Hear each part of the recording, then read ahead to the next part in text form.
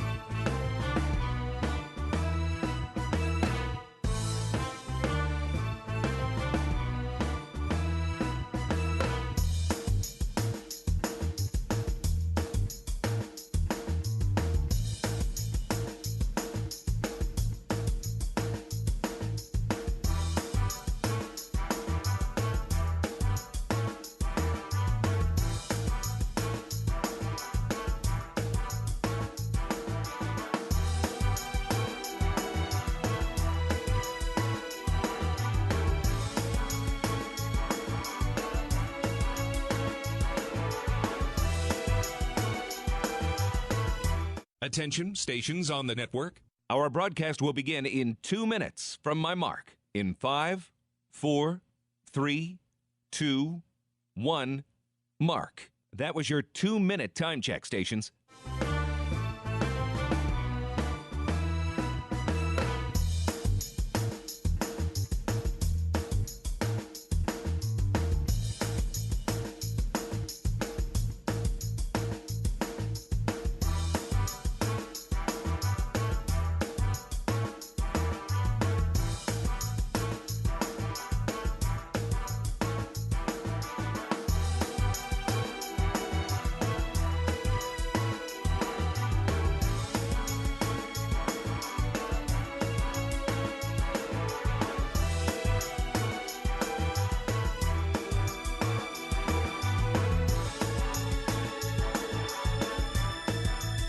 Attention, stations on the network. Our broadcast will begin in 1 minute from my mark. In 5, 4, 3, 2, 1, mark. That was your 1-minute time check, stations.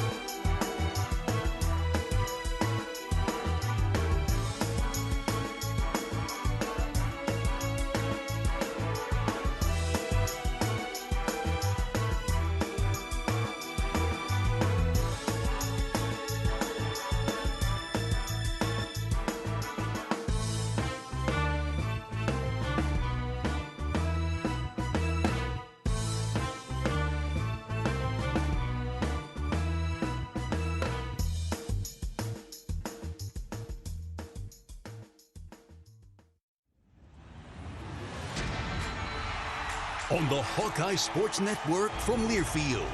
This is Hawkeye Baseball.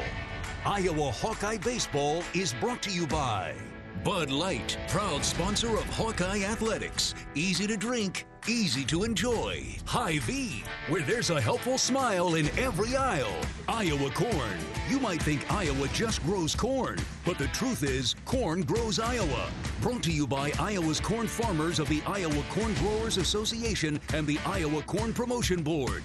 Also brought to you by Oak Knoll Retirement Community and by University of Iowa Healthcare. Changing medicine, changing lives. Hawkeye Baseball is on the air. From the campus of the University of Iowa, it's baseball time in Iowa City. Live from Duane Banks Field, Iowa baseball welcomes border rival Illinois for its final home Big Ten series of the season. Good evening and welcome to the broadcast booth at Banks alongside my fine color analyst John Evans. I'm John Leo. Well, we've flipped the calendar to May. Happy May 1st, everybody. Final month of the regular season is upon us, and Iowa and Illinois are getting set to square up in Iowa City for the first time since 2022. The Hawkeyes enter at 26-17 and 10-11 in the Big Ten, while Illinois is 22-21, 9-12 in the league. Just one game separating these two teams in the conference standings, and that makes this another crucial series for the Hawkeyes in their pursuit of improvement in those Big Ten standings. Tyler Guerin, he'll toe the rubber for Iowa, while Reagan Hall will take the mound for the Illini. Game one of another important weekend series is coming up. It's the Illini and the Hawkeyes.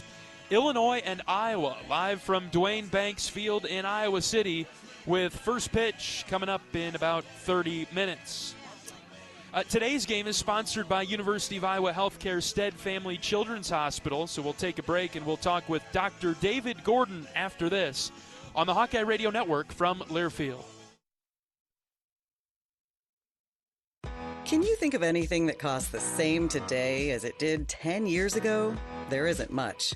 That is, unless you're a Mid-American Energy customer. Thanks to all the renewable energy we're generating, our customers pay nearly the same rate for electricity today as they did back when we were all singing, "Call Me Maybe." And with Mid-American making even more investments in clean energy, you can count on enjoying those same affordable rates for the next decade.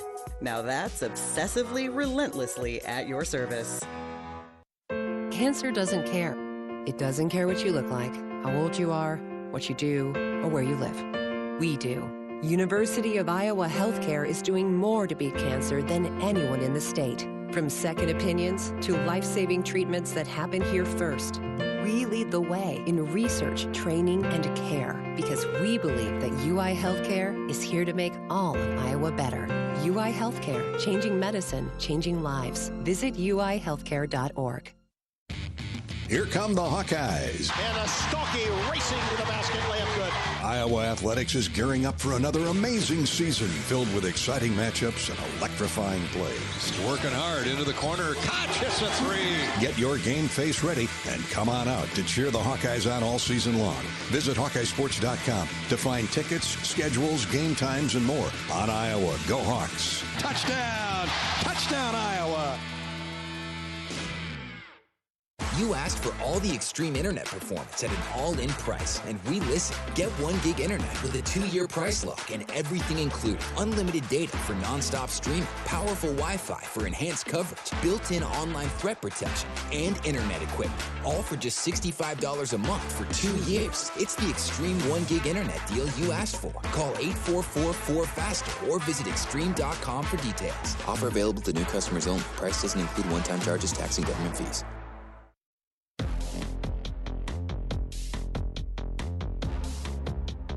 Welcome back to pregame coverage of Iowa Hawkeye baseball, getting set to start the series against the Illinois Fighting Illini tonight as our pregame coverage continues on from Duane Banks Field in Iowa City. University of Iowa Healthcare Stead Family Children's Hospital is the trusted home for comprehensive pediatric care across Iowa, offering inpatient and outpatient services, advanced specialty care, and dedicated teams focused on the unique needs of children and families. From complex conditions to everyday care, their experts are here to help kids heal and thrive. Learn more at uihc.org/children's. Tonight's guest on our pregame show is Dr. David Gordon, the Division Director of Pediatrics at UI Healthcare Stead Family Children's Hospital. Dr. Gordon, thanks for coming on tonight. Oh, thank you very much for having me. Tonight's game is dedicated to pediatric cancer awareness. Can you share what this means for patients, families, providers at University of Iowa Healthcare Stead Family Children's Hospital, and why community support really matters? Yeah, I mean, I think one of the most unique and most special features of our childhood or pediatric cancer program is the level of engagement and support from the community. And, cancer is hard, and I think childhood cancer is really, really hard.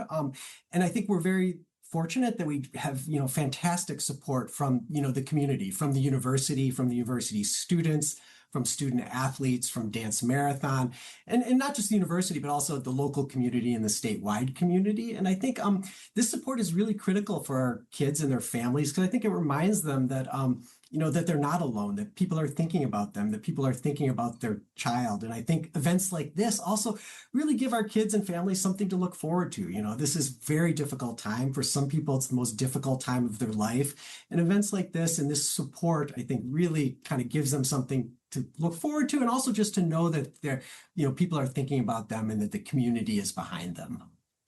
We recently had superhero night at the ballpark on Tuesday. I think it's safe to say a lot of the staff and the experts that you just mentioned there, the community support, would certainly qualify as superheroes. Dr. Gordon, there's been a lot of progress in pediatric cancer treatment in recent years. What are some of the latest advances, and how are experts at Stead Family Children's Hospital helping move that research and care forward? Yeah, I mean, I think it's a really exciting time to be a pediatric oncologist. We have new treatments and new resources, that weren't available 5 years ago or even 10 years ago. And I think the exciting part is that we are curing more kids now than we ever have in history. Having said that, unfortunately, cancer is still the leading cause of death by disease in children. So I think it tells us that we still need to keep working and work even harder. But, a couple of recent advances that I think have really, made a big difference in recent years is, first would be targeted therapies. And this is a type of therapy that's very specifically targeted towards cancer cells and not normal cells. So kind of traditional chemotherapy kills cancer cells, but it also causes a lot of toxicity to normal cells. And that's why chemotherapy has traditionally been associated with a lot of side effects, because you're damaging normal cells in addition to the cancer cells. So these targeted therapies are really specific for cancer cells. So they tend to kill cancer cells better, but they also then kind of leave alone the normal cells. And so there's a lot less toxicity. And these targeted therapies really have made significant improvement in the outcomes for some of our pediatric cancers. The second kind of recent advance I'll mention is immune therapy. So, your immune system, which helps fight off things like bacterial infections and viral infections, can actually also target cancer cells. The problem or the challenge is that cancer cells are good at hiding, and they often can hide from the immune system. But what we found is there are now drugs that can kind of sort of reveal those cancer cells to the immune system, and then the immune system can actually target and kill cancer cells. Now, what we're trying to do is figure out, how to make some cancers that are still better at hiding more susceptible to that. So there's still a lot of work to go in that area. But I think without a doubt, immune therapy has been one of, the really exciting therapeutic advances in the last, 5 to 10 years. And what I also think is really exciting is that, researchers at Iowa are very actively involved in finding new therapies and new treatment approaches. And just to share one example, my colleague, Dr. Zimmerman, is a pediatric oncologist. She's a leukemia expert, and she has a research lab, and she's trying to study or identify ways to make current chemotherapy work better. And really by working better, that would be less side effects and then more cures. And so she's studying how steroids work. And this is kind of a common drug that we use for the treatment of leukemia. But she wants to be able to reduce the side effects and make them work better against the cancer cells. And we're hopeful that, her work is going to ultimately lead to sort of new, better, more proved and more targeted therapies. Dr. Gordon, what makes the pediatric hematology and oncology programs at Stead Family Children's Hospital unique here in Iowa? Yeah, I mean, I think there are a number of unique features. And as I mentioned before, I think one of the great strengths really, again, is the community support. But I think even moving beyond that, I think, other unique features of our program are we're the only pediatric stem cell transplant program in the state. We're also the only one program using cellular therapies in children, which is also really exciting.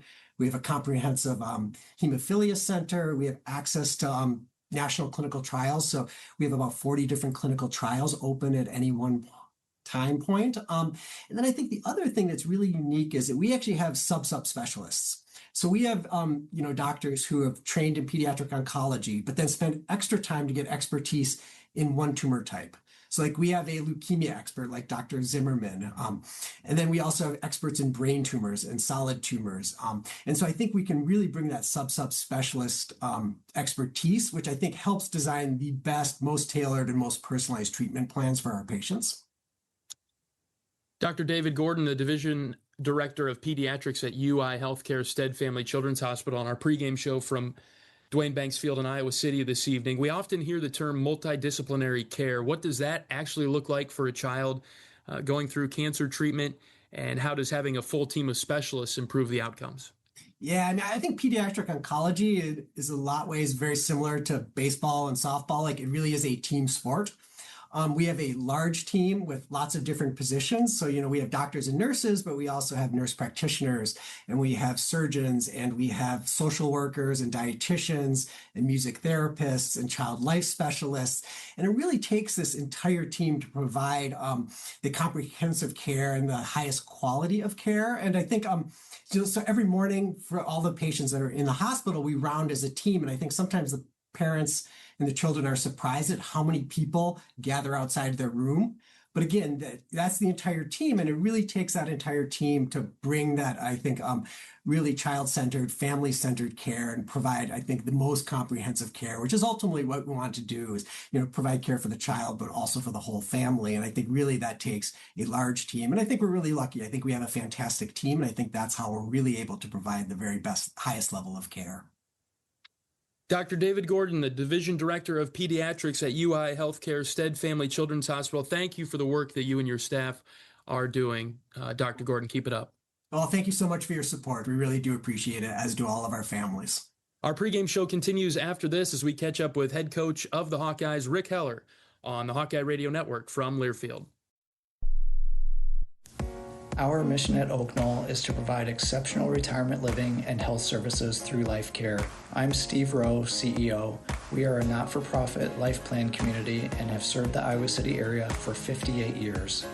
Oak Knoll is located near the University of Iowa hospitals and clinics, Kinnick Stadium, Carver Hawkeye Arena, Hancher Auditorium, and downtown Iowa City. Visit our website at oakknoll.com to learn more. We are a proud sponsor of Hawkeye Athletics. Go Hawks! Hawkeye Nation, here's something big. U.S. Cellular is now part of T-Mobile. That means Iowa fans are now on America's largest 5G network, bringing even more strength and coverage to every game day and every day. As the official wireless partner of the Iowa Hawkeyes, we're proud to power every call, every post, every celebration. U.S. Cellular and T-Mobile, better together. The silly moments, the proud moments, even the hard moments. They're what make life remarkable. And they're why Wellmark Blue Cross and Blue Shield is here for every moment. Committed to making healthcare better, more affordable, with more choices for care. And service and coverage that give you peace of mind no matter what comes your way. So you can show up for every tender moment, every brave moment, and every wouldn't miss it for the world moment, knowing that Blue is here for you. Go to wellmark.com/every moment to find a plan right for you.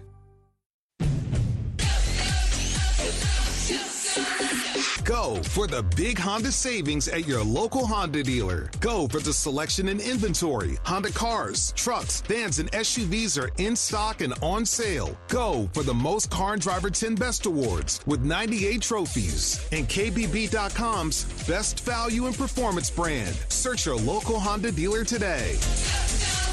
Based on 2025 Consumer Choice Awards from Kelley Blue Book, visit KBB.com for more information.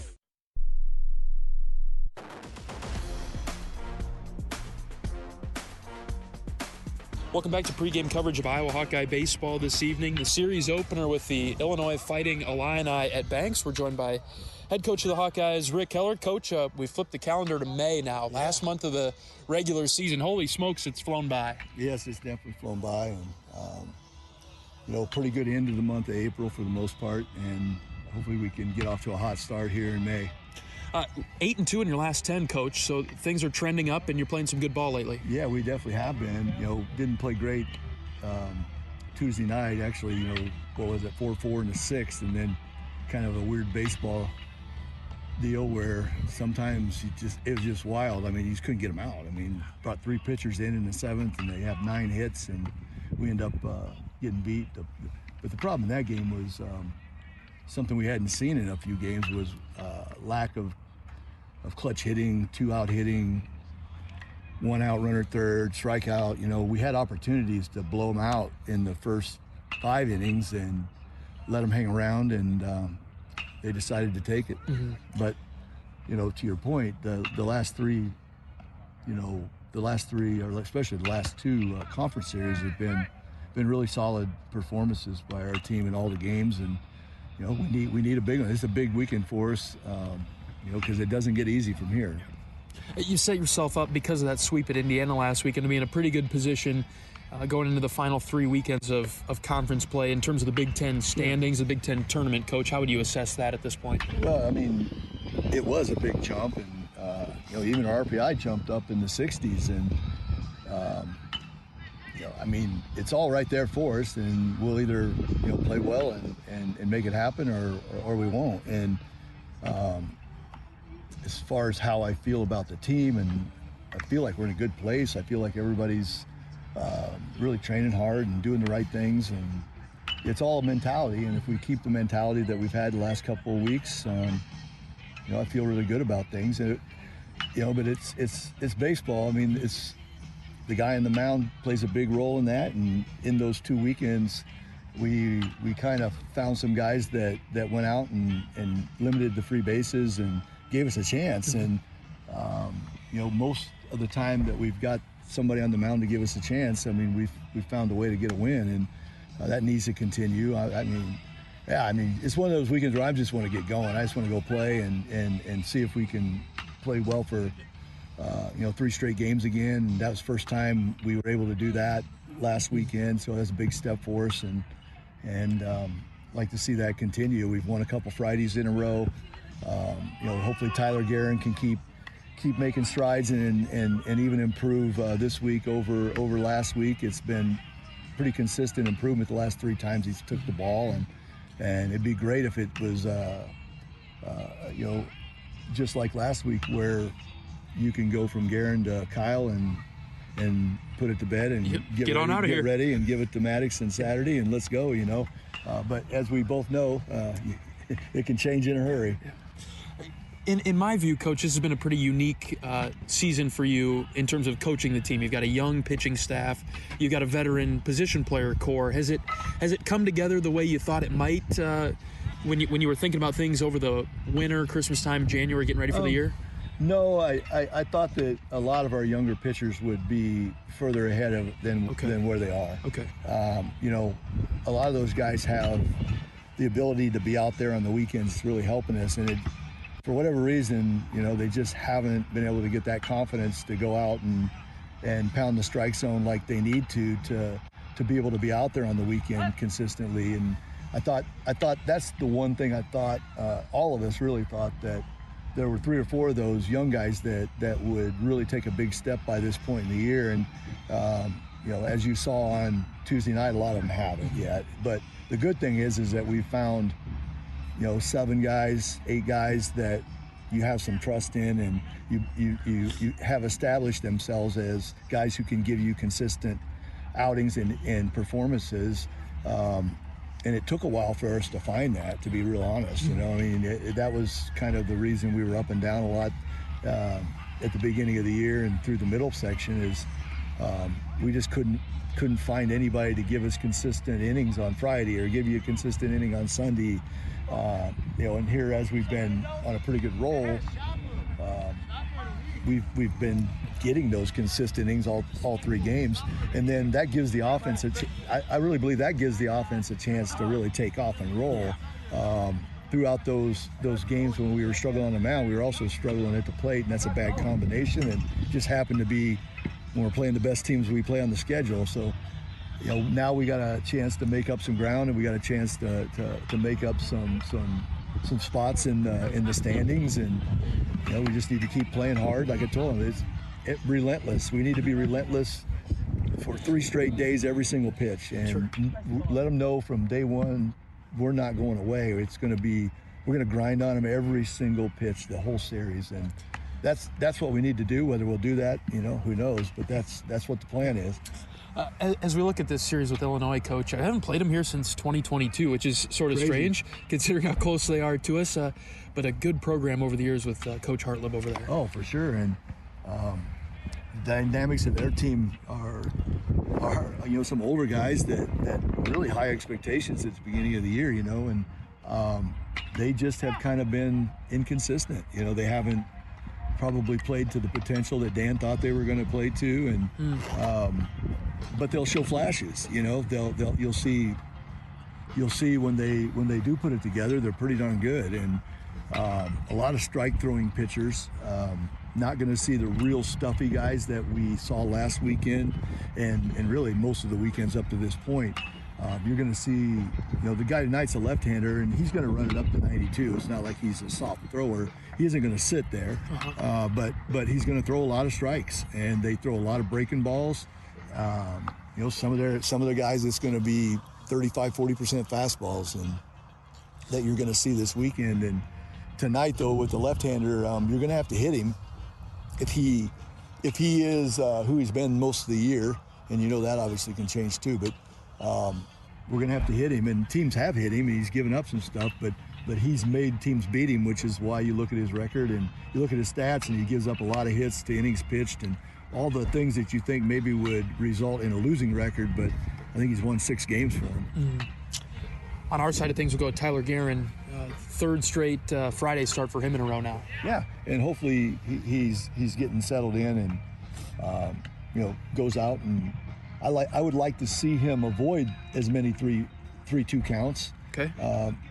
If you go back and look at the games that Tyler's pitched, it's just a lot of 3-2 counts, and last week he won them a lot. Same with Jaron Bleeker, he won a bunch of 3-2 counts. But when you live on the edge, you're not always going to win that. You get a bad call from an ump or whatever. I mean, we'd like to see all those guys be more efficient and be more competitive with their misses. And Tyler has certainly done that, but there's certainly more in the tank, more to gain. Looking offensively at Illinois, it could be a good matchup for your pitching staff this weekend, Coach. They're in the bottom 3rd in a few of the categories in the league. Yeah, they've got a couple guys though that can really hurt you, and you just can't let those guys beat you. And that's going to be Wes Obermueller, our pitching coach, and our pitcher's challenge is not be in a position where you can't kind of pitch around those guys. You know what I mean? And that's what happens is, if you don't throw strikes and you walk guys, and all of a sudden that guy's up there and it's 1st and 2nd, you can't really pitch around him, and then he does damage, and you're like, I thought we weren't going to let that guy beat us, and that's how it works. So the key for our staff is really just making all of their hitters put in play and beat us, because if you look, a lot of the guys that aren't the key hitters have really high walk numbers. They do a really nice job of finding ways to get on base, even if they're not hitting. Before we let you go, Coach, where do you see the biggest advantage that your team has over Illinois?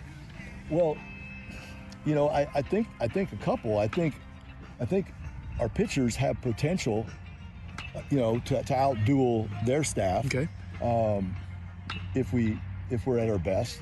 And then I think our offense overall is a more consistent offense 1 through 9. Now we are missing a big cog in that offense with Carter Geffrey being out for the year. I mean, that's a bad blow, and a big reason we were on that run is Carter was leading the team in RBIs during that 10 game stretch, and he was getting some big hits for us and some clutch hits for us. And the other thing, Carter's one of the best strike stealers in the Big Ten as far as his receiving skills, and then throw another one in there. I mean, he throws guys out, like we probably haven't seen since Tyler Copley. Sure.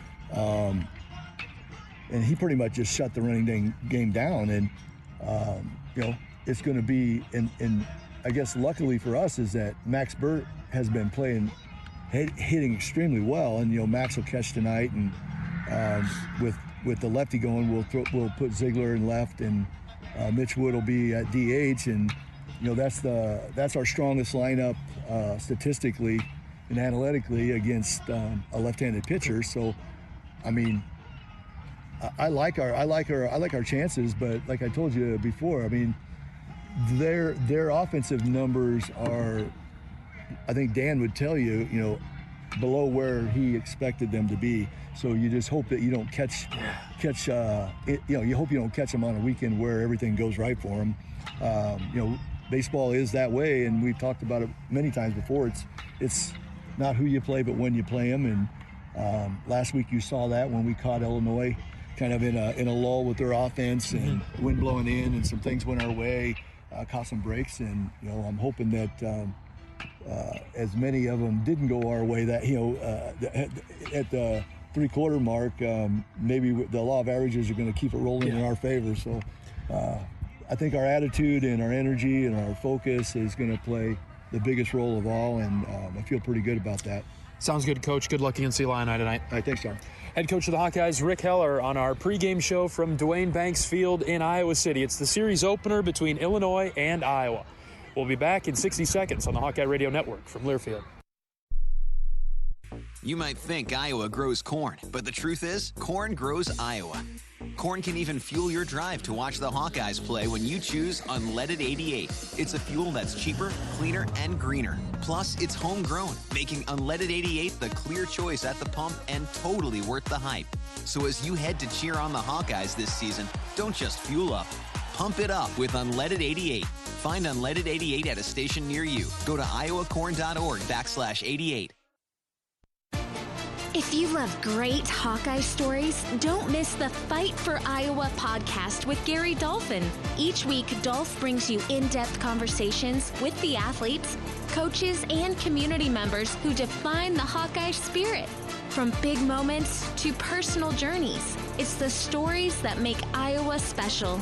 Catch new episodes every week. Search Fight for Iowa wherever you get your podcasts.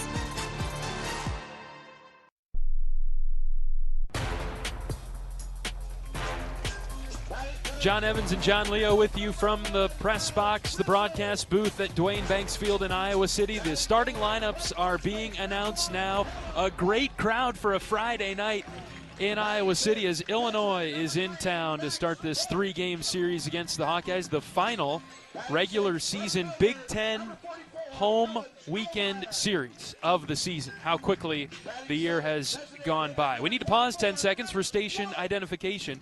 10-second station ID. This is Iowa Hawkeye Baseball.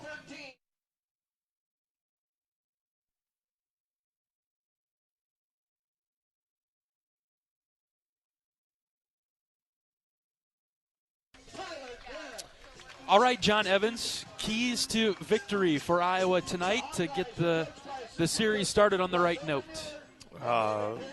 Win the free base battle. Get back. Certainly saw when that goes sideways, but need Tyler to really just continue to build on what he's done. A couple of good outings, and so be efficient, be effective, hand the ball to Kyle, and get out of here in 2 hours and 35 minutes with a win. That'd be all right. Illinois has kind of been a thorn in our side over the past few years. Iowa, they haven't really played Illinois too much in the past 10 years or so, but the last series win for Iowa against Illinois was 2019, and it was here at Banks. The Hawkeyes swept 23rd ranked Illinois in that one by scores of 8-4, 2-1, and 3-1. So it's been a little while since we've gotten a series win over Illinois. Last time the Illini came to Iowa City was 22, and Illinois won that series 2-1. We were in Illinois in 24, lost the series 2-1 to them, and then had that interesting game at the Big Ten tournament in Omaha that a lot of us remember. Unfortunately, a loss to Illinois in extra innings. Yeah, let's. I was not suspended by any radio entity, so we'll just leave that one there. All right, starting lineups in the books. The Hawkeyes are taking the field now. We'll take our final break of pregame and be back with first pitch when we return on the Hawkeye Radio Network from Learfield. You power your day with passion and purpose. It's the same for Alliant Energy. We're modernizing the grid, blending new, renewable, and traditional energy sources to meet growing demand safely and reliably. We're rising to the challenge to meet your energy needs today and for generations to come. Visit AlliantEnergy.com/poweringbeyond to learn more. You're a Hawkeye. You named your dog Kinnick and your cat Herky. Your morning alarm is back in black. Yep, you're a Hawkeye. And now it pays to be a Hawkeye with a Hawkeye account from Community Choice Credit Union. Low fees and great perks, plus Iowa exclusives like your choice of a Hawkeye-powered Visa debit card, Iowa merchandise, and exclusive giveaways. You've spent more time at Finkbine than you have at your office, so we know you're a Hawkeye. Now make it pay with a Hawkeye account from Community Choice. Learn more at HawkeyeAccount.com.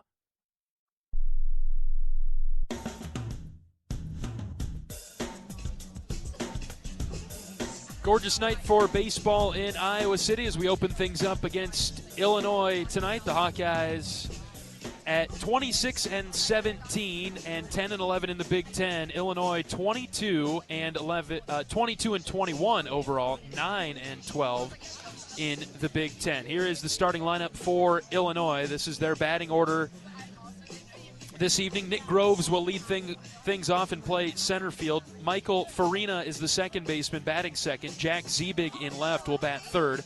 Middle of the order, pretty good for Illinois. A.J. Putty, the first baseman in the cleanup spot. Kyle Shupman at third base, batting fifth. And power hitter Colin Jennings in right. He'll bat sixth for the Illini tonight. 7, 8, 9. Daniel Contreras is the DH. Will Johannes is the catcher, batting eighth. And batting ninth and playing shortstop is J.R. Nelson. Iowa defensively left to right on the infield today. Ben Swales, Cooper Schulte, Gable Mitchell, and Caleb Wolf. Outfield left to right, Jalen Ziegler, Miles Risley, and Kellen Strohmeyer. Max Burt is the starting catcher. And Iowa's starting pitcher today is Tyler Guerin, the right-handed sophomore from Shoreview, Minnesota, standing at 6'6". 2-2 with a save on the season. He has 14 appearances. This will be his sixth start, 39 1/3 innings, 41 hits, 30 runs, all earned, 25 walks, 35 strikeouts. Opponents hitting .281. Tyler's also hit 14 batters. Again, kind of the control and free bases. He'll hustle the fastball up in the low 90s. He'll throw a slider and a sweeper as well. Guerin on the rubber. He winds and fires pitch number one to Nick Groves. It is down and in for ball one. We start right on time today, 6:02 Central Time. Groves is a left-handed hitter. The 1-0 from Guerin is outside, ball two. Tyler's missed in and missed out to start tonight. He pitched on Tuesday in the midweek against Illinois State. It was a loss for the Hawkeyes. 2-0, up and away, ball three. Umpires tonight, Matthew Anderson behind the plate, Tim Winningham at first, Cody Oakes out at second base, and Glenn Nelson at third. Tyler's fallen behind here, 3-0. The pitch to Groves, low and out. Ooh, called it strike, 3-1. Clipped the edge with the 93-mile-an-hour fastball. Good quick apology there from Nick Groves as he tossed the bat away. Reasonable toss, I would say. I would have agreed with him there. Guerin's 3-1.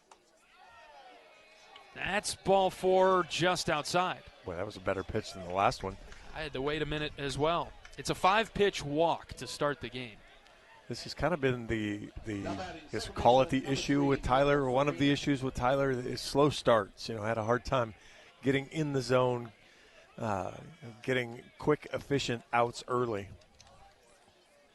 In that at bat with Groves, he worked so quickly. Maybe he'll slow down a little bit as Michael Farina is up. And Tyler missed wildly outside to the right-handed hitting second baseman for Illinois. Junior batting .293.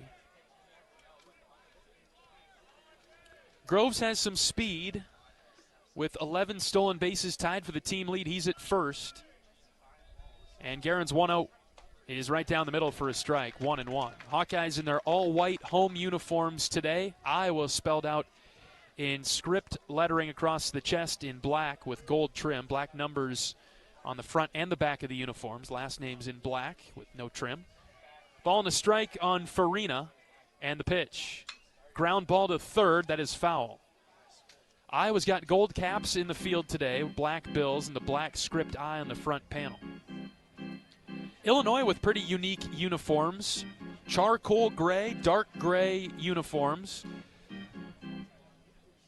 with either navy blue or that same charcoal lettering that is outlined in highlighter orange, spelling out Illinois in a straight line across the chest. Very similar to their old school basketball font, the slanted Illinois print. Got bright orange numbers on the back. No last names for Illinois. They've got the same charcoal pants as Farina swings and misses, and he strikes out. Guerin went with the fastball. 94 mile an hour up in the zone. Got it up where Farina could see it. Couldn't lay off of it. Nice job by Guerin to get in the zone on Farina. One away for Jack Ziebig. Ziebig, a left-handed hitter. The Illini have 3 in the lineup today. Colin Jennings is the third. He's the power hitter for Illinois. Grove's the runner at first. He drew a walk to start the game. Guerin pitching to Ziebig, a strike on the inner third. Ziebig leans back, gives his back a stretch there. He didn't like that call too much. Minimal displeasure showing. Good lead at first base by Groves. See if they test Burt. The 0-1. Hit in the air to left. Ziegler backpedaling a few steps. Jay-Z's underneath it. He makes the catch for the second out of the inning. The top of this Illinois order, Groves has more walks than strikeouts. Farina was even until he just struck out, and Ziebig just one less walk than strikeout. So they do a good job working pitches, working pitchers, and making them get in the zone. So team that has drawn 234 walks this season in 43 games. First pitch strike from Guerin to A.J. Putty. Putty is Illinois' best batter by average at .322. They've only got 2 hitters above the 300 line. Putty is one of them. 11 doubles and 8 home runs. He's got 46 RBIs on the season. The 0-1 from Guerin. Down and out. Count even up at 1. We're just underway in Iowa City. No score. Runner at first for the Illini and 2 down. It's a pretty good introduction to college baseball for the freshman there, as he's done a nice job on the season. Plays first base. Bats from the right side. And the 1-1 from Guerin. Long pause. And he'll throw it over to first. Maybe a sense that the runner was taking off there. He was kind of rocking. It looked like maybe he was trying to time a lean there and be on the move. As we heard from Coach Heller before the game, Carter Geffrey out for the year with an injury. 1-1 pitch, outside, 2 balls and a strike. That's a decent pitch from Tyler, but Putty didn't go after it. Yeah, outstanding location there. Just missed a little wide.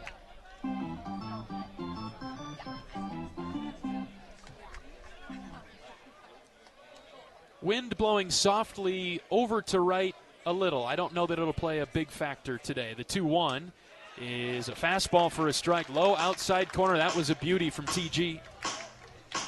What do you think about the wind today, John? It's not blowing out, so I guess it won't help any balls get out. No, but a well-hit ball to left, it's not going to stop it either. Yep. So Tyler has the sign that he likes. 2 balls, 2 strikes, 2 outs. The pitch, foul back. Got a piece of it. We've played so many games this year where the wind really did play a huge factor in the game. I mean, just changed the way the game was played. So at least today, and it looks like for most of this weekend, it'll be able to be how the teams on the field play and handle it. Sense that the weather improves each day. Sunday's supposed to be nice and warm, mid-70s. 2-2 from Guerin. Swing and a miss. He strikes out Putty to end the inning. The fastball, very good for Tyler in the first. And it's a leadoff walk to Groves, but that's it. Couple of strikeouts for TG. And the Illini are held off the board in the top of the first inning. Cooper Schulte will lead it off for Iowa's offense when we return on the Hawkeye Radio Network from Learfield. Our mission at Oak Knoll is to provide exceptional retirement living and health services through life care. I'm Steve Rowe, CEO. We are a not-for-profit life plan community and have served the Iowa City area for 58 years. Oak Knoll is located near the University of Iowa hospitals and clinics, Kinnick Stadium, Carver Hawkeye Arena, Hancher Auditorium, and downtown Iowa City. Visit our website at oakknoll.com to learn more. We are a proud sponsor of Hawkeye Athletics. Go Hawks! Save time when you shop online with Hy-Vee. Hy-Vee makes it easy to order groceries online through our app or Hy-Vee.com. Pickup is always free. And if you have a Perks Plus membership, you get free delivery and free express pickup. Shop online with Hy-Vee and you can create and save grocery lists, shop the sales, and get fuel savers. Talk about convenience. Order groceries online today. Check out Hy-Vee.com or download the Hy-Vee app. Hawkeye Baseball hits Des Moines May 14th through the 16th, taking on Purdue at Principal Park, presented by 1-800-BETS-OFF. Find game times and tickets at HawkeyeSports.com. If you need help with sports betting, call 1-800-BETS-OFF or visit yourlifeiowa.org. No judgment, just help. Batting order for Iowa today looks like this. Cooper Schulte, the shortstop, will lead it off in a moment. Gable Mitchell will bat second, playing second. Miles Risley in center and in the 3 spot today. Middle of the order for Iowa this evening, Caleb Wolf at first, Max Burt the catcher, and Kellen Strohmeyer the right fielder. 7, 8, 9 for the Hawkeyes today. Mitch Wood the DH, Ben Swales the third baseman, and Jalen Ziegler the left fielder. Starting pitcher for Illinois is a left-handed junior. He's from Albuquerque, New Mexico, making his way to Champaign. This is Reagan Hall. 6-4 on the season, 5.34 ERA. 62 and a third inning, 73 hits, 44 runs, 37 of those are earned, just 13 walks, 55 strikeouts, but he's given up 21 extra base hits, including 6 home runs. Fastball, get up there, it'll be right around 90 plus or minus. He'll throw a curveball, slider, and change, but really, really likes to mix. Probably 1 in 3 pitches will be a fastball. That's incredible and very different than what we've seen at times during the season. Iowa has looked so-so against fastballs, believe it or not, this year. It's something that we've noted a lot. Oh, man, Iowa's missing fastballs tonight. And this weekend it sounds like we'll see a lot of spin, starting with Hall, who's pitching to Cooper Schulte, left versus right here. And Schulte sends one on the ground to third. Shupman, the Illinois third baseman, fields it cleanly and throws it over to first to retire Schulte. Started Coop with a fastball, but then was able to work a little cutter off speed there on the inside on the hands and got the weak contact for the out.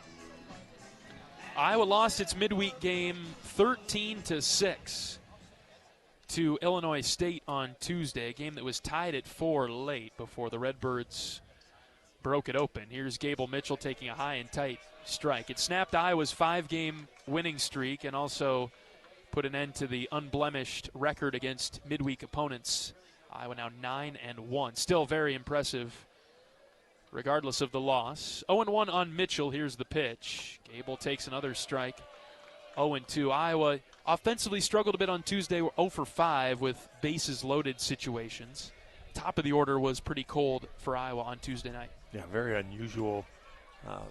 You hate to see the multiple guys in a row have trouble. 0-2 to Mitchell. Low and out. Really good pitch just off the plate. I think that was lower than anything. 1-2. He absolutely hit his spot, though. That's where he was going. Catcher had slid outside just a touch and split the middle there, but didn't get the call. Mitchell bats from the left side for Iowa at .395, third in the Big Ten. Hall ready, winds and fires the 1-2. Gable sends in the air to center. Drifting back a few steps is Groves, who makes the catch, 2 down. Was just noticing how shallow Groves was compared to some of the other teams we've seen, and he was in just about the right spot. He had a little giddy up going, but not too bad. Ground out and a fly out for Iowa in the first. Here comes Miles Risley. Right-handed hitter and center fielder, a senior batting .306. Risley watches a spinner miss low and away. Iowa will celebrate Senior Day on Sunday. Might be the best day for baseball of the year, and it's our final conference home game of the season. Sounds about right. Yep. 1-0 to Risley. That's low. Called a strike, 1-1. Very bottom of the zone. Groves is kind of in the middle of the Tiger Hawk. He's in the Tiger Hawk eye. And it's funny, we've seen so many teams be a step or two off of the warning track, and he is exactly the opposite of that. 1-1 to Miles. Downstairs, 2-1. Good block behind the plate by Johannes, the Illinois catcher. Yeah, I'm with you, John. I don't know that I've seen anybody play in the Tiger Hawk this season. No, not consistently, not for kind of the top middle of the order. 2 balls and a strike on Risley with the bases clear and 2 outs. The pitch. Miles took one for a strike. Low inside corner. Good spot. 2-2 now. No score in the bottom of the first. Count even at 2 on Risley. Reagan Hall, the starting pitcher for Illinois, goes from the windup and delivers the 2-2. Risley hits in the air to left, and it's down for a base hit in front of Ziebig. Risley with a good turnaround first. It is a 2-out single for Risley, and it keeps the inning going for the Hawkeyes. I maybe got that a little bit off the end of the bat, but good contact out in front of the fastball. Was able to pull it into left. Keeps the Hawkeyes inning going. So each team with a base runner in the first. Illinois stranded its base runner. And here comes Caleb Wolf. Hall's done a nice job mixing pitches, throwing multiple pitches for strikes. Kind of just what they expected so far. Left on left here. Wolf watching a strike go by.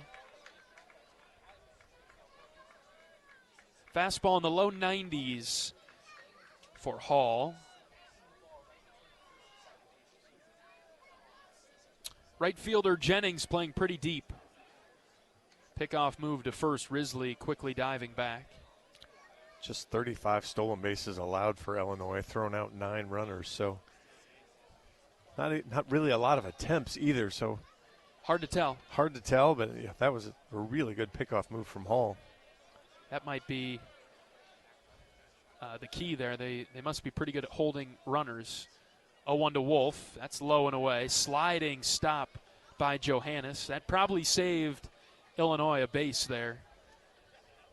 He was able to pretty much catch that pitch that was low. Yeah, the fact that he was able to get to the right-handed batter's box and catch the ball. He didn't block it. He caught it still.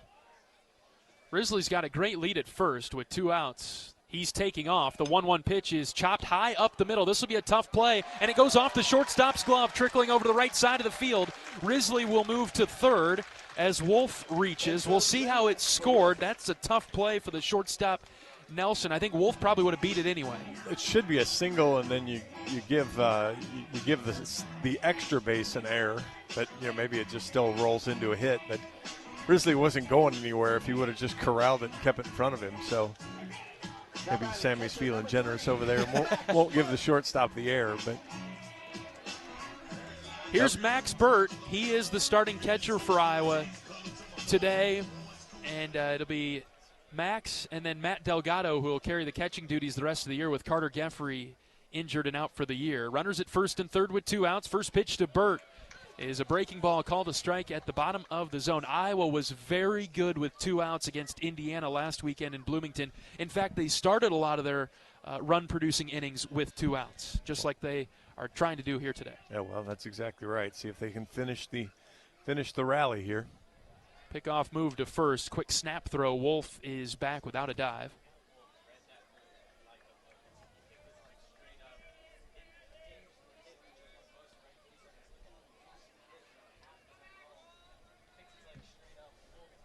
Hall versus Burt. First and third for Iowa in 2 outs. No score in the bottom of the first. Here's the pitch to Max. Line drive. Base hit up the middle. Risley comes down to score. Max Burt delivers with 2 outs. He hung with it, and it's 1-0. Iowa in the first. Well, you called exactly that. Iowa, good rally, kept it going. 104 off the bat from Birdie on the breaking ball. Saw it, followed it, drove it right back up the middle. Now batting right fielder, number 44, Caleb Strohmeyer. Stuck with the off speed. It came in at 82, and Max connected well right up the middle. First and second now for Iowa. 2 outs for Kellen Strohmeyer. 1-0 Hawkeyes. First pitch to Stroh is a strike. Outer third. He got a good look at that pitch and took it. Hall approaching 20 pitches in this first inning. Iowa with 3 straight singles to get on the board. The 0-1. Strohmeyer swings and misses. Good cut, but he missed. That's the one he wanted. We saw Iowa miss a couple of those Tuesday as well. Looked kind of middle of the plate. The 0-2. Up and away. 1 ball and 2 strikes. Johannes tried to bring it back into the zone. Yeah, good little turn of the screw there as he snapped it clockwise to try to get it back into the zone. First and second and 2 outs. Hall set, checking on Wolf at second. The 1-2. That's in the dirt. Another good block by Johannes. Runners stay put 2-2. All right, we've seen Kellen battle in some of these spots and then let a good pitch go. See if he can stay aggressive here, but trust his breaks if the ball's away. 2-2. Swing and a miss over the top of a good, firm fastball at the bottom of the zone. Kellen strikes out. Iowa leaves a couple of runners on, but the Hawkeyes do score on an RBI single from Max Burt that came with 2 outs. We'll move on to the second inning. Iowa 1 and Illinois 0. This is Hawkeye Baseball from Learfield. Hey fans, I know you'd do anything for a win on game day and an ice-cold Bud Light. Because whether you're tailgating in the parking lot or parked on the couch, sitting on your lucky stool at the bar, or standing in the fan section all game long, the clean, crisp taste of Bud Light turns a win into a win-win. And there's nothing easier to enjoy than that. Bud Light. Easy to drink, easy to enjoy. Enjoy responsibly. Anheuser-Busch Bud Light Beer, St. Louis, Missouri. Here come the Hawkeyes. And a Stockie racing to the basket, layup good. Iowa Athletics is gearing up for another amazing season filled with exciting matchups and electrifying plays. Working hard into the corner. Catch, it's a 3. Get your game face ready and come on out to cheer the Hawkeyes on all season long. Visit HawkeyeSports.com to find tickets, schedules, game times, and more on Iowa. Go Hawks. Touchdown! Touchdown, Iowa!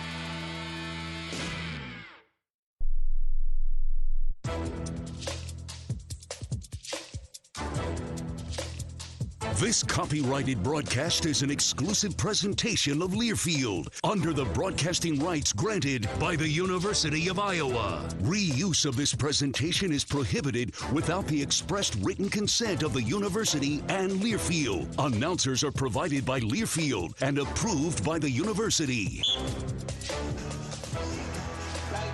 John Evans and John Leo from the broadcast booth at Banks. Iowa with a 1-0 lead as we move on to the second inning. Kyle Shupman is the 5-hitter for Illinois. He's in the box first against Tyler Guerin.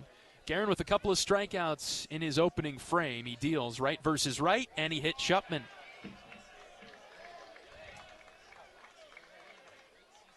So free base to start the second for Illinois.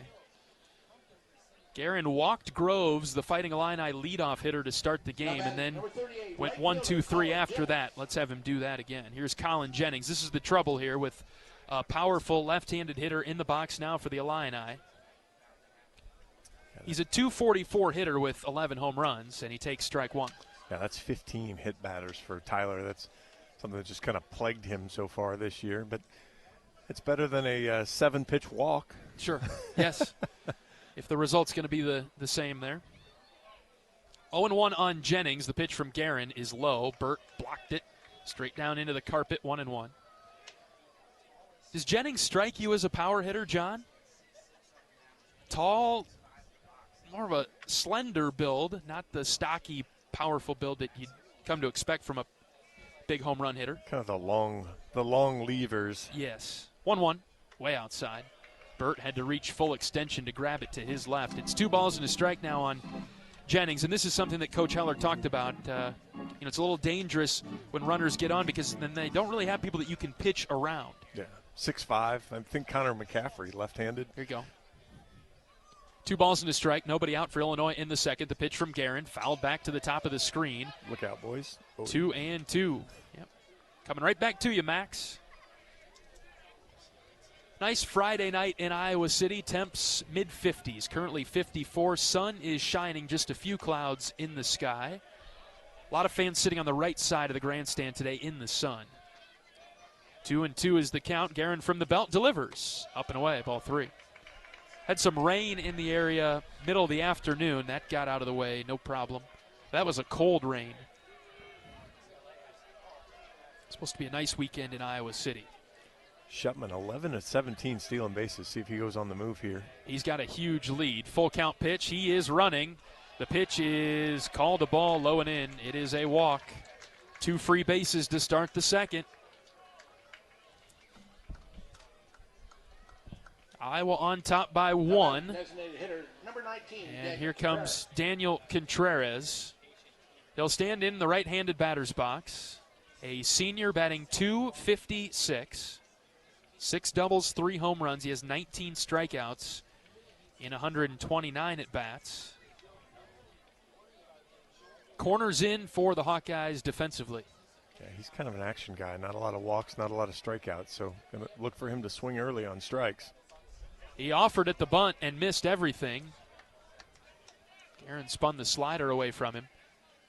It would make sense that he would put down a bunt here. A couple of veterans behind him. Does have 3 sacrifices on the season. Wolf and Swales on the green part of the infield. And the 0-1 from Guerin. He bunted it foul. Boy, he's offered it 2 pitches that were not in the strike zone. And now it's 0-2. We'll see if it stays on for Contreras. That is the bunt. No, and that was a full stab job too. Not really doing a very good job of letting the bat catch the ball. More of trying to attack it. Didn't work out very well either time. First and second for the Illini, and nobody out. The pitch. Grounded over to the on-deck circle left side. We'll do it again at 0-2.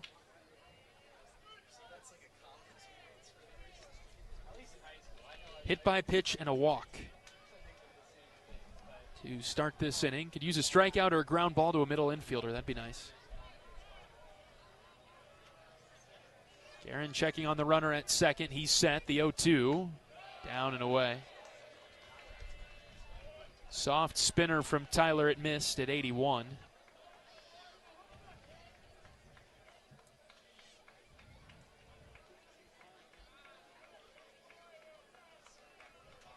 And we'll see what he throws on 1 and 2. Big pitch here. Tyler delivers. Softly hit into shallow left. Ziegler coming forward. Jalen makes the catch on the run. And the Illini base runners retreat to their respective bases. It kind of felt like watching that at bat. If Tyler could have if he could just stay ahead, keep him off balance. The swings were pretty soft and pretty lazy there. So. Out number 1 is recorded on the fly out to left. Second base umpire's running some railbirds off the kids are hanging over the railing down on the third baseline. A lot of young fans in the crowd tonight.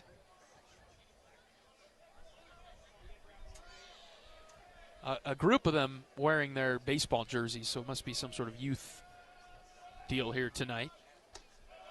First pitch to Will Johannes is low. Johannes, the catcher for Illinois, he's done a nice job behind the plate defensively already for the Fighting Illini in this game today. He bats .281, 41 strikeouts in 96 at-bats. 1-0 pitch, just high. 2 balls and no strikes. I'll read that again. 41 strikeouts in 96 at-bats. And it's 2-0. Yes. Now, he does have 7 doubles and 7 home runs. And with runners at first and second, the 2-0 pitch is a strike at the very top of the zone from Tyler.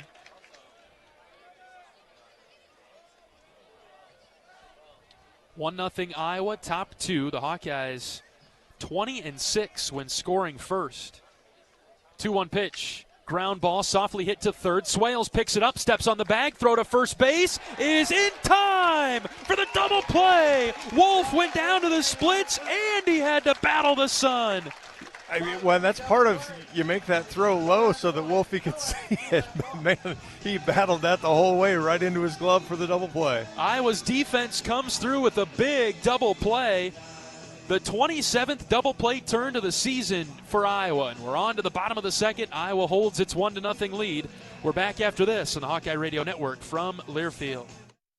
Slide into Pearl Field and catch Iowa softball in action. Head coach and former Hawkeye student-athlete Stacey May Johnson leads the black and gold on the diamond. Tickets and more can be found at HawkeyeSports.com. On Iowa, and go Hawks. You power your day with passion and purpose. It's the same for Alliant Energy. We're modernizing the grid, blending new, renewable, and traditional energy sources to meet growing demand safely and reliably. We're rising to the challenge to meet your energy needs today and for generations to come. Visit AlliantEnergy.com/poweringbeyond to learn more. Former Hawkeye student-athlete and current head coach Stacey May Johnson leads the charge for Iowa softball. Pearl Field is the place to be this spring. Iowa softball games provide entertainment the entire family can enjoy. Single game tickets are currently available and can be purchased via HawkeyeSports.com. University of Iowa Healthcare Stead Family Children's Hospital is the trusted home for comprehensive pediatric care across Iowa, offering inpatient and outpatient services, advanced specialty care, and dedicated teams focused on the unique needs of children and families, from complex conditions to everyday care. Their experts are here to help kids heal and thrive. Learn more at uihc.org/children's. Mitch Wood will lead off this inning for Iowa. It is the bottom of the second. The Hawkeyes leading 1-0 after Max Burt came through with a 2-out RBI single in the first. 7, 8, 9. Wood, Swales, and Ziegler. This was a good portion, not necessarily these three individuals, but 7, 8, 9 was very good against Illinois State on Tuesday to set the table for the top. As Wood is in the box, first pitch, outside corner, called a strike. Groves is in the dugout, or in center field, nodding his head. Yeah, it was. Sure. Here's the 0-1 to Mitch. Right back up the middle and through into center.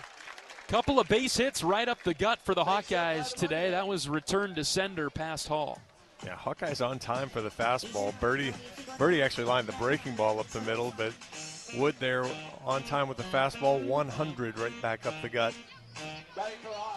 Scouts say anything about what kind of athlete Hall is on the mound, John? Do we do any short game here against him? What's the path here with Ben Swales in the box, who's got a lot of speed? I like the short game anyway, but sure.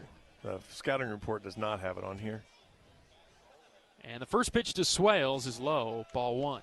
Reagan Hall is the starting pitcher for Illinois. He's a left-handed junior from Albuquerque, New Mexico. John, have you been to Albuquerque? I've not. New Mexico is one of the states I need. Okay. Can we get a series scheduled there? You know what? It's funny you say that. 1-0 pitch to Swales is on the outside corner for a called strike, 1-1. Good friend of mine. He's sports information director, SID, out at New Mexico. Works with football. He's their baseball SID and also track and field, which is where I met him. And every time we talk baseball, I talk to him regularly. I said, hey, you need to schedule us in Albuquerque. 1-1 pitch to Swales. Line foul over to the right. Now, it's like Lubbock out there where the wind just blows out at 30 miles an hour and their games are 15-11. So I don't know if that's in the cards. But I have been to Albuquerque a few times. A little bit different than Champaign. You think? I could have guessed that part. 1-2 to Swales is eye level out of the zone. I might have come up with that without even looking at a picture.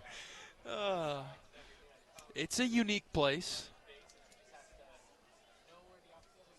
I thought Lubbock was unique, so yep, we're getting into the same neighborhood. 2-2 to Swales. Ben hits on the ground to short. Picked up by the shortstop. Thrown to second for one. Over to first. Not in time. Swales getting down the line. Well, that was a pretty risky play there by Nelson. He charged the ball, and he wound up on the green part of the turf, and he threw it sort of behind him, sidearm to second, made a good throw to get Wood at the base. Yeah, that's paying attention to your scouting report, too, to know that you didn't have the speediest runner going from first to second either, so felt like you at least had a chance to make that play. Swales the runner at first, and Jalen Ziegler in the box. He bats ninth for Iowa from the right side. Ziegler, first pitch swinging, grounding a foul ball straight back off the catcher's gear.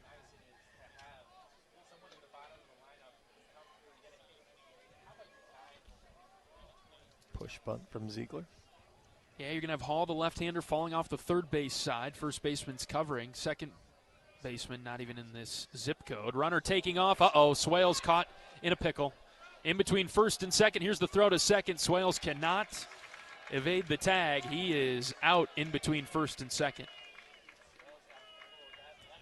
The funny thing is, I mean, at least from here, Hall's move seems fairly consistent and obvious. The foot comes straight up and towards first base. It's a good quick throw over, but he buckled Ben's knees there, had no chance to go back. And now there are 2 outs for Ziegler and the 0-1. High and out.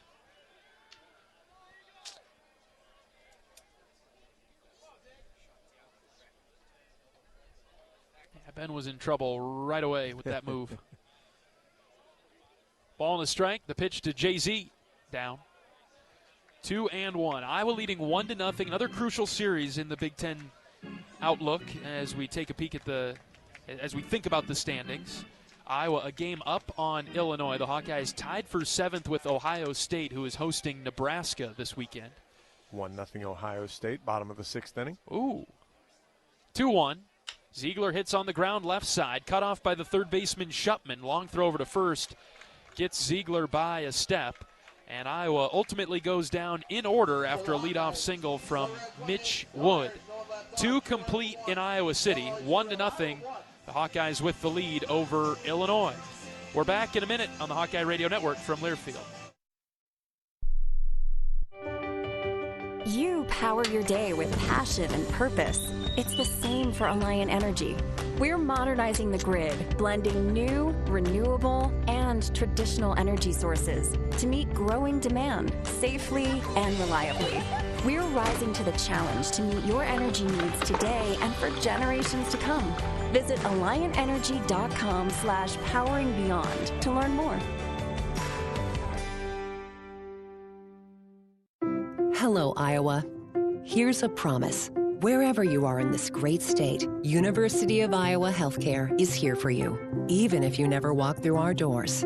Educating, caring, leading research, sharing our expertise with all. Because we believe that UI Healthcare is here to make all of Iowa better. UI Healthcare, changing medicine, changing lives. Visit uihealthcare.org.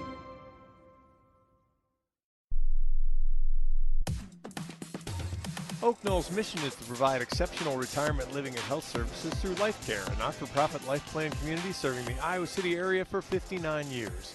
Oak Knoll's community located near the University of Iowa Healthcare Campus, Kinnick Stadium, Carver Hawkeye Arena, and downtown Iowa City. A proud sponsor of Hawkeye Athletics. Visit oakknoll.com to learn more. Top of the 3rd inning in Iowa City. Iowa 1, Illinois nothing. It'll be 9-1-2 for the Fighting Illini. Nelson is the shortstop, batting from the right side. He's up first. Groves and Farina will be up next for Illinois.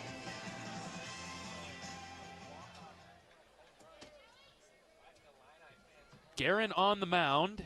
He's given up 3 free bases. That's been it, though.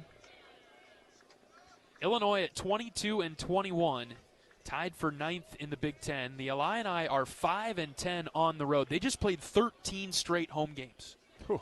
April 7th through April 28th. That'd be nice. 1-0 pitch from Guerin is up and in. It's 2 balls and no strikes, and the 9-hitter Nelson. Illinois is 3-4 in Big Ten series openers this year. They have 3 ranked wins. 2-0 pitch from Guerin is in there for a strike. He really wants to hit that up and in corner, doesn't he? He's been working hard at it. Illinois with ranked wins over 6th-ranked Coastal Carolina. That was in the non-conference portion early. 2-1. Tapped foul, left side in front of the Illinois dugout. And then home ranked wins over 19th-ranked Oregon and 20th-ranked Nebraska. So the Illini typically get their piece of the pie. Nelson just 216, but 29 walks. So does a nice job finding his way on base to set the table for the top here when he's batting in the 9th spot. And that's one thing to notice about Illinois offensively. When it comes to batting average overall in the Big Ten, they're 14th, 15th. Overall, in all games, 263 team batting average, which is 15th in the Big Ten. 253 in Big Ten games only, that's 14th. 2-2 from Guerin's outside. Slugging percentage, 425 in all games, which is 15th. In the Big Ten, it takes a dive at 376, still 15th in the conference. But to John's point he just made, their on-base percentage is still pretty good. It's in the top 10. Here's a ground ball up the middle by Nelson, and it's through into center for a leadoff single. So the Illini, they get on base. Even if their slugging might not be the highest and their batting average might be pretty low in the Big Ten, they find a way to get on, and it's through the walks and the hit by pitches. Yeah, keep working. They are willing to wear one if they need to, but 62 hit by pitches on the year, so about 2 a game. Pretty impressive number as well. Out of the top of the order, Nick Groves. Second time through now for Illinois. Nobody out. Guerin's first pitch is on the outside edge for a strike.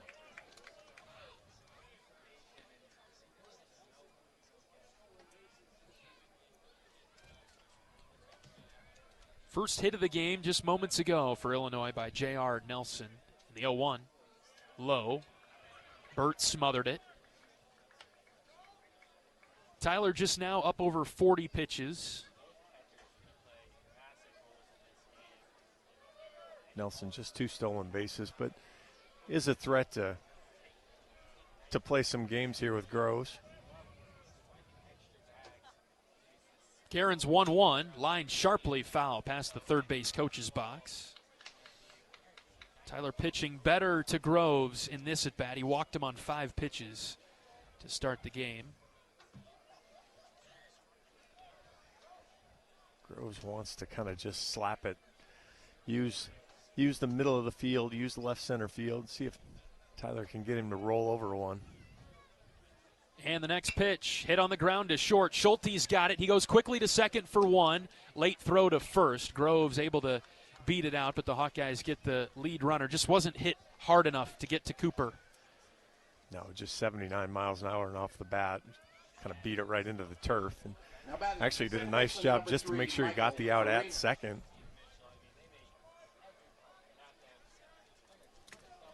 Of course, Groves now, just like the first inning, stolen base threat there, and a chance with Farina. Tyler struck Farina out in the first.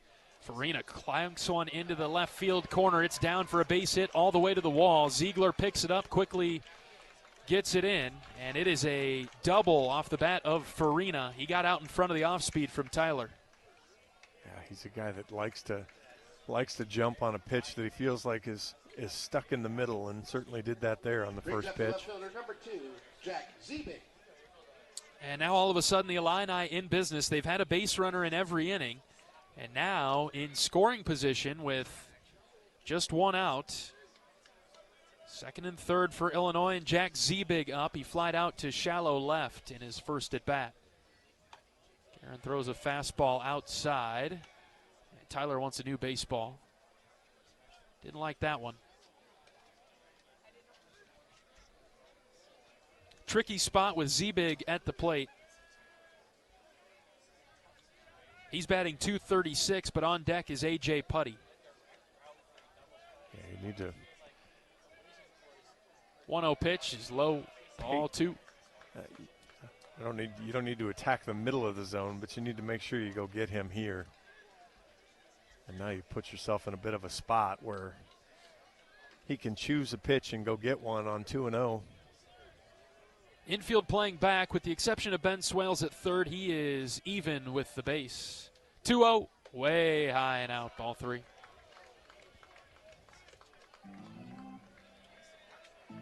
It's that spot where Tyler's got to trust himself too. Just because he's given up a couple hits, you've got to still believe in your stuff. And a lot of work to do here. The 3-0. It's called strike low and in. 1-0 Iowa in the third. The Illini threatening with 2 in scoring position. And just 1 out. Couple of hits in the inning for Illinois. Their first 2 of the game. Here's the 3-1. High and out to the backstop, and it comes back firmly to Burt. And so the no advancement from the runner at third. Bases will be loaded up for A.J. Putty.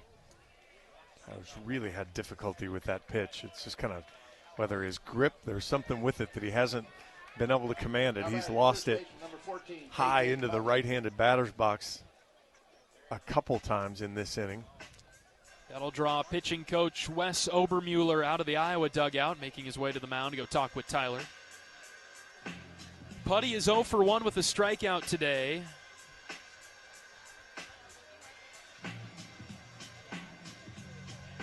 But he is Illinois' most productive batter. 46 RBIs, a .320 average, and certainly an extra base threat as well with 11 doubles and 8 home runs. Yeah, throw in the triple for 20 total extra base hits in his 55 hits.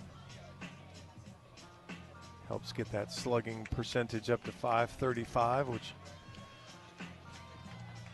Johannes leads the team at .537 in more limited at-bats.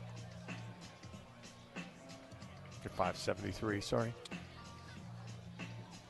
See how Iowa lines up defensively here. They've got Putty played to pull over to the left a little bit. Caleb Wolf in between first and second. Guerin delivers just inside, ball 1. Bases loaded for Illinois and 1 out. We're in the third, Iowa 1-0. If he happens to hit a ground ball, Wolf will have to beat feet back to first. Quite a distance away from the bag. The 1-0 on the ground is short. Schulte's got it. Flip to second for 1. Over to first. Double play. 6-4-3. Yes. He very neatly hustled back to the bag. Tyler Guerin holds the glove over his mouth and gives out a shout, and the Hawks are out of the inning in the top of the third. You called it, John. Double play. Had to hustle. He got there. All right. Big hold by the Hawkeyes there. It's 1-0. As we move on to the bottom of the third, Iowa's got the lead. We're back in 60 seconds on the Hawkeye Radio Network from Learfield. If you or someone you know is having thoughts of suicide, experiencing a mental health or substance use crisis, or just needs someone to listen, 988 provides a direct connection to free, confidential, and compassionate support. When you call, text, or chat 988, you'll be quickly connected to trained crisis counselors who will listen to your concerns, provide support, and connect you to additional resources if needed. There is hope. You are not alone. For 24/7 support, call or text 988 or chat 988lifeline.org. We love it when the Hawkeyes do their thing, because if there's anyone who can appreciate building a legacy, it's John Deere. We've been growing our team since 1837, recruiting the best thinkers, doers, and makers to craft innovations that outpace the competition. Because whether it's cultivating the earth with a tractor or reshaping it with a 40-ton excavator, the machines we build are building America. Nothing runs like a Deere. Hawkeye Baseball hits Des Moines May 14 through 16, taking on Purdue at Principal Park, presented by 1-800-BETS-OFF. Find game times and tickets at HawkeyeSports.com. If you need help with sports betting, call 1-800-BETS-OFF or visit yourlifeiowa.org. No judgment, just help. John Evans and John Leo in Iowa City at Duane Banks Field. Happy to have you along with us this beautiful Friday evening. There's a little bit of a chill in the air, not certainly not hot out, but pleasant enough to watch a baseball game, and the crowd seems to think so as well. We've got a pretty good crowd on hand. You kept talking about how beautiful, and I'm sitting over here just tapping my toes trying to stay warm. trying to generate some heat. Temps are low 50s. They're not going to get any warmer today. We have better days ahead at mid to upper 70s on Sunday. We're looking forward to that. How quickly the season has gone by. This is the last chance to see Iowa on a weekend. Schulte puts down a bunt, third baseline. It's scooped up foul by Shupman. Iowa will wrap up the season with these 3 games against Illinois, a midweek on Tuesday against St. Thomas, and then at Nebraska next weekend, and then 3 in Des Moines against Purdue. So this is it, this weekend and Tuesday, your last chance to see Iowa in Iowa City. Bunch of Friday night scores around the Big Ten. Michigan 1-0 over Maryland, bottom of the 6th. Ohio State 2-0 over Nebraska, top of the 7th. Wow. Michigan State 1-0 over UCLA, bottom of the 6th. That entire top line is shocking to me. 1-1, Schulte grounds foul left side. I'm not necessarily surprised that Michigan is beating Maryland, but that's low scoring. That it's 1-0 and Michigan has 1 hit through 6 innings? Yes. That part? Yep. Ohio State on top of Nebraska, it's getting pretty late there. I'm not going to say that we want Nebraska to win, but I don't think we want Ohio State to win. It would boost Iowa's standing if Nebraska won. We're tied with Ohio State for 7th in the Big Ten. And the Michigan State over UCLA is not great for Iowa's standings chase as well. 2 balls and 2 strikes on Schulte, leading off the bottom of the 3rd for Iowa. The pitch, swing and a miss. Cooper tried to time up 86 right down the middle, and he missed. Second strikeout of the game for Hall. I haven't figured out if he's throwing a little cutter off that or if that's kind of a changeup, but it's an awfully firm changeup if that's what that pitch is. 1 out for Gable Mitchell. He flied out to center and is 0 for 1 today. He swings at the first pitch, pops it up, third base side, foul ground, long run for Shupman, and he reaches the half wall. That's out of play. Oh, God. Just absolutely despise that one. I don't love a lot of them, but just absolutely despise that one. Oh, I knew it was coming. Oh, man. John, that's the 3rd time it's been played all year. One time you weren't here for it, and the 2nd time we had that same reaction. Well, it's too many times when I've been here, so. What is it about it? What purpose does that sound effect serve? There's just that doesn't do anything for a baseball game. Absolutely nothing. Oh, man. Oh, it's 0-2 on Mitchell. Here's the pitch from Hall, way outside. Oh, man. I always like it when I can get you a little bit. Oh, eyes are watering. You need the broken glass sound effect. You like that one a little bit better? At least I kind of understand where that one's coming from. 1-2 on Gable. Hall out of the windup. The southpaw delivers. Gable lines over to the first base side. Diving stop by Putty. And he robs Gable of extra bases and takes it to the bag himself. Good defensive play on Gable's ground out.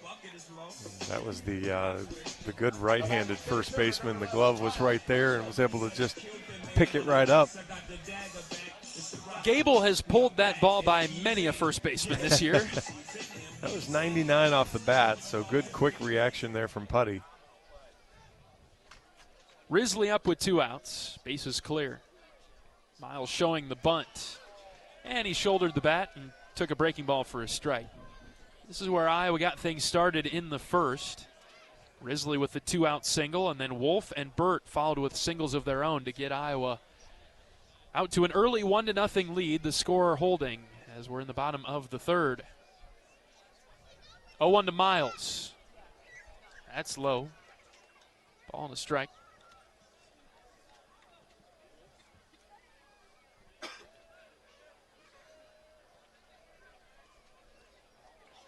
Hall has thrown 43 pitches through 2 2/3.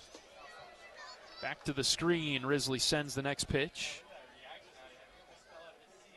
He's been pretty consistent in the 5, 6, 7 inning. He pitched 7 against Nebraska in his last outing in a win.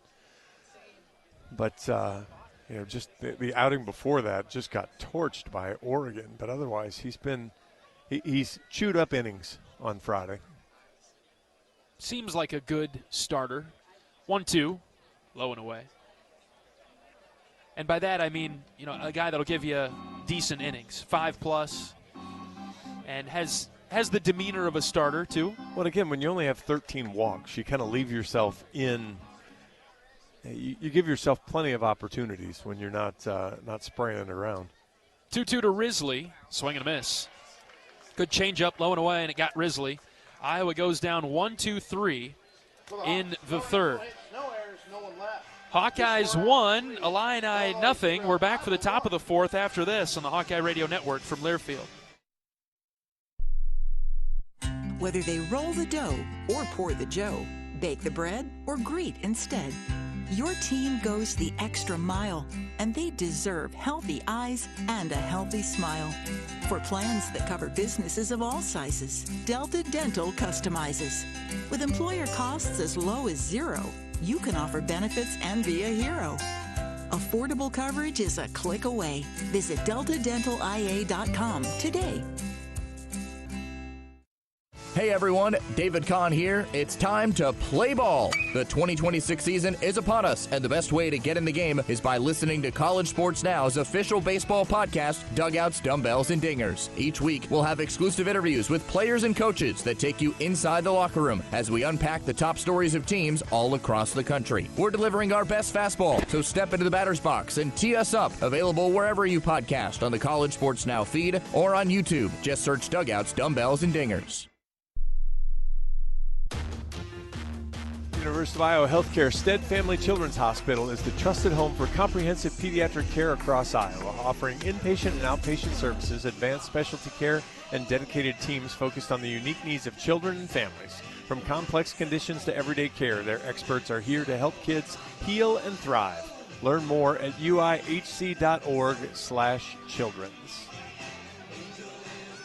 Tyler Guerin back to the bump. He will work the fourth. Iowa 1, Illinois nothing. He'll face 5, 6, and 7. This is the same order that came up for Illinois in the second. Tyler went hit by pitch and a walk to start things before getting a fly out and a double play. And he just about hit Shupman again. This time the Illini third baseman turned away. Pitch was up and in for a ball. It's 1-0 Iowa in the fourth. Tyler out of the windup, delivers the 1-0, down and away. I feel like Tyler's been in a few 2-0 counts today. Well, Illinois put the leadoff man on base every inning so far in this game. You're kind of playing with fire when you keep giving everybody a head start.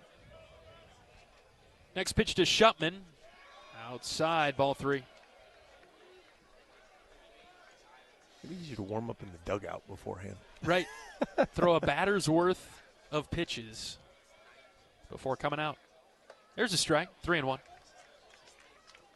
Shupman is a .288 hitter. He has doubles power with 12 on the season, tied for the team lead coming into the game. Farina took the lead back with a double in the third. Tyler's worked back with a couple of strikes, and the count is now full. I think umpire Anderson took that off the mask as he kind of gave a dab of the lip to see if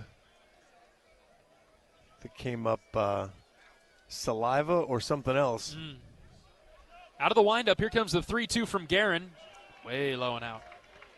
Held on to that far too long, and he walks Shupman to start the fourth. Last inning was a single, so Illinois earned it, but the other 3 innings have been free for Illinois to start. A look at Illinois' schedule the rest of the way. They're a game back from Iowa in the Big Ten standings, but they'll finish things up with Northwestern at home. Very winnable series, in our opinion, for Illinois. And then finish things up at Indiana in Bloomington for 3, which I think is probably a coin flip, toss-up series. We'll see the state of the Hoosier baseball program at that point. Well, right. That's probably the bigger issue. That was the slowest walk out to the mound I've ever seen, and Max Burt just I'd have lapped him, I think. I think this has a lot to do with somebody getting loose in the bullpen. I think that the signs are pointing to Tyler probably not being in the game much longer, but hopefully can get through the 4th.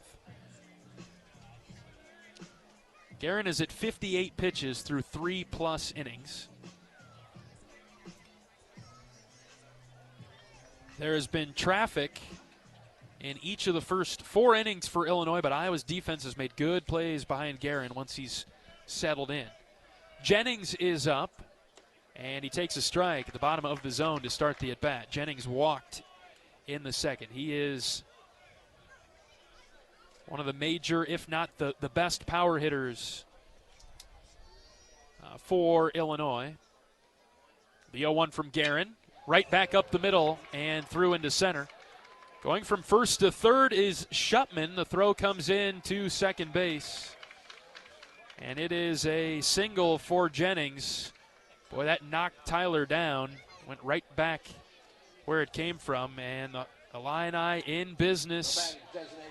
This time with no outs. They've progressively gotten more threatening as the game has gone on. And that will do it for Tyler. Coach Heller on his way to the mound. First and third for Illinois in the 4th. And a pitching change coming for Iowa. We will take a pitching change break, let you know who the new Hawkeye pitcher is when we return on the Hawkeye Radio Network from Learfield.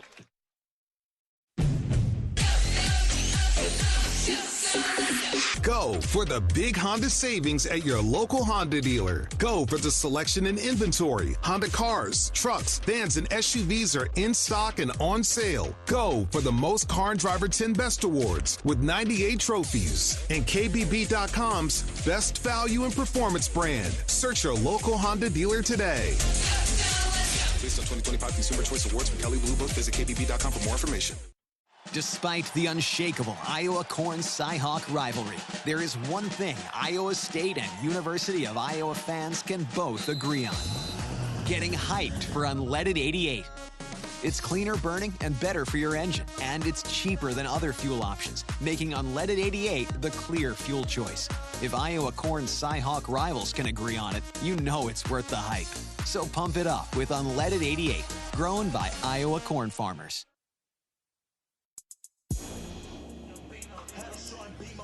Iowa's new pitcher is Kyle Olivo, right-handed redshirt freshman from Franklin, Wisconsin. We will fully introduce him after we pause 10 seconds for station identification. 10-second station ID. This is Iowa Hawkeye Baseball.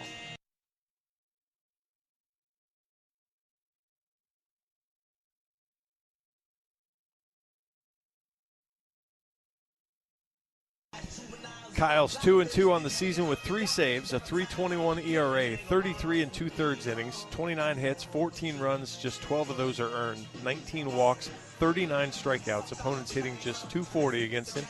Fastball hustle up there in the low 90s. He'll throw a little sinker off that, curveball slider change as well. He's been really good in this role, but this is maybe a little earlier than Iowa would like to go to him, but big spot. You need to make sure you keep on track here. Guerin goes 3+ for Iowa today and is responsible for runners at first and third. Nobody out for Illinois. And the 7-hitter Daniel Contreras is up. 1-0 Hawks in the 4th. Iowa out hitting Illinois 4-3 to this point. And the freshman flamethrower into the game for Iowa. Middle infield staying back for the Hawkeyes. Corners look like they'll come forward a few steps. Iowa would 100% take their third double play of the game and let the game be tied, but get 2 outs here. Contreras showed bunt the first time with runners at first and second. Not sure that's what's called for here, but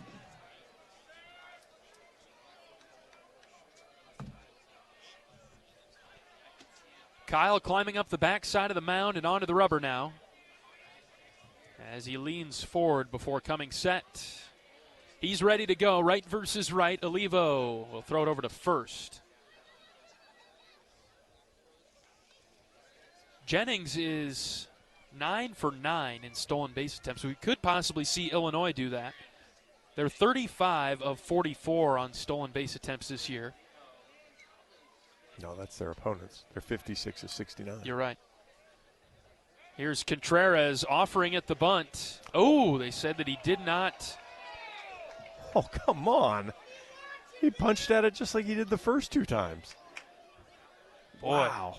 They sent it down to first, and Tim Winningham said he pulled it back. Boy, I never even saw him pull it back at all. No, not until he'd already punched at it. So the count's 1-0. Olivo ready. And he pitches. Here's a bunt. Pushed foul in front of the Iowa dugout. I'm surprised that Illinois is sticking with this guy bunting. He's failed 3 times. Yeah, I don't.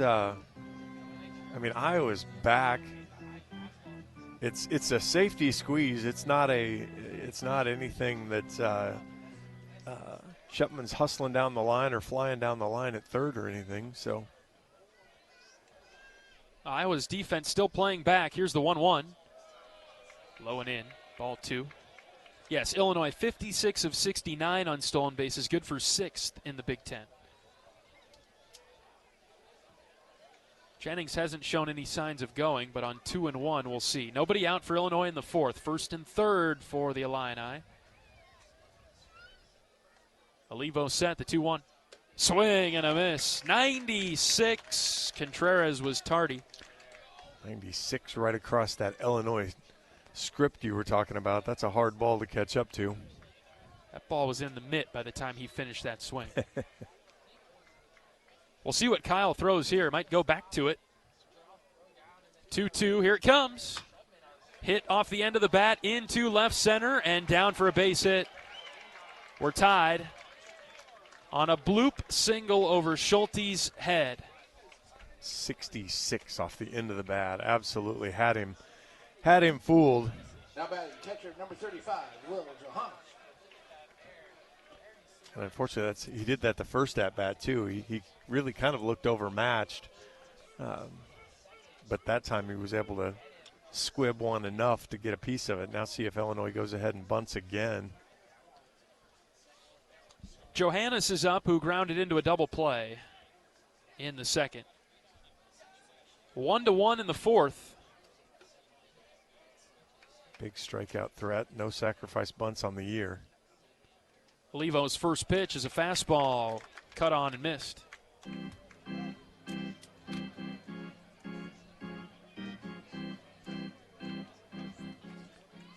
Johannes hitting .278. Right-handed hitter. Olivo's 0-1. Swing and a miss. Shoulder high, and he threw it right by. I think Kyle's a little upset. He is snapping that glove when the ball comes back to him. Yeah, he is angry that he didn't help his pitching buddy out there by getting him out of the jam. So here's the 0-2. Got a piece of this one. Another fastball. Johannes could not resist and got a little bit of the bat on it and fouled it back. Just asked the umpire if that was a strike. He said, no, it's the same ones you've been swinging at that weren't strikes either. You just got a piece of that one. And Johannes holds his hands middle of the chest, so kind of low. If you're raising them to go get the ball. Ooh, as he's punched out on a high off-speed pitch from Olivo. That's the first out of the inning. To finish the thought, Johannes, his hands are right in front of him, chest, middle of the chest. If you're raising your hands to go swing at the pitch, it's high. Yeah, you got to set your. But he sets his trigger early. And boy, now I know I was swinging at the high pitches, and full marks to Johannes for just turning and walking back to the dugout and not saying anything to the umpire because it sure looked high. Olivo deals a first pitch strike to J.R. Nelson, who singled to start the 3rd. 1st and 2nd for Illinois. The Illini have tied the game in this inning. It's 1-1. One out in the inning. This is the 9-hitter. Olivo pitches. Sharp line drive. Foul over to the right. 0-2. Up to 97 on that fastball. humming. That's about where we see Kyle top out. See Ohio pulls the outfield in just a touch. Olivo checking the runner at second from the belt, kicks and fires the 0-2. High fly ball lifted in the air to right. That's out of play. I knew I could, if I said that, I could get him up one more as Olivo hit 98 on that one. Velo is up for Kyle. Now the question is, do you want to get funny? You could probably screw him in the ground with one of the off-speed pitches, but you could also blow 97, 98 right past him again. We'll see. With one out, here's the 0-2. Ground ball right side off of Olivo's glove. Mitchell fields it, scoops to second for one, over to first is late. And so the force out at second is the second out of the inning, and Illinois will have runners at the corners for the top of the order and 2 outs. How ironic, ironic's not the right word. Coincidental would that have been to have back-to-back games with a 1-4-6-3 double play? Center fielder number 29, Nick Grove. Good play by Mitchell to get the out at second, because after it wasn't well hit, and after it was slowed down just a bit. Good job to go ahead and get the flip and get the out. 2 outs for Groves.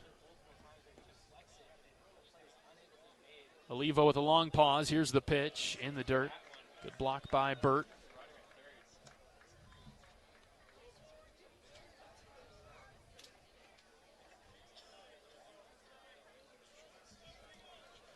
Groves has reached twice today. A walk and then got on a fielder's choice. Sends one on the ground through into left for a base hit. And that will score Jennings. It's 2-1 Illinois on a sharp ground ball past a diving Swales. Yeah, that's having Swales in just that half step cost him the opportunity to react. 94 in, and Groves, great job, just went with the pitch on the outer part of the plate, sent it 98 past Swales.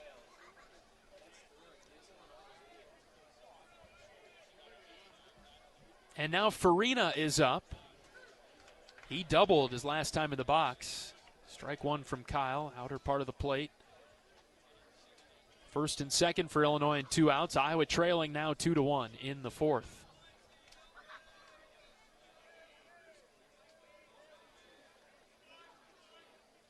Big lead at second. Here's the pitch. Popped up.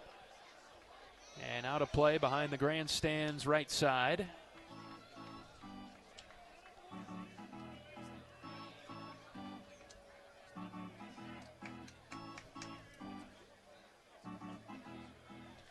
And Kyle's ahead at 0-2 on Farina.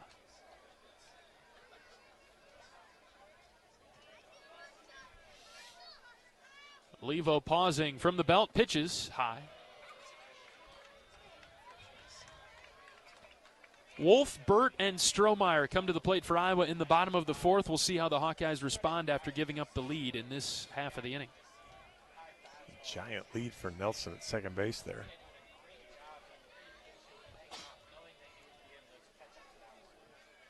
Mitchell around the bag. Here's the 1-2. Check swing. Did not go.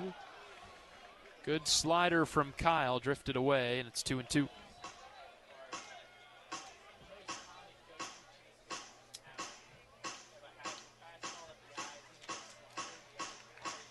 Farina has seen both pitches from Olivo. Fastball and the slider. We'll see what Kyle throws on 2-2. Here it comes. Breaking ball up. Full count. Runners will be on the move on the pitch.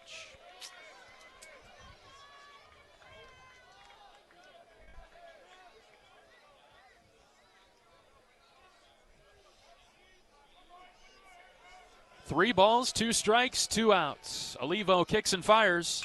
A ground ball up the middle. Gable's got it. He'll make the throw to first, and it's in time to limit the damage. Illinois takes the lead with 2 runs in the fourth. We'll be back with Caleb Wolf leading off when we come back. See how the Hawkeyes respond. This is Hawkeye Baseball from Learfield. At Mid-American Energy, our 1.6 million customers depend on our energy 24/7. That's why we work 24/7 to deliver the safe, reliable energy you need. To keep our 99.9% reliability record, we're enhancing our technology, improving resiliency, and investing in critical infrastructure. We're generating power from all available resources to cover any increases in demand. And we're innovating to ensure you always have the energy you need. Mid-American Energy, obsessively, relentlessly at your service. You're a Hawkeye. You named your dog Kinnick and your cat Herky. Your morning alarm is back in black. Yep, you're a Hawkeye. And now it pays to be a Hawkeye with a Hawkeye account from Community Choice Credit Union. Low fees and great perks. Plus Iowa exclusives like your choice of a Hawkeye-powered Visa debit card, Iowa merchandise, and exclusive giveaways. You've spent more time at Finkbine than you have at your office, so we know you're a Hawkeye. Now make it pay with a Hawkeye account from Community Choice. Learn more at HawkeyeAccount.com. Hawkeye Baseball is brought to you by Riverside Casino and Golf Resort. Stop by today for a relaxing massage at the spa, fine dining at Ruthie's Steak and Seafood, and so much more. Visit Riverside Casino and Golf Resort today, located minutes south of Iowa City. Caleb Wolf, Max Burt, and Kellen Strohmeyer come up for Iowa in this inning. The Hawkeyes now playing from behind. It's 2-1 Illinois. In the bottom of the fourth, Wolf singled in the first.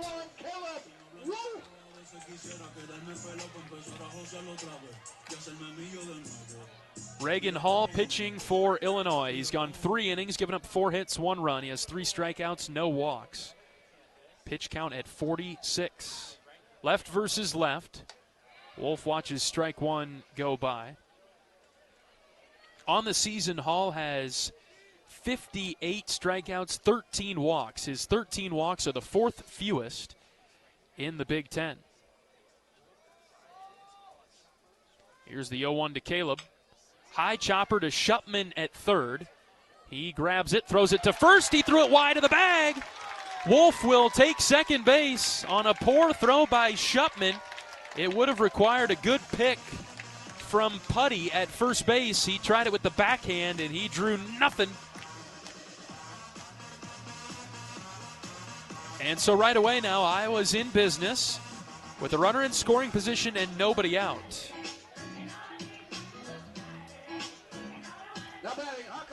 Illinois fields at 978. Meanwhile, Iowa, great defensively, 985, 5th in the country. So a mistake by Illinois in the fourth gets Iowa started. Here's Max Burt. First pitch to Max is a high strike.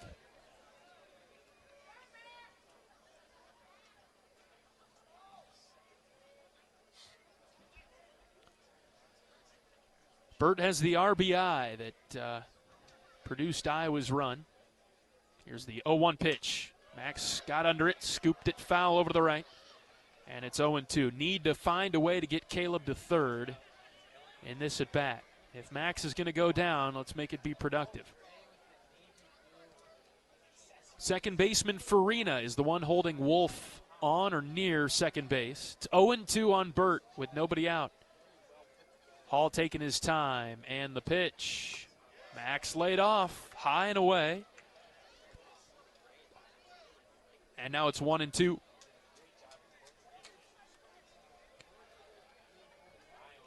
Burt batting .353, starting catcher tonight. Redshirt sophomore from Mason City. The 1-2. Hit well, in the air to right. Long run for the right fielder, over near the wall, and it is just foul.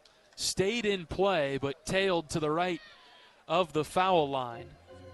Jennings gave a good hustle and effort for that ball in right. That wasn't far from being fun. Yeah. 327 to both corners, 396 straightaway center at Banks. Shadows starting to play a factor on the field. The mound is in the sun, but it's a horizontal stripe from third base to first base that is in sunshine. Everything else is in the shade on the infield. 1-2 to Burt is low. Good block by Johannes. Just couldn't creep through, and so Wolf stays at second. with the way that Hall likes to work down and throws a lot of off-speed stuff, really, really important for Johannes, and he's been great behind the plate. Burt's worked the count back to 2-2. Let's see if he can be productive. The pitch. Tapped it foul. Illinois dugout. And Max stays alive.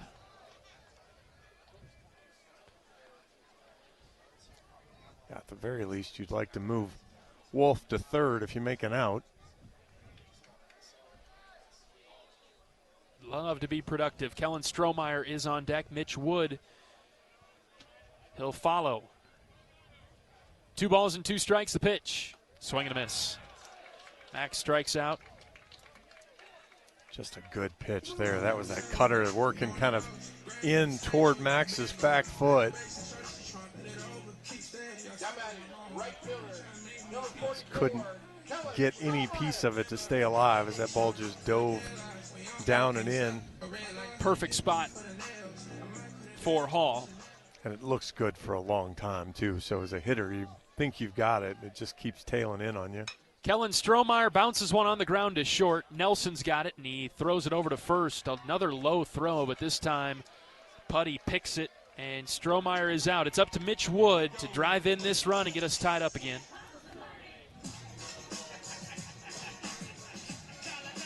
Woody came through leading off the second inning. Had a single up the middle. It was an error that started this inning. So Illinois giving Iowa a couple of free bases on a poor throw from the third baseman Shupman. Wolf is the runner at third with 2 outs. First pitch to Mitch. That's bounced foul over to the left side. Take a bounced breaking ball that actually gets away from Johannes a little bit. He can't be perfect tonight, can he? No, that's now's a good time to work the percentage a little bit. 2-1 Illinois, bottom of the 4th. Iowa trying to respond after giving up a couple of runs in the top of this inning. 0-1 delivery to Wood. Here it comes. Off the plate outside. Good pitch, a changeup that stayed out there. It's 1-1. Good take, too. Didn't expand the zone. Kind of pitch that looks good for a long time. You think maybe it'll break back into the plate, and it does not. Mitch, a good power hitter for Iowa with the flags resting on their poles around the outfield wall. And there was that cutter as he tried to bust it in on Mitch's hands, but Mitch with a good take. Now see if he can get a fastball out over the plate. Hall from the stretch with the runner at third and 2 outs. The 2-1 delivery to Wood. Backdoor breaking ball called a strike, 2-2.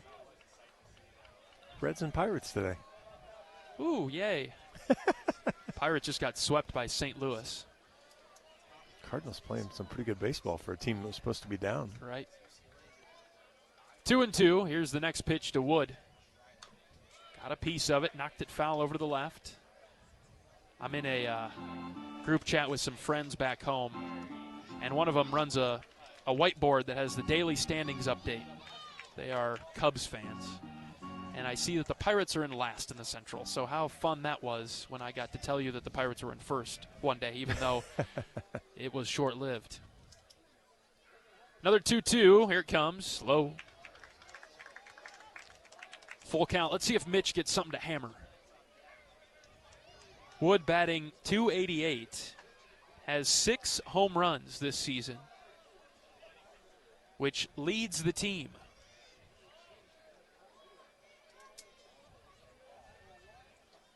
Full count pitch, low and in, ball 4. And the inning continues, driving that pitch count up.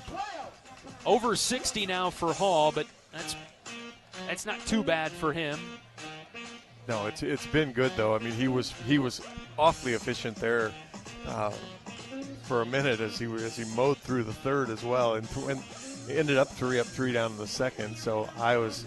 Stretched him out a little in the first and the fourth. Got a run in the first. See if Iowa can find one here in the fourth. Nobody at all in the Illinois bullpen. Nobody walking down that way. So, and Hall's good for 90 to 100 pitches, especially with as efficient as he's been. Into the right-handed batter's box is Ben Swales. He swings over the top of a good changeup that rolled off the table, 0-1. Unbelievable pitching around the Big Ten. Community Choice scoreboard 1-1, Michigan, Maryland in the 8th. Ohio State 2-0 over Nebraska, top of the 9th. Nebraska trying to rally. 0-1 to Swales. Called a strike, outer edge. Michigan State 1-0 over UCLA, top of the 8th. Ugh. Yeah, not good results for Iowa right now. Yeah, everything working opposite, including the one on the field here, most importantly. 0-2 on Swales with 2 on and 2 out. Here's the pitch. Runner taking off. And the pitch is high. No throw as Wood will take second. Johannes was pump faking all over the place like a quarterback in the pocket. Well, he got sacked. Held on to it too long. Iowa was going to try to play a game there. Woody was going to stop and see how it went. 1 ball, 2 strikes, 2 outs, 2 in scoring position for Ben Swales. The pitch is low. Johannes can't find it, but it didn't get far enough away from him. He's able to locate it without Wolf trying it on the way down from third. And we'll have a quick mound visit. Pitching coach sprinting out there. Finally got one through the 5-hole, but it just didn't get through enough.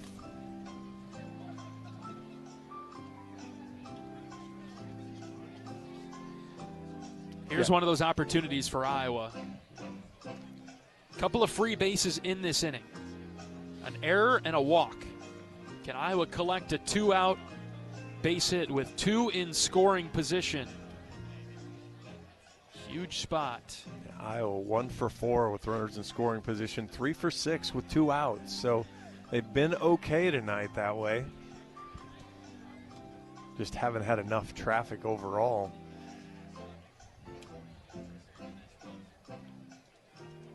Mound visit has wrapped up. It's 2-1 Illinois, bottom of the 4th.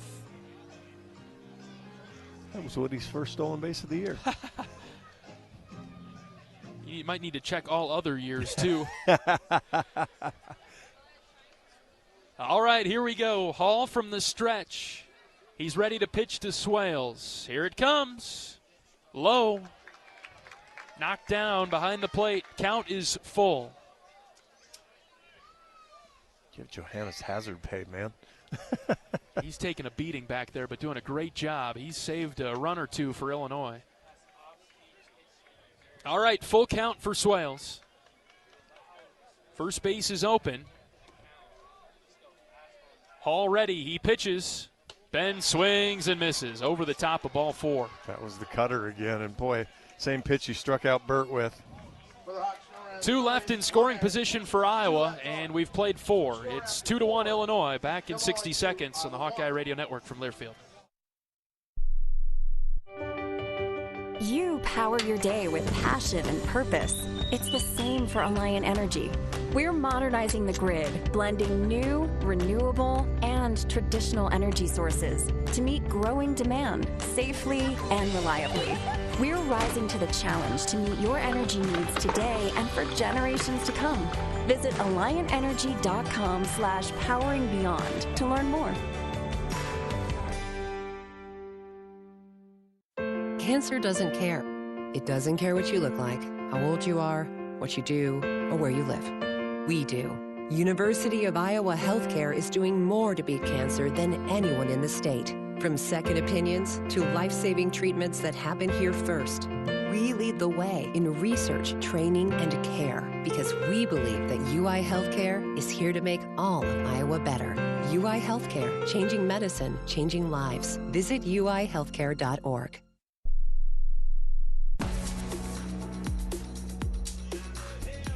Hawk fans, experience your home away from home at Coralville's finest all-suite hotels. Homewood Suites and Home to Suites by Hilton each offer guests spacious suites, complimentary breakfast, 24-hour fitness center, pool, hot tub, guest laundry, and convenient locations.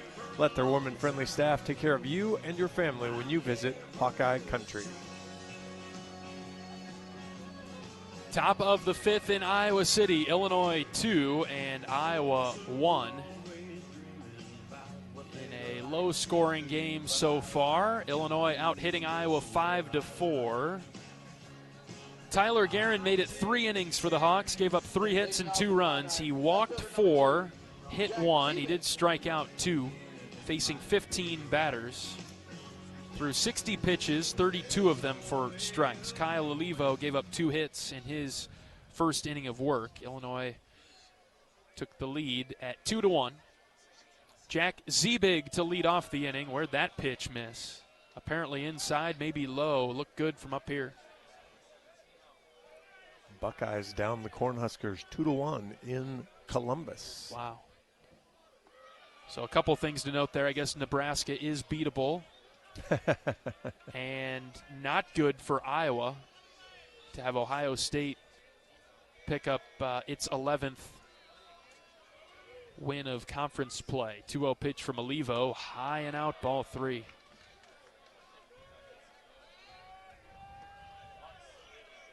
So I guess if that's going to happen, it'd be nice if UCLA figured it out tonight. Yes, very much so. Otherwise, the logjam will continue to be messy. It's a 4-pitch walk to Ziebig to start the 5th. That's very un-Kyle-like there.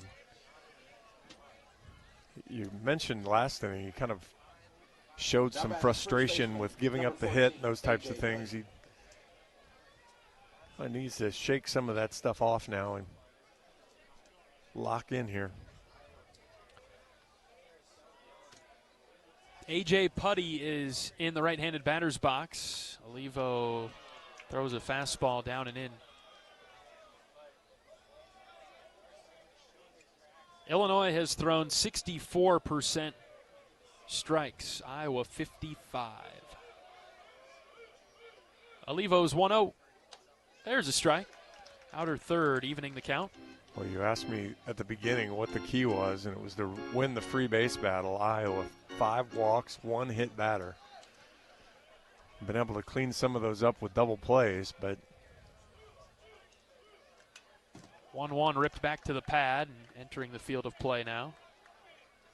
But Illinois, on the other hand, just 1 walk from Hall, no hit batters. They did have the error, but they worked around it to not make it costly.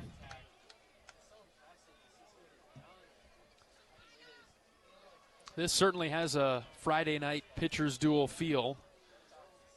I will need to hang in there with some holds right now. Olivo ready from the belt, the 1-2. High fly ball into right. Strohmeyer over towards the line a few steps. Now he comes forward. Kellen makes the grab, retiring Putty. First out of the 5th.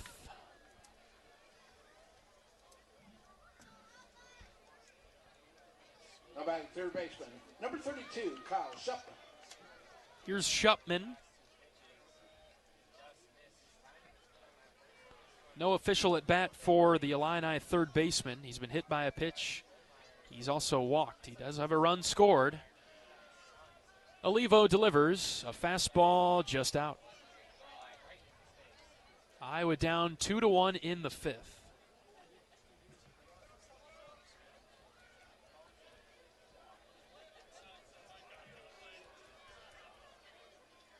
Short lead at first base. The 1-0 pitch, high and tight. Just about caught the jersey sleeve of Shupman.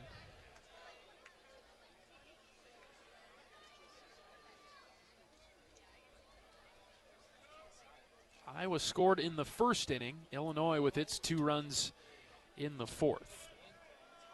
And a 1-run lead for the visitors. Ball well struck to center. Risley is there. Quiet night for Miles. He makes the catch. That's what I was looking at there during the break. Those 2 flyouts. There was the flyout to Ziegler in the first inning, and otherwise it had been ground balls and strikeouts until now the last 2 outs have been fly balls. Illinois hasn't made a ton of super solid contact, but they've made enough to have the lead. That's Risley's first play of the night out there in center. Here's Colin Jennings. Olivo's first pitch, high and away. Jennings got the hip started but held up.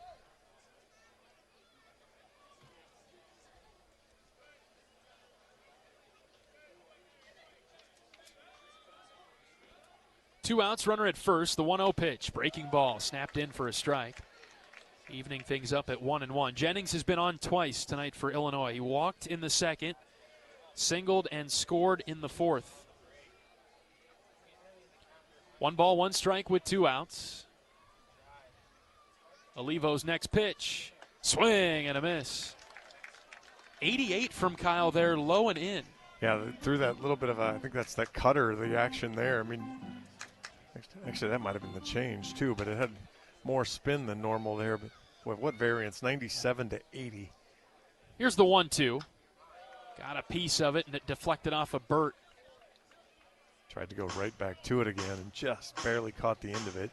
Yeah, I'm with you, John. I think that's the cutter. Some type of, or at least less, yeah, the little bit slider with less movement. Yeah, the little bit of a sinker action he's got. Ball and 2 strikes on Jennings. Olivo with a long pause. And from the belt, brings it home. High to the backstop. Deflects off the pad. Runner will take second. Kyle sailed that one. Yeah, Geffrey's 3, 4, 5 inches taller than Birdie, and I'm not sure that would have helped. Right, that was up. And then some. All right, well, 2-2. And now it just takes a single for Jennings to have Illinois threatening to score again. Deep breath from Kyle on the rubber. He's ready, the 2-2. Breaking ball, strike 3 called.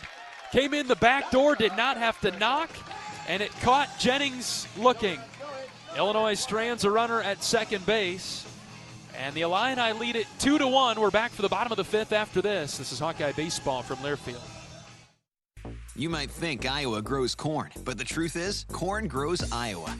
Corn can even fuel your drive to watch the Hawkeyes play when you choose Unleaded 88. It's a fuel that's cheaper, cleaner, and greener. Plus, it's homegrown, making Unleaded 88 the clear choice at the pump and totally worth the hype.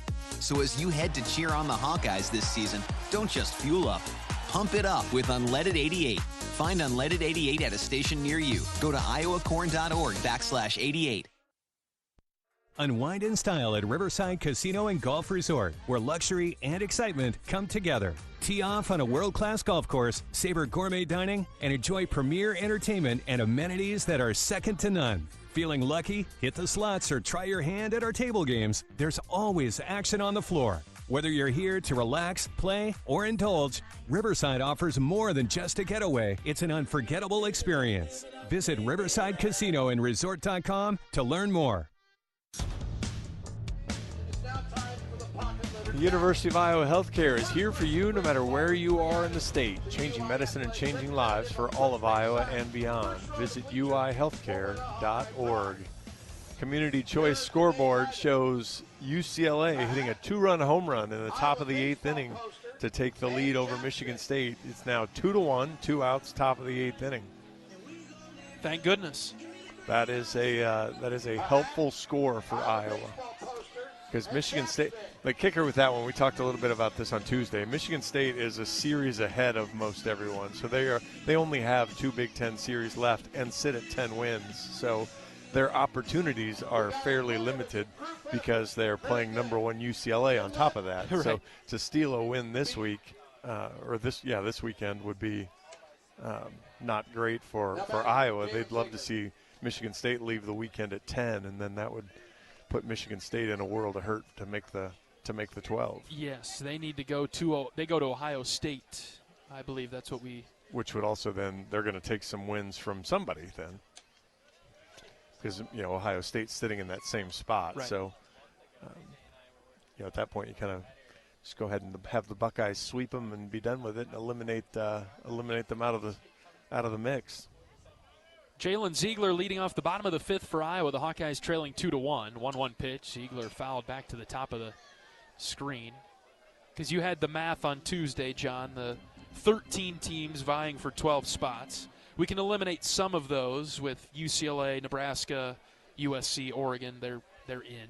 Yeah, they're not vying for the 12 spots. Yes, they make up some of the 12. Yeah, they've stamped. Yep. Most of those have stamped their top 4. 1-2 to Ziegler. Hit well to left. It'll drop in front of Ziebig for a base hit. And a leadoff single for Ziegler. He struck that well. He thought he could sneak a fastball by him. He'd been so good mixing the off speed. Tried to get a fastball past JZ, and he saw it, drove it 99. Iowa's hit the ball well in places, just haven't been able to string enough together. Now see, you get 9 on base. Roll to the top, good speed, good bat control. See if the Hawks play some games. I like the bunt here instead of the steal because Hall has a pretty good move. He's throwing it over to first, and Ziegler is back. And that's that short step, too. He doesn't do the big full high leg kick, just did the quick small step over and then is able to release that over to first quickly. Ziegler, the runner at first. Schulte in the batter's box. And it's a changeup down and in for ball 1. No sign of a bunt there from Schulte. Iowa down by 1 in the bottom of the 5th. Sun beginning to set. No real factor on the field with the exception of maybe right field. And another throw over to first. Ziegler back just barely. He's got to be heads up there. That was, from up here, it seemed pretty obvious it was going over to first, and he stuttered on his way back to first. He flinched. Hall sets up on the third base side. Could you imagine how good that move would be if he set up on the first base side and gave himself 6 or 8 more inches over that way? 1-0 pitch to Schulte. Cooper fouled it back.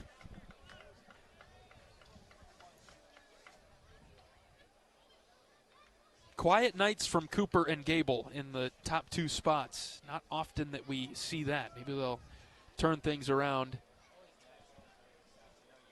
in the middle and late part of this game. It's 1-1 on Schulte. Ziegler the runner at first. And the pitch. Cooper showing the bunt. He bunted it foul. I love the call. Can't execute, though. Iowa's bunting has not been as good this year. One of our mutual friends, we were talking about that this week, of just Iowa hasn't executed short game on a consistent basis. There have been spots where it's been fine, but just not often enough. Ball and 2 strikes now on Schulte. Move over to first. Ziegler had a good read on that one. He's back without a dive. And that's kind of what, if you aren't going, it should be a one-way lead. You shouldn't really be hung up here.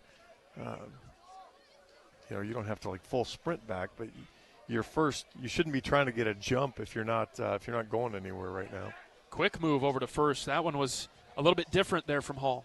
Yeah, that's that shorter step, almost a little step off where he slings it over a little quicker. Schulte's 0 for 2 with a ground out and a strikeout. He's down in the count 1-2. Nobody out. Next pitch to Schulte. Ziegler takes off. Ground ball. Base hit into right. Ziegler slides into second. He hops up and is headed to third. Hit and run for the Hawks. It works. Iowa's got runners at the corners. Boy, that was it worked, but boy, was it close. You almost had a fantastic play there from Putty again, but the ball squirted past him that time. Iowa certainly would have been doubled up there. Oh, yeah. Ziegler was, and no fault of his, just he would have been cooked if Putty makes that play. Fortunately, though, well enough hit to squirt past him. Now Iowa, big threat here. Nobody down in the bottom of the 5th inning. And this is one of the guys you want up, Gable Mitchell. He's 0 for 2 with a fly out and a ground out. First and third, nobody out. And the pitch to Gable, inside corner for a strike. Gable turning away in absolute disgust. Not amused. We have plyometrics going on in the Illinois bullpen. Okay. Some loosening down there. Nobody throwing yet. Infield back for the Illini. Pickoff move to first. He threw it away into the right field. And foul territory. Ziegler scores. Schulte headed for third. Oh, what a mistake by Illinois.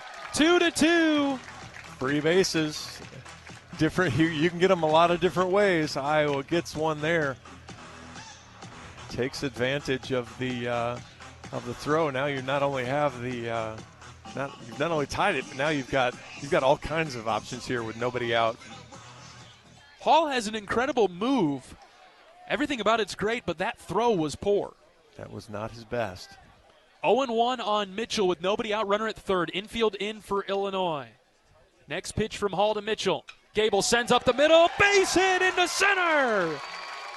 Schulte down the line, he scores. It's 3-2 Hawks. Boy, that turned quickly to yes, Iowa top three hitters here this inning all find their way onto base with the singles.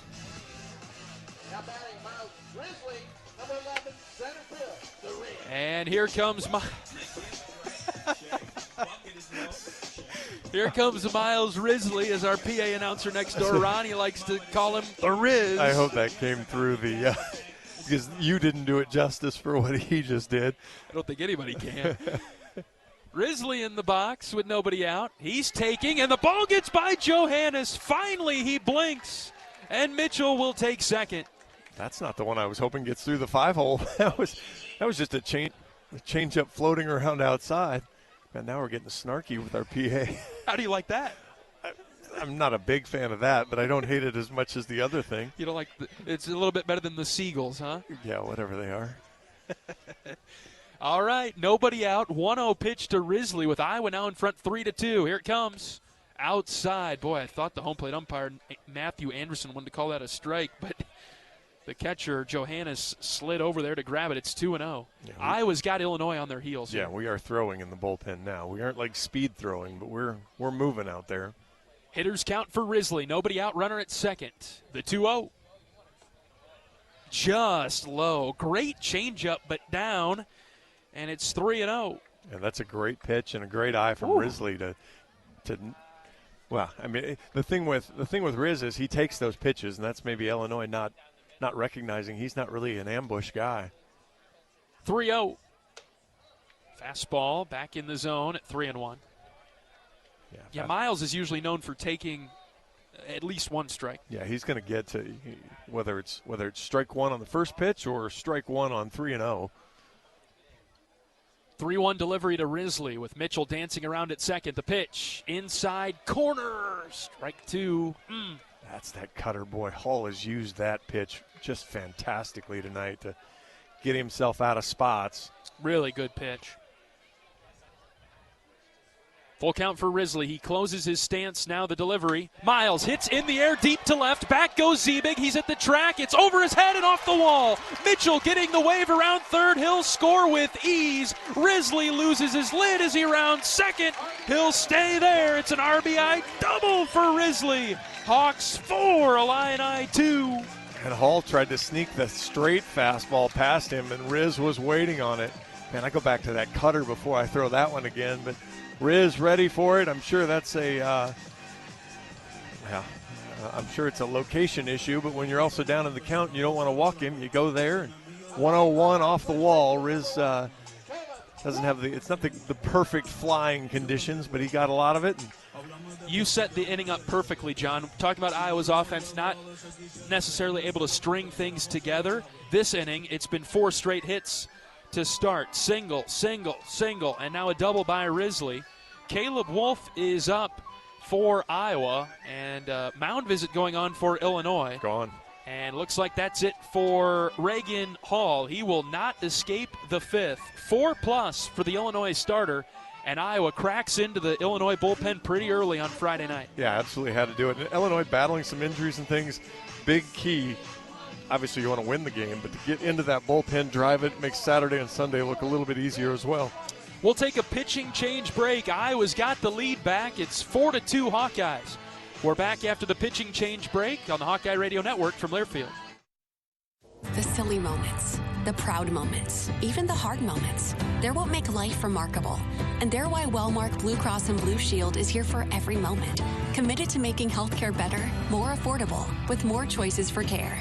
And service and coverage that give you peace of mind no matter what comes your way. So you can show up for every tender moment, every brave moment, and every wouldn't miss it for the world moment, knowing that Blue is here for you. Go to Wellmark.com/every moment to find a plan right for you. Save time when you shop online with Hy-Vee. Hy-Vee makes it easy to order groceries online through our app or Hy-Vee.com. pickup is always free. And if you have a Perks Plus membership, you get free delivery and free express pickup. Shop online with Hy-Vee and you can create and save grocery lists. Shop the sales and get fuel savers. Talk about convenience. Order groceries online today. Check out Hy-Vee.com or download the Hy-Vee app. Illinois makes a pitching change in the 5th inning. The Illini have not recorded an out as Iowa peppered Reagan Hall in this inning. And the Hawks have scored 3 runs to take a 4-2 lead. And so Illinois goes to the pen. This is Ben Plumlee, right-handed senior from Chicago. Plumlee was one of the weekend starters to start the season, then ran into some injury trouble, came back a couple weeks ago, so he's thrown now. This will be his 3rd consecutive weekend. 7 appearances, 5 starts. He's 1-3 with a 6.45 ERA, 22 1/3 innings, 23 hits, 17 runs, 16 earned, just 10 walks, 11 strikeouts. 12 of those 23 hits have been for extra bases. Opponents hit 271. Fastball is going to get up there around 90. He'll throw a curveball, slider, changeup as well. But he's a guy that just kind of working his way back into it, so probably not a huge long outing guy. Caleb Wolf in the box. First pitch swinging and missing is Caleb. Plumlee pitched against Iowa in 2024. In the game that shall not be mentioned? Yes. 2 2/3 in that one. No balls and a strike. The pitch to Wolf. Outside corner. Strike 2. All 3 games that Plumlee pitched in, the Illini won 10-5, 6-3, and 4-2. Iowa has a 4-2 lead, bottom 5. Wolf down in the count, 0-2. Here's the pitch. Line drive up the middle. That is a base hit that gets through into center field. And Risley gets the stop sign at third. Probably a wise choice. Strong throw came in from Groves. And you probably don't want your first out being at home. No, he had a green light a really long time. Coach Pearson was giving him the windmill, and then all of a sudden got out there and was yelling at him to stop at the last second. So probably would have been okay as the throw short hopped in on Johannes, but you don't know that in the middle. And to your point exactly, don't make the out. You've got 5 hits in a row now to start off the inning. Just go ahead and keep taking your chances at the dish. Max Burt is up. Iowa's got 5 straight hits. Nobody out. Right versus right. And the pitch to Max. Slow breaking ball. Called a strike on the inner third. Boy, if he elevates that anymore, Max probably going to give a rip at it. Another point I wanted to make before we went to that last break, talking about getting into Illinois' bullpen early. You know, some people could make the same case for Iowa. On the flip side, getting into Iowa's bullpen, as the 0-1 to Burt is hit high to left field. This one's deep. Z-Big goes back. He will watch it go! It's gone! Max Burt, a 3-run shot. Sound the Burt alert alarm. Fastball down. Birdie was in the golf outing on Thursday. 101 off the bat, 374 off his face on the scoreboard. The Hawks, 6 batters to the plate in the 5th, 6 runs across. It's 7-2 Iowa. Yes! Burt stays hot for the Hawks, his 3rd home run of the season. He had 2 against Indiana last weekend. And he has opened this one up, 7-2 Hawks in the 5th. Here's Kellen Strohmeyer. Plumlee deals outside. Do you ever want to finish that thought you've been working on? I'm trying. They're not giving us a shot, John. That's good, though. The way it's worked out, this is a good that we're not getting a chance. 1-0 pitch to Strohmeyer, way outside, ball 2. Okay, I'll try to wrap it up right here. Iowa, this is how Iowa has had to pitch a lot of their innings on the weekends. They're looking for somebody to start the game, with the exception of Maddox Freeze, who has given the Hawks 6+ in most of his starts. Iowa's starters otherwise have only gone 3 or 4 for the most part. And so it's not totally uncommon for Iowa to go to the bullpen early like we have today. But for a team like Illinois, where they've had Hall go deep and a shortened bullpen, that means a little bit different coming from their side. Exactly. 2 balls and a strike on Strohmeyer. The Hawks with 6 hits in a row. Strohmeyer underneath this and bloops it foul over to the left. And the key now for Iowa is, and you saw this a little bit last week in Bloomington as well. If Iowa can stretch the lead out a little bit, you can use some different arms. You don't necessarily have to go to Joe Husak to close it. Kellen hanging tough with another foul ball. Yes, on the Iowa side of things, right. Yeah, so, if Olivo can't go 6 innings, which would be a complete stretch based on what he's done so far this season, then, you're going to need another arm today. And now what that arm or who that arm is, 8-2, 9-2, 10-2 is a whole different deal than 3-2. 2-2 to Kellen. In the air, left center field, long run for Grove, still sprinting, he dives, can't make the play, and it's off the wall. Strohmeyer in with a stand-up double, 7 hits in a row for the Hawks. 102 off the bat. That ball looked like your T-ball, just kept slicing away from Groves, and he just couldn't chase it down. He had to be sitting there thinking, I got it, and it just kept moving away from him, bounced right in front of the O in Iowa and the left center field wall, and it's an easy double for Stroh. To that point, John, that you just made about Iowa's pitching, you flip it over to Illinois.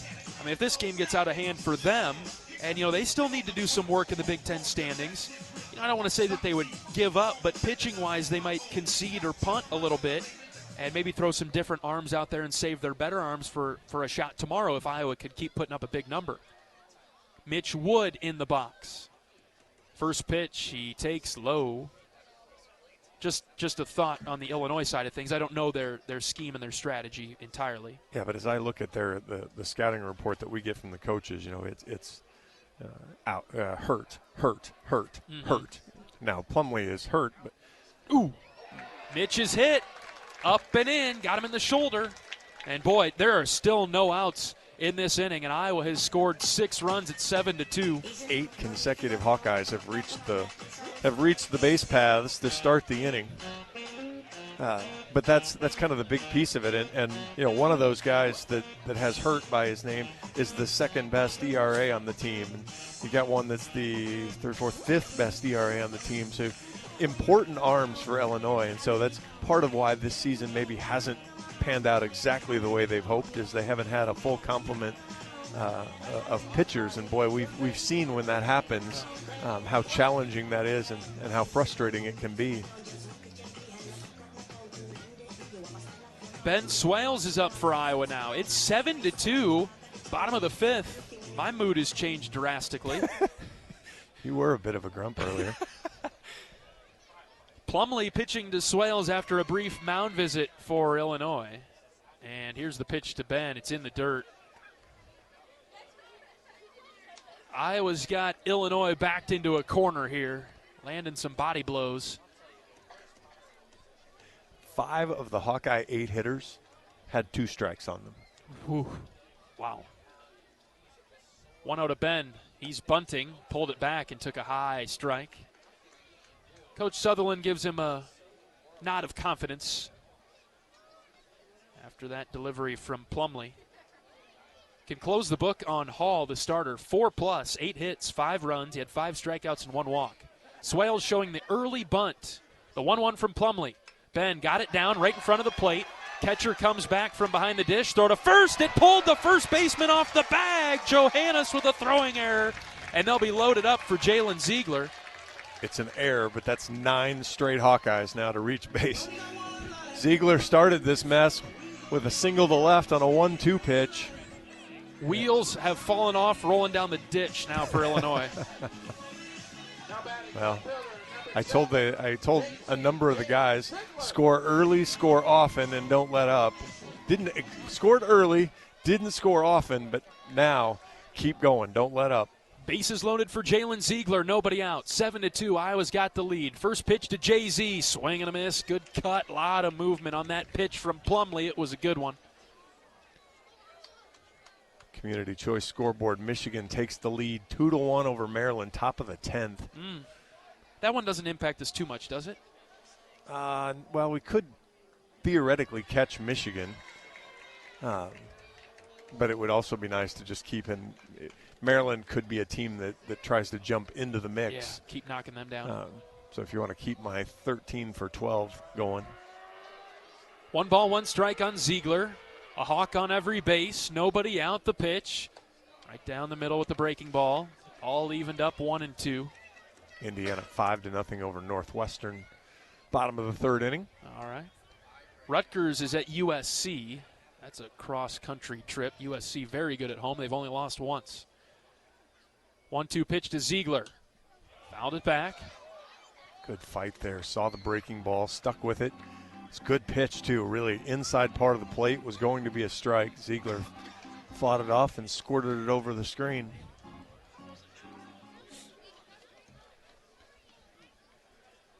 Top of the order, Cooper Schulte is on deck as Ziegler stays alive with another ground ball. Fouled off, third base side.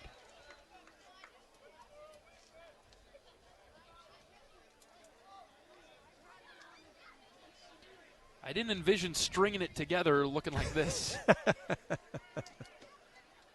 Another 1-2 pitch on its way home to Jay-Z. Choked up on the bat. Long pause from Plumlee. He's still waiting. Now he pitches. And Ziegler tapped it over to the left. Outstanding job again. That's a really good pitch from Plumlee. Got that breaking ball.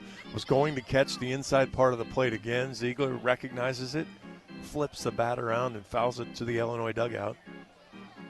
This guy's very optimistic in the Illinois dugout, though. He's got his helmet on now, getting ready to take his on-deck hacks with nobody out.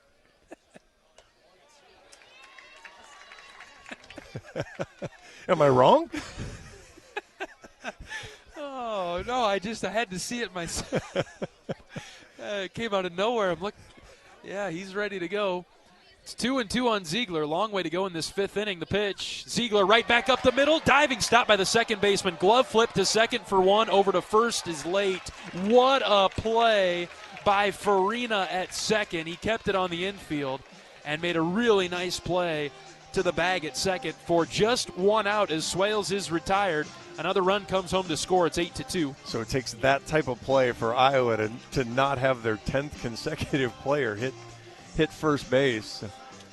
Wasn't exceptionally well hit, but that was still a fantastic play there at second base. And then the glove flip to get it up there to even have a chance to turn 2. You sometimes see those glove flips go haywire. Yes. Now back to the top of the order, Schulte in the box. First and third with 1 out, and the pitch. Cooper takes, inside for a ball.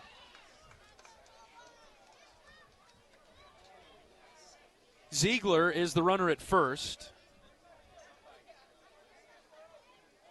Woods over here at third with 1 out. Pickoff move to first. I like Ziegler going, don't you? Wouldn't hate seeing that. Left-hander chucking it down in the Illinois bullpen right now.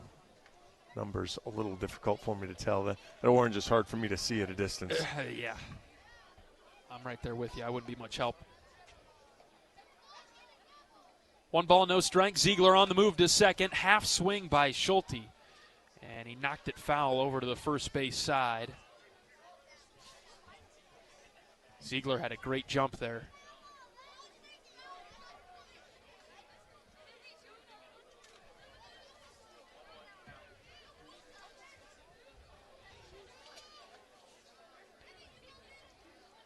One ball, 1 strike with 1 out on Schulte. Move over to first. Just to keep Ziegler around. Jalen is probably the fastest guy on the team. Gable Mitchell is quick. Jalen Ziegler is fast. I'll buy that.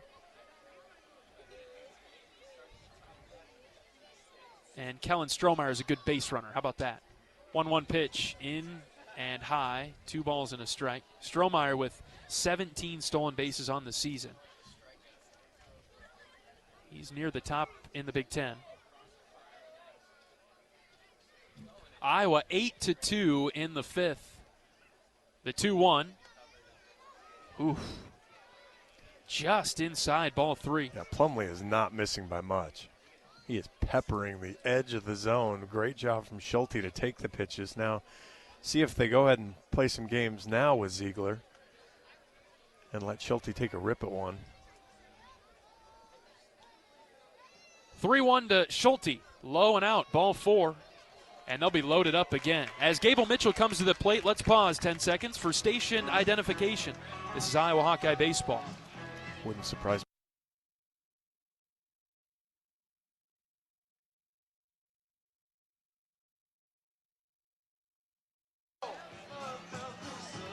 Well, this is getting away from Illinois in a hurry right now. 8-2 Iowa, and the bases are loaded for Gable. With one out, he singled in a run and scored in this inning. First one to Mitchell, way outside. Iowa's running downhill right now. Well, and you've got Plumlee, who's been, again, just coming back from injury. I don't know how many pitches he threw in his one inning of work in the last two outings, but that was 30. 1-0, outside again, ball two. I don't know if you can tell Gable to take a pitch. He won't like you if you do, but, right. but he'd do it. He's a team guy. He is. I think this is a good spot for a red light. And we'll have a mound visit here. This could be a middle of the at-bat change. He's kind of looking that way, but... And keep in mind with Plumlee, yeah, they're making a change right now. Plumlee, he was a really good pitcher before he got hurt. We didn't see him last year, so I don't know what he did last year. But I remember in 24, Coach Sutherland was all over Plumlee as being one of their best. Yeah, and so, again, in this situation now, you start looking at the score, you start looking at the situation, you start looking at his personal situation. Do you want to waste him here at risk him here, I guess is a better word, at 35 pitches. So we're going to get the change. We'll take a pitching change break. We'll introduce the new Illini pitcher when we return. This is Hawkeye Baseball from Learfield. Hawkeye Nation, here's something big. U.S. Cellular is now part of T-Mobile. That means Iowa fans are now on America's largest 5G network, bringing even more strength and coverage to every game day and every day. As the official wireless partner of the Iowa Hawkeyes, we're proud to power every call, every post, every celebration. U.S. Cellular and T-Mobile, better together. We love it when the Hawkeyes do their thing, because if there's anyone who can appreciate building a legacy, it's John Deere. We've been growing our team since 1837, recruiting the best thinkers, doers, and makers to craft innovations that outpace the competition. Because whether it's cultivating the earth with a tractor or reshaping it with a 40-ton excavator, the machines we build are building America. Nothing runs like a Deere.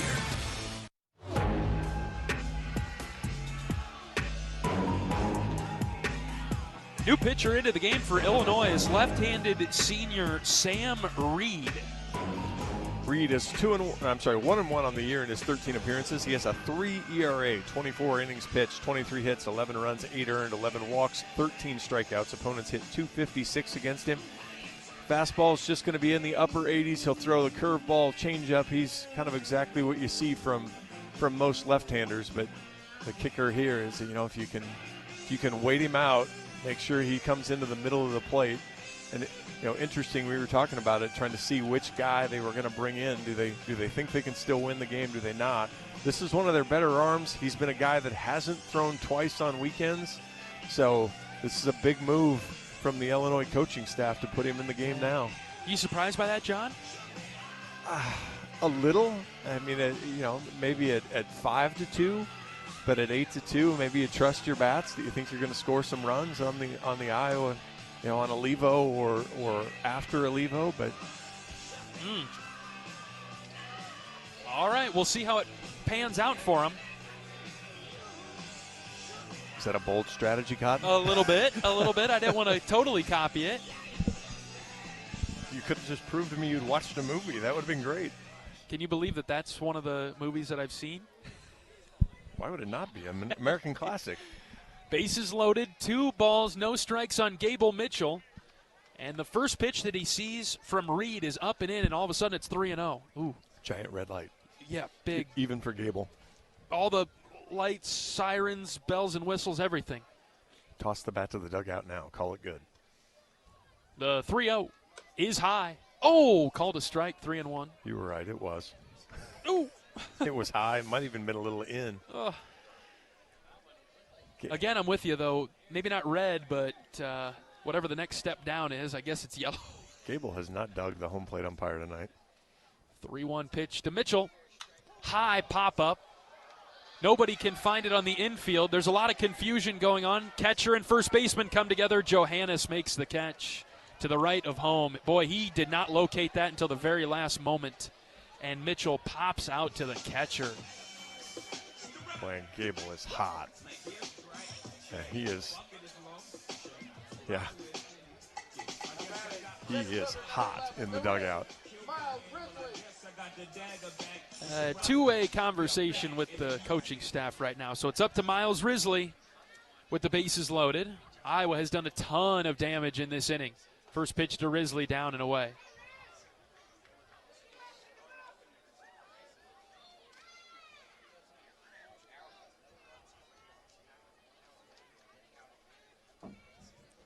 One ball, no strikes with 2 outs. Reed, the left-hander, is set. The pitch.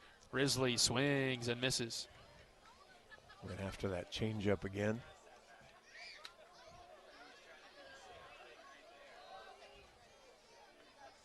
I know you feel good about the way this inning went, but with just 1 out and still bases loaded, if you stop here. 1-1 off the end of the bat, in the air, first base side. That's into foul ground. And out of play, about 5 rows back. It's 1-2. Yeah, talk about leaving some meat on the bone. It comes across maybe as greedy, but the runners are out there to be driven in. Well, you had bases loaded, nobody out. You got 1 on the fielder's choice. And then maybe an unfortunate call on Gable, but then the pop-up was his pitch. 1-2 to Risley. Swing and a miss, strikes out. 4 consecutive changeups. It's a good pitch there for Reed that gets Risley. It's a huge inning for Iowa. 7 runs in the bottom of the 5th. It is 8-2 Hawks. We'll be back for the 6th after this on the Hawkeye Radio Network from Learfield. Whether they roll the dough or pour the joe, bake the bread or greet instead, your team goes the extra mile, and they deserve healthy eyes and a healthy smile. For plans that cover businesses of all sizes, Delta Dental customizes.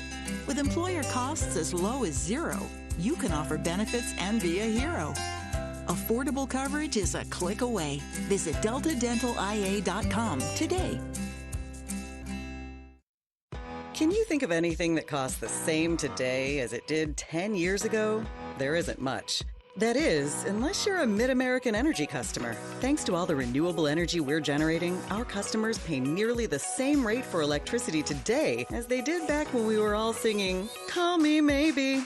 And with Mid-American making even more investments in clean energy, you can count on enjoying those same affordable rates for the next decade.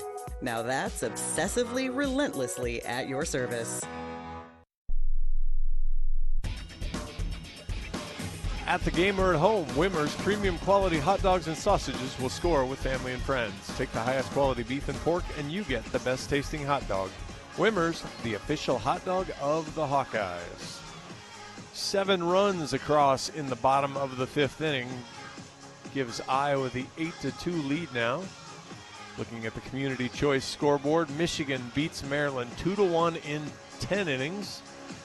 UCLA trying to finish off Michigan State. It's 4-1, bottom of the 9th inning there. Indiana 5-0 over Northwestern.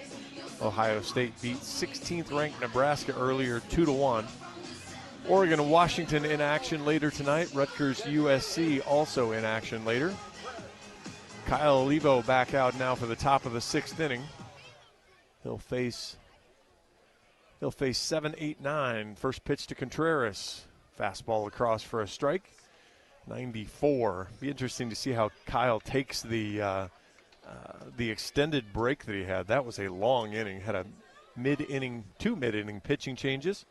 That ball is also 94 and also a strike. It's 0-2. Contreras had a question.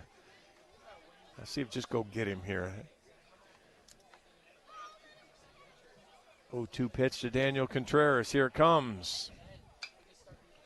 Breaking ball off the end of the bat. Off speed, out of play. He got that pitch. That was the one he kind of fisted for a single in his last at-bat. Drove in a run. Olivo Tried to go back. 97. Tried to get the fastball back past him.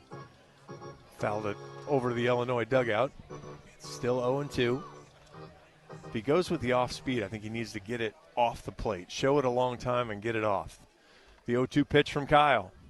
Breaking ball. Ooh, just misses.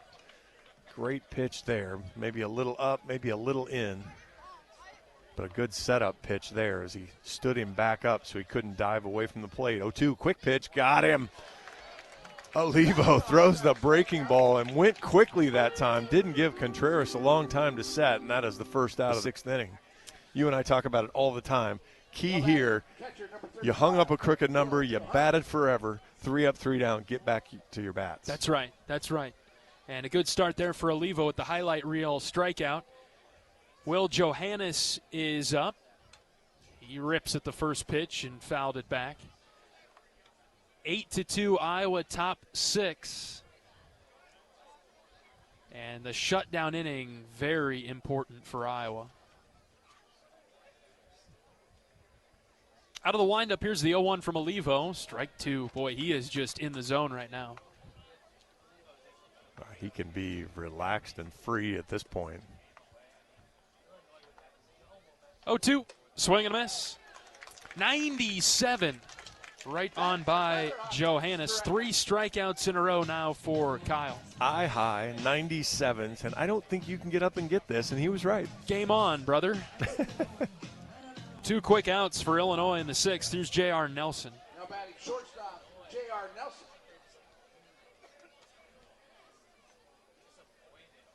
Yeah, Nelson's going to try to slow this inning down a little bit. See if Olivo goes with. He's got a couple moves with the leg kick. That fastball was high. Sometimes, and he did it to finish up Contreras there, where he went with a short kick and really gets it on quick to try to disrupt the hitter's timing. 1-0 from Olivo. There's a strike, low outside corner, 1-1. He's got, to your point, John, you nailed it. He's got a few different deliveries. Some nice and smooth, like this one, the 1-1, swung on and missed, 1-2. But the other one is very violent and rapid and quick. Well, I love what he's doing here, too. He's not giving them different pitches. He's giving them different pitch looks and working that way instead. Olivo set. The 1-2 is outside. He tried hard that time. Woo! That was how quickly can I throw it. That's his shortstop days right there. And he's back on the rubber, ready to pitch the 2-2 to Nelson. He brings it home with 2 outs. Here it comes. High. Ball 3. He's having some fun out there. That was the ultimate slow delivery after the other one, which was as fast as he could do it. Now let's go back to normal and strike him out. Full count pitch on its way home to Nelson. High. Ball 4. Okay. It's all fun and games until you walk a guy. Yeah. Now get back in there and get locked back in. Nelson literally walking to first base. Well, and Groves very slowly walking to the plate. Not really in an interest to speed this game up. Probably some good ball knowledge out of the Illinois players. Absolutely. The first 2 outs were quick. You know, Olivo wants to go fast, so break up his rhythm. 8-2 Hawks in the 6th. Iowa out hitting Illinois 11-5. And the top of the order, Groves is up with 2 outs. Olivo with a long pause from the belt. He pitches a strike. 3 costly errors by Illinois tonight. A team that doesn't, they fielded okay at 978. That number's going to take a dive. Iowa's been clean defensively today. Yeah, and I still argue that there should have been another one. That's right, back in the first inning. Yep. Mm-hmm. I think the ball that Nelson handled that gave and that cost a run, because by going to third, then the single easily drives him home. Count even at 1. Olivo is ready. The pitch. Ooh, called a ball inside.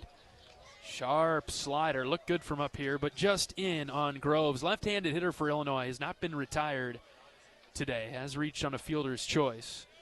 And had an RBI single in the 4th. 2 outs, the 2-1 from Kyle. Outside, ball 3.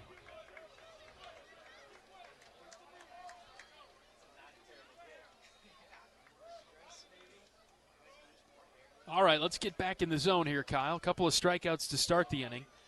And then a walk to the 9-hitter, and has fallen behind 3-1 and has walked Groves.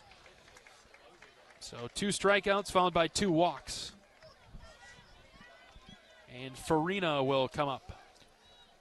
Like I said, you missed the plot a little bit, and we'll get Coach Obermueller out of the dugout. You missed the plot a little bit, and you had Nelson down. You could have gotten into the dugout really quickly. Now make sure you get into the dugout with a 0. Right. Lock back in here. Settle down.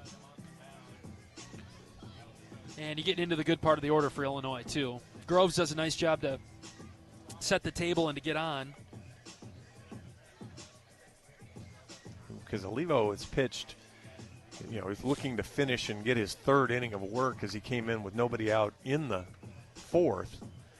So, he's going to push, unless he gets a 1-pitch out here, he's going to be at 60 or more already. So, a longer outing for Kyle with still some work to do unless Iowa bats come through again. Right.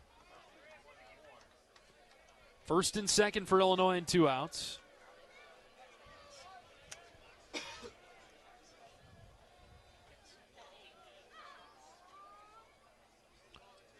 First pitch to Farina is low. Yeah, and these guys, I mentioned it earlier in the broadcast, that the top of the order, they're good at working pitchers. Nelson is good as well with more walks than strikeouts. Right versus right. Olivo delivers the 1-0, and it's fouled back to the netting. A few of the fans in the front row flinch as if the ball were to come through the net. You got to be ready just in case. Don't assume. That's right. We've seen plenty of interesting happenings at the ballpark. Ball and a strike on Farina.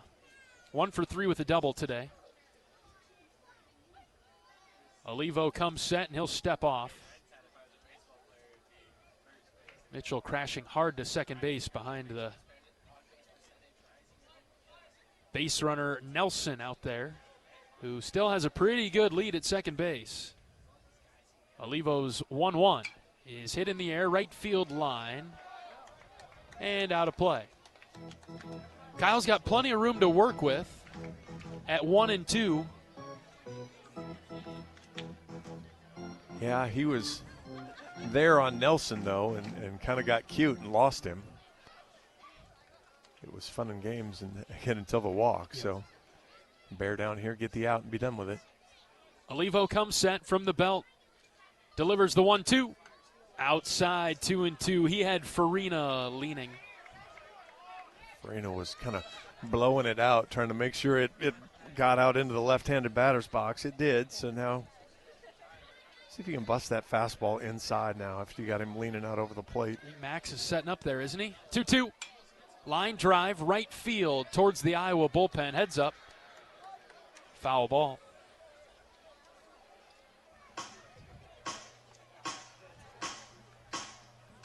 I'll rephrase that. Instead of saying he went outside, I'll say that pitch ended up outside.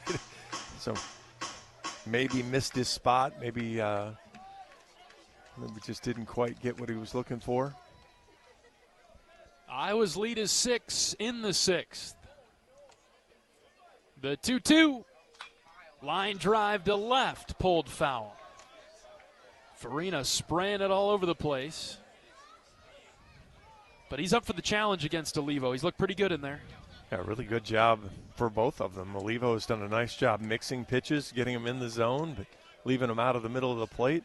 Farina's done a really nice job fighting him off, spraying him around, spoiling good pitches. We'll do it again at 2-2. With 2 outs, Olivo ready. He pitches. Tapped foul. Illinois dugout. A lot of foul balls here, and so Iowa player will jog out some new baseballs for the umpire. If he's got extra, now might be time to give him 96 up in the zone. Been like 3 spinners in a row, hasn't it? Yeah. Kyle has the sign that he likes, and he comes set at 2-2. Deep breath, quick look at the runner at second. And inside move, throw to second. We had to. He'd already broken rubber once, and so if he'd have done it again, that would have been a ball, automatic ball. So he had to throw and act like he meant it.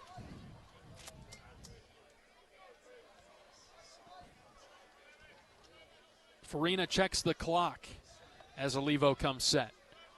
Kyle pitches the 2-2, high and off a Burt's glove to the backstop.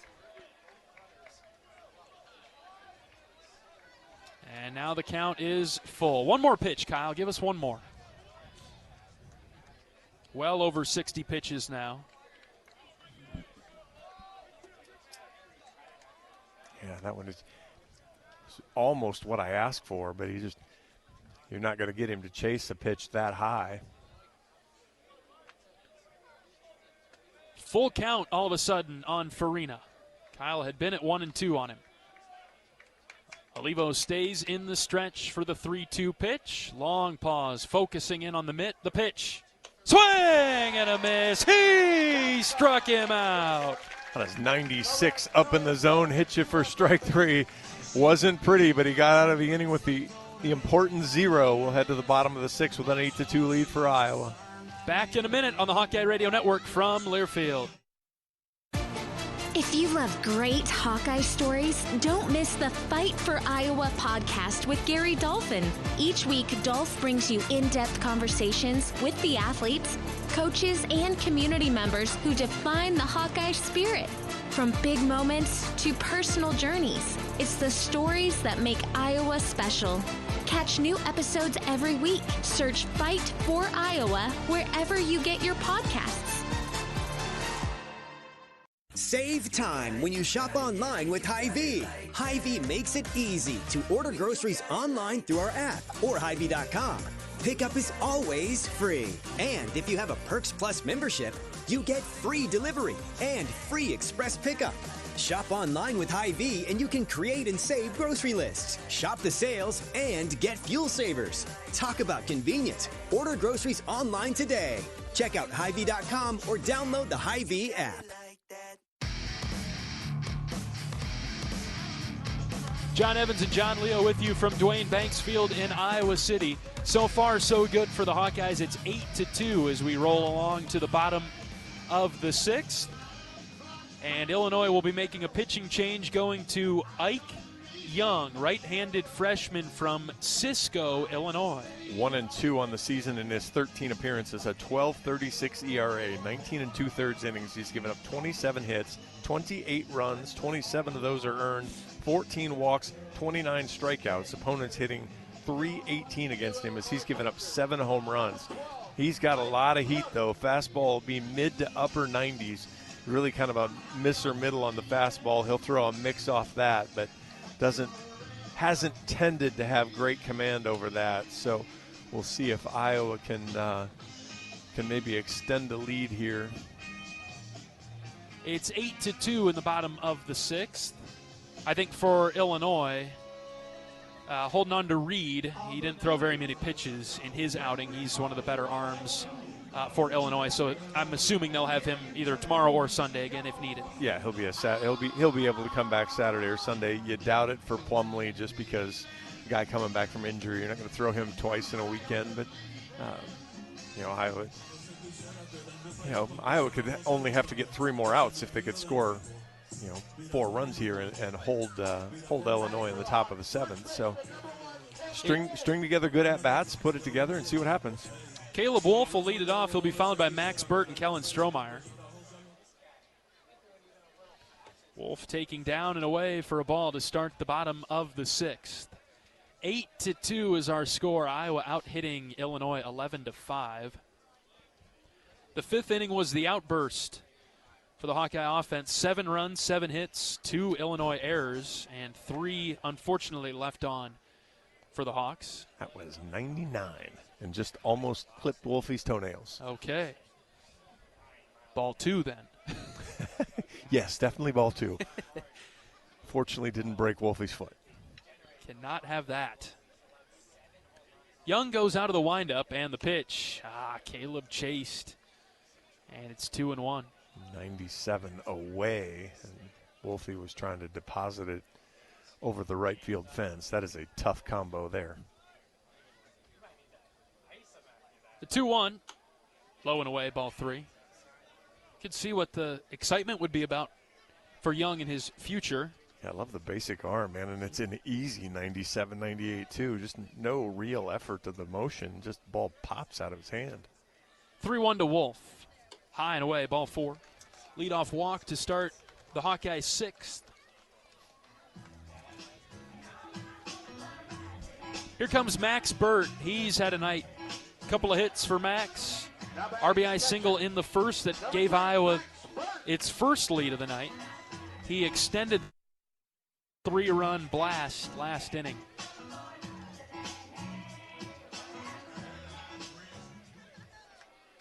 Wolf the runner at first. And nobody out. Burt swings and misses. Boy, this is power versus power, isn't it? Looked like he was pretty well timed on 97 there.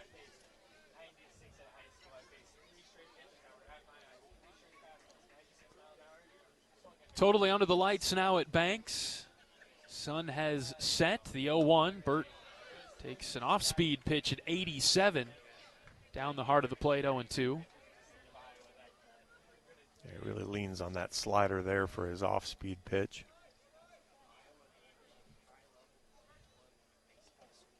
Wolf with a good lead at first. And the 0-2. In the dirt, Caleb taking off for second. Throw down to the bag, and the ball will beat him. And he is out. Good play by Johannes. Yeah, I mean, he's been so good behind the plate. For the most part, the balls haven't gotten away from him, and that one was really no exception. The ball just kind of squirted right in front of him. He's easily able to jump on it. And then Burt strikes out on the next pitch. Can't really blame Caleb there. You know, you read the downward angle. You are counting on the catcher making an unbelievable stop, and it was a pretty good stop by him. And I don't know if Caleb got the best jump, but the decision is, you know, okay. Ball that's in the thing. the dirt. If you don't get a jump, then yeah, that part of the decision maybe wasn't the best from Caleb. Yeah, so I mean, your premise is great. If he saw it in the dirt and got the jump, then great. If you don't read that quickly, then you better see how far the ball gets away from the catcher. There's a strike past Kellen Strohmeyer. Count is 1-1. We're in the bottom of the 6th. It's 8-2. Iowa with the lead in the series opener. Next pitch to Kellen. Ground ball, first base side, and trickling foul. I don't know how many times I've seen it or read it of struggles to command his off-speed pitch and then watches a guy come in and just dime up the sliders here. And Young's been great with the slider. 1-2. Strohmeyer lifts into shallow right. Long run for Jennings, but he's able to make the catch in the gap for out number 3. Ultimately, Iowa goes down in order in the 6th. On to the 7th, Iowa 8, Illinois 2. We're back after this on the Hawkeye Radio Network from Learfield. The silly moments, the proud moments, even the hard moments. They're what make life remarkable. And they're why Wellmark Blue Cross and Blue Shield is here for every moment.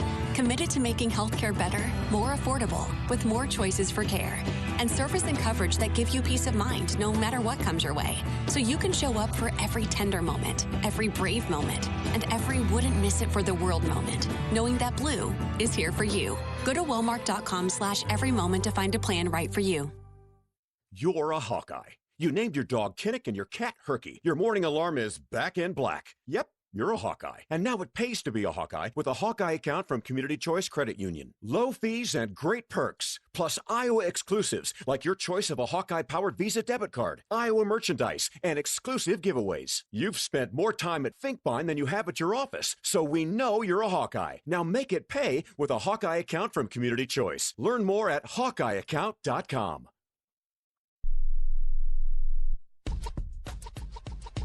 For all things college baseball, including live games and talk, tune into Sirius XM College Sports Radio Channel 84 and streaming on the Sirius XM app. Coming around the outside, we got lane 6. On to the 7th inning. John Evans and John Leo with you from the broadcast booth at Banks. It is 8-2. Iowa in the lead. Kyle Olivo out for another inning of work.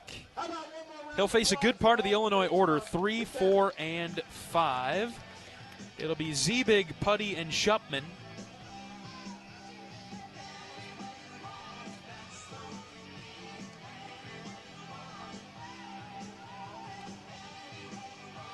Ziebig will be up first. He's walked twice tonight. As we're into the month of May, and Iowa's still playing important baseball. See this how squirrely the RPI system is, though? Iowa gets 14 points for a win tonight. Okay. Could lose 49. Ooh. So in other words, Iowa, it's like the Maryland series. Iowa could win this series, and they're still going to lose RPI points for winning the series. That doesn't make a lot of sense. Illinois has got some pretty good wins, and their RPI must not be very good, huh? It's low 90s. Olivo ready to pitch to Ziebig. Right versus left. Kyle missed outside for ball one. Actually, it's upper 80s now. It's 88. Okay. So, yeah, just 15 spots behind Iowa, and somehow if you win the series at home, you lose points. Kyle missing wildly there, 2-0. We've seen too many balls hit the backstop first from Iowa pitching tonight. Yeah. To only have given up 2 runs as well, though, so I guess they've worked around it. And I know you made the joke about Burt and Geffrey and the height difference, but I'm with you. I don't think it would matter. Iowa has misfired a few times. There's a strike right down the middle from Kyle. We've seen more frustrated emotion from Kyle tonight. Yes. 2-1. Hit well to right. This is trouble. Long gone over the right field wall by Ziebig. It cleared the trees. Solo home run on the home run to right. And it's 8-3.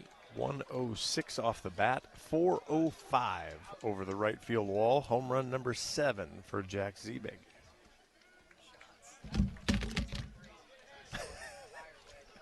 Down in front, John Leo. You got good video. All right. Got good video of that for Illinois. AJ Putty's up. He's 0 for 3 today.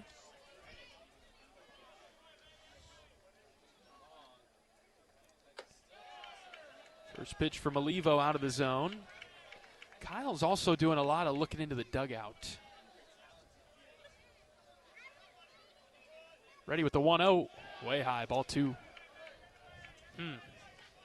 I don't know that Kyle's going to be long for this game right now if he doesn't kind of lock in here. Again, there's some roaming around. To your point, there's glancing over. 2-0 is in there for a strike.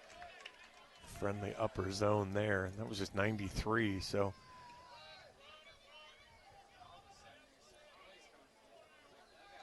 Here's the windup in the pitch.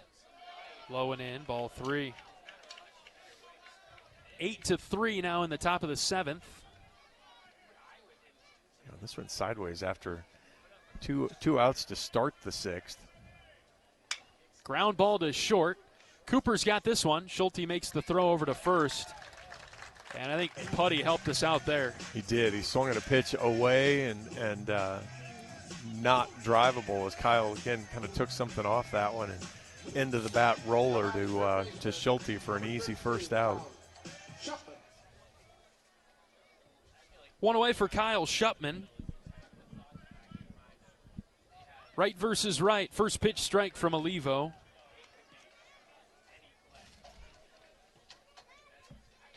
Yeah, to your point, we were kind of talking about what the pitching plan might look like for Iowa. Beautiful pitch there for strike 2. Back in the zone, love it. And, you know, it kind of depends on how this inning finishes, but, you know, you could see Iowa, you know, probably going to, you know, even a Husak here if score stays tight-ish. 0-2, broken in there for a strike. A 3-pitch strikeout of Shupman. Well done by Olivo. And if Kyle can settle down and mix some pitches here, maybe even get into next inning, you know, you give yourself some other looks. Kyle threw 78 pitches last week against Indiana, threw 80 mid-April against Southern Cal. Who just high and away of Jennings. Yeah, I think it would be close. I'm not sure. Yeah, this will be pitch 80 right now. So, if you get out of this inning, maybe you could roll him out there and try one more time. 1-0 is fouled off to the left. It's 1-1. Talking with the coaching staff, Kyle is one of those pitchers for Iowa that wants the ball all the time. Now, Coach Heller has an interesting take on the flip side of that, not necessarily to Kyle, but he says that's why he made a joke a couple weeks ago about a pitcher coaxing his coach to keep him in the game and how that did not pay off. And Coach Heller had a funny comment about that. That's why he's the coach. Well, I think the kicker, though, is you got to trust your guy. 1-2 pitch to Jennings is outside, 2-2. And that's where it becomes really important that your guy's honest. Yeah. It can't just be a give me the ball, coach, I want the ball. That's great. That's the perfect attitude to have. But you got to be honest of, my tank is empty, man. I don't know if I got it. 2-2 is down, ball 3. Again, I know you don't watch movies, but it's like the major league. You go out and you ask Ed, what do you got? And he's like, I think I got a grease ball for one more guy, coach. And nah, we'll let Ricky get him, And so it's kind of that thing because he didn't have anything left. 3-2 pitch to Jennings. Here it comes. Swing and a miss. He struck him out with the spinner. Kyle got him. Really good job there going back to the off-speed pitches to get through that inning and, kind of becoming more of a pitcher as he keeps learning and working through it. Solo home run by Jack Ziebig to start the inning for Illinois, but that's it. Iowa takes an 8-3 lead to the bottom of the 7th. Time for the 7th inning stretch. We're back in a minute on the Hawkeye Radio Network from Learfield. Here come the Hawkeyes. And a Stockie racing to the basket, layup good. Iowa Athletics is gearing up for another amazing season filled with exciting matchups and electrifying plays. Working hard into the corner. Catches a 3. Get your game face ready and come on out to cheer the Hawkeyes on all season long. Visit HawkeyeSports.com to find tickets, schedules, game times, and more. On Iowa, go Hawks. Touchdown! Touchdown, Iowa! If you or someone you know is having thoughts of suicide, experiencing a mental health or substance use crisis, or just need someone to listen, 988 provides a direct connection to free, confidential, and compassionate support. When you call, text, or chat 988, you'll be quickly connected to trained crisis counselors who will listen to your concerns, provide support, and connect you to additional resources if needed. There is hope. You are not alone.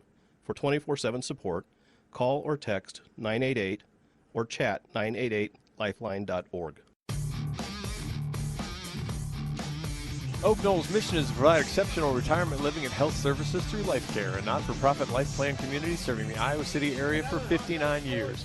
Oak Knoll is conveniently located near the University of Iowa Healthcare Campus, Kinnick Stadium, Carver Hawkeye Arena, and downtown Iowa City. A proud sponsor of Hawkeye Athletics. Visit oakknoll.com to learn more. When Ronnie yells something, he just completely distracts me in the middle of those reads. I missed it. Even though the PA feels loud today, John, I don't know if it's clearer. But I think he announced that Iowa softball down the hill beat Purdue 8-7. I think that's what it was. Mitch Wood is up first for Iowa in the bottom of the 7th. 8-3 is the score. Did Iowa softball give up 15 runs in an inning and win that game? Correct. That's amazing. Against UNI. Against a 10U team, that's amazing. Right. That score ended up being 21-17. You want to talk about a football score. Did we convert a late touchdown, or do we have to hold them off on a late drive? Oh, Woody.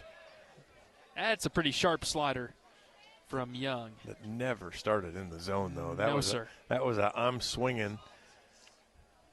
And, I mean, now, granted, when you throw 97, you don't get a lot of extra reaction time. 1-2. Swing and a miss. And that was 97. This guy's looked pretty good. I don't know what his other outings have looked like. Yeah, unfortunately, that was a lot of help there. I think the big number for me is the .318 batting average. So he must just go right down the middle a lot. Ben Swales into the box, taking a pitch outside. Illinois State got 5 runs on him in 2 innings of work on 7 hits. Okay. A double, 2 doubles, a triple, and a home run. I'm sure it comes and goes for him. That's probably, and that's part of being a freshman, Absolutely. too. We've seen that with the younger staff as well. 8-3 Iowa in the bottom of the 7th. Swales swings and misses at a 2-0 pitch. But you sit there and don't think Manny lacks for arm talent. Right. So, I mean, at the very least, Coach Hartleb's got an arm in the bullpen that he'll be able to keep building on. Swales turns away from the bunt opportunity and watches a strike go by. Yeah, this kind of went from feeling like a run rule potential to now just make sure you. Swales hits one over a leaping third baseman and into the corner. Swales around first, headed for second. He's in there sliding safely. Ended up being a close play. It's a one-out double for Ben Swales. Striding into second and then having to slide feet first. That was really close. Great throw out there from that was Zebig. Hits the home run quarter mile last inning or top of the inning and then makes a fantastic throw as he tracked that down. Not full left field corner, but had to go get it. Joey Narrett will get a swing now. Narrett did not get the start today because Illinois went with a lefty on the mound. Joey hasn't had the most success against left-handed arms, and so since Illinois has gone to the right side on the mound, Joey gets a crack at things. Jalen Ziegler gave Iowa a nice spark at the bottom of the order, getting on a couple times today. We'll see what Narrett can do. This will be power versus power, huh? That's exactly what I was thinking. 8-3 Iowa, bottom of the 7th with one out. First pitch to Narrett, breaking ball outside and stayed out there.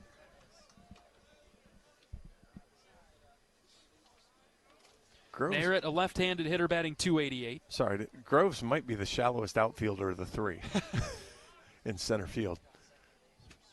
1-0 pitch, swing and a miss. Off speed in the dirt. That was dirty. It's almost like a straight line in the outfield, which is rare. The center fielder usually is at the top of the arch out there. Yeah, there's usually a little curve to it. Doesn't look like there's much of one the way they're playing outfield. Young's 1-1 to Narrett. Low. Haven't seen that fastball against Joey. So good scouting on Illinois' side of things. Narrett typically a good fastball hitter. It's always interesting to watch how different teams play outfield or position players, big shifts, whatever. Illinois' infield has a slight shift over to the pull side of Narrett, the left-handed hitter. Here's the 2-1. Swing and a miss. There was the fastball. Joey was ready to match Zebig on the fly ball to right. Chest-high fastball. Joey couldn't get up to it. Counts even at 2. Top of the order, Schulte on deck. The pitch. Ground ball, right side. Second baseman Farina knocks it down. He throws out Narrett, who moves Swales over to third on the 4-3 ground out. It's a little easier for Johannes to catch Young. I mean, it's just mostly straight fastball. He's had to body block a couple of sliders here or there, but for the most part, Young's been, kind of in a pretty good range. And that'd be a good time to let one squirt through, though. Schulte swings over the top and misses the first pitch that he sees from Young. I have done too many chases on the sliders. Yeah, Iowa has helped Young throw those for strikes or have them be counted as strikes, right? 0-1. Schulte sends on the ground through into left field for a base hit. An RBI single for Schulte as he splits Nelson and Schupman. It's 9-3 Hawks. Big answer. There was some energy coming up in the Illinois dugout after the home run. Kyle went to 2-0 count on the next hitter, so there was they're starting to get some spark in that dugout. Iowa gets the run right back, gets everybody off the rail in the Illinois dugout. Iowa has had an answer tonight. Mitchell out in front of 88, and he missed. 9-3 Iowa, bottom 7. Hawkeyes feeling in some pretty good shape right now. We'll see how Iowa elects to pitch the final 2 innings of this one. Up by 6. And the 0-1. Gable hits in the air opposite field. Foul.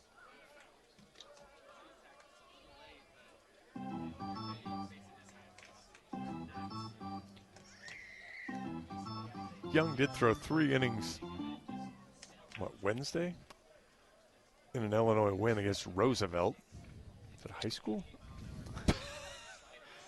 0-2, Gable pops into shallow left. This ball might drop. It will. Schulte was on the move. He will get the stop sign at third base as Mitchell just blooped that into left. The dirtiest single Gable Mitchell's going to have all year, as the only reason that goes as a hit is Nelson completely had to abandon ship to go cover second base. The ball, he would have just tracked over a few steps, made the catch, and the inning would have been over.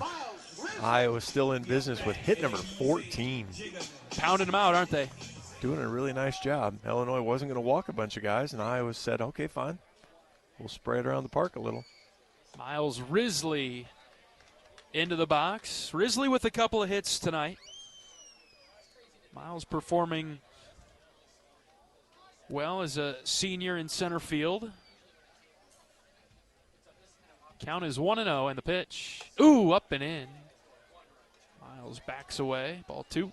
Yeah, Young's fastball's already backed off. He's 94, 95 now instead of 97, 99. Still pretty darn good, but. Hitters count for Risley at 2-0, and the pitch. Way outside, ball 3. Yeah, that's just pitch 35, so really not, other than he threw the other day, not stretched out too far yet. Yeah, I'm not sure I'd suspect Illinois to have a desire to go to many more arms here tonight. 3-0 to Risley. Outside corner for a strike. You've got a guy just grabbed a ball down there in the bullpen. I mean, I really think it kind of depends on, obviously, how this inning goes. You know, this might not be done yet. Right. 3-1, runner taking off. The pitch is a called strike. Iowa getting in a rundown as Schulte will try to score. He's out. It was a steal and stop for Mitchell on his way to second. Schulte tried to score, but it was a good throw from the middle infield of Illinois to cut down Schulte at home, and that will do it for Iowa in the 7th. 1 run across for the Hawks. It is 9-3. 8th inning coming up on the Hawkeye Radio Network from Learfield. If you or someone you know is having thoughts of suicide, experiencing a mental health or substance use crisis, 988 provides the direct connection to free, confidential, and compassionate support. When you call, text, or chat 988, you'll be quickly connected to trained crisis counselors who will listen to your concerns, provide support, and connect you to additional resources if needed. There is hope. You are not alone. For 24/7 support, call or text 988 or chat 988lifeline.org. A message from Iowa HHS. Hello, Iowa. Here's a promise. Wherever you are in this great state, University of Iowa Healthcare is here for you, even if you never walk through our doors. Educating, caring, leading research, sharing our expertise with all. Because we believe that UI Healthcare is here to make all of Iowa better. UI Healthcare, changing medicine, changing lives. Visit uihealthcare.org.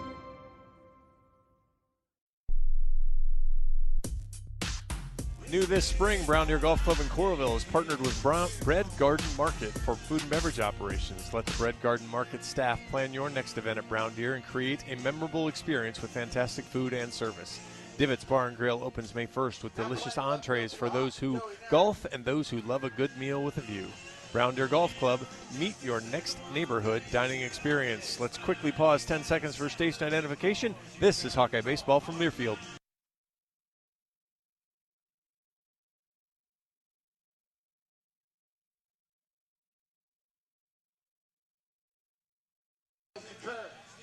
All right, we will see Kyle Olivo start the 8th, and he'll pitch to Daniel Contreras. It'll be 7-8-9 for the Illini. First pitch right down the pipe at 94 from Kyle.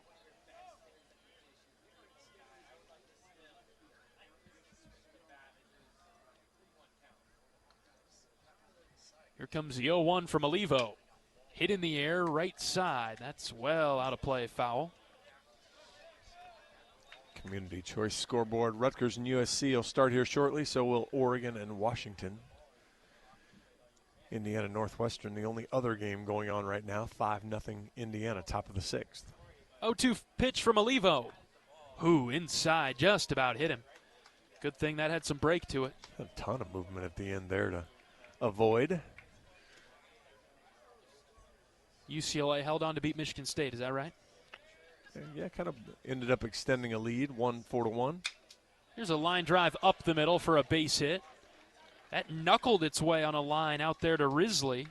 Leadoff single for Contreras. Iowa's lead is 6, 9-3. And we had thought maybe Olivo, maybe a couple of innings ago, if Iowa had put up an even bigger number, you could table him for maybe a Sunday. That's out of the question now. This will be it for Kyle this weekend. Johannes is up for Illinois. First pitch strike from Kyle. Which is fine. This is anything you could. I mean, you could do so much with Olivo. He could probably start games, to be honest. Yeah, but you want to make sure you get the win here now that you've extended out a lead. 0-1 to Johannes. Outside corner for a strike, nothing in 2. Kyle pounding the zone. Kyle had 7 strikeouts in the win against Indiana. He has 7 tonight, so. Looks in for the sign on the 0-2 to Johannes with a runner at first and nobody out. Here's the pitch from Olivo. Swing and a miss. He struck him out. 8th strikeout of the game for Kyle.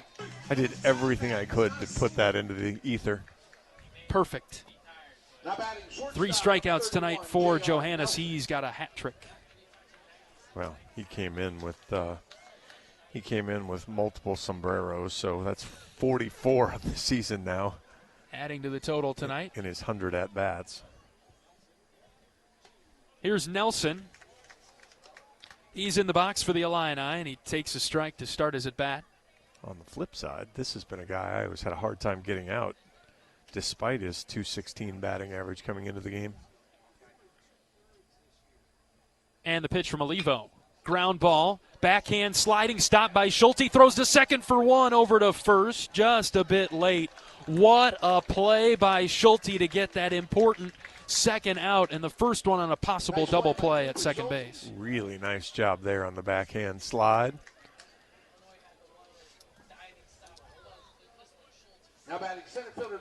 Stop any developing problems there. So it wasn't extremely well hit, but into a pretty good spot. But Coop went over, grabbed it. And now 2 outs for the top of the order, Groves. 9-3 Iowa in the 8th. Olivo with a long pause before pitching to the Illini center fielder. A ground ball to Schulte at short. He will flip it to Mitchell covering second base. And that middle infield duo teams up again for the force out. Iowa takes a 9-3 lead to the bottom of the 8th. We'll be back after this on the Hawkeye Radio Network from Learfield. At MidAmerican Energy, our 1.6 million customers depend on our energy 24/7. That's why we work 24/7 to deliver the safe, reliable energy you need. To keep our 99.9% reliability record, we're enhancing our technology, improving resiliency, and investing in critical infrastructure. We're generating power from all available resources to cover any increases in demand. And we're innovating to ensure you always have the energy you need. MidAmerican Energy, obsessively, relentlessly at your service. You're a Hawkeye. You named your dog Kinnick and your cat Herky. Your morning alarm is back in black. Yep, you're a Hawkeye. And now it pays to be a Hawkeye with a Hawkeye account from Community Choice Credit Union. Low fees and great perks. Plus Iowa exclusives like your choice of a Hawkeye-powered Visa debit card, Iowa merchandise, and exclusive giveaways. You've spent more time at Finkbine than you have at your office, so we know you're a Hawkeye. Now make it pay with a Hawkeye account from Community Choice. Learn more at HawkeyeAccount.com.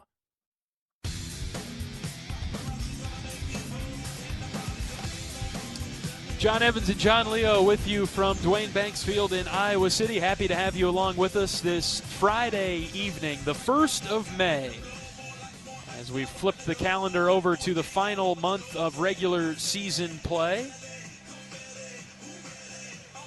Last weekend of Big Ten competition at Banks this year. So you'll have a chance tomorrow and Sunday to come out to the park.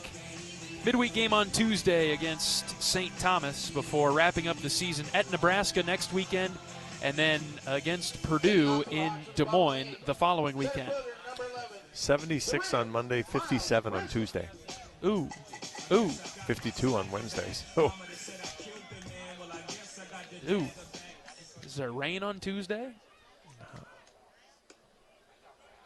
Miles Risley leading off the bottom of the 8th for Iowa. It's 9-3 Hawks. Yes. Ooh. 65% chance of canceling St. Thomas. There's a strike, 1-1 on Risley. All right, fans. Just tonight, just a thought. You got 2 days. Come out to the ballpark. It is supposed to be a nice weekend here in Iowa City. Here's the 1-1 to Risley.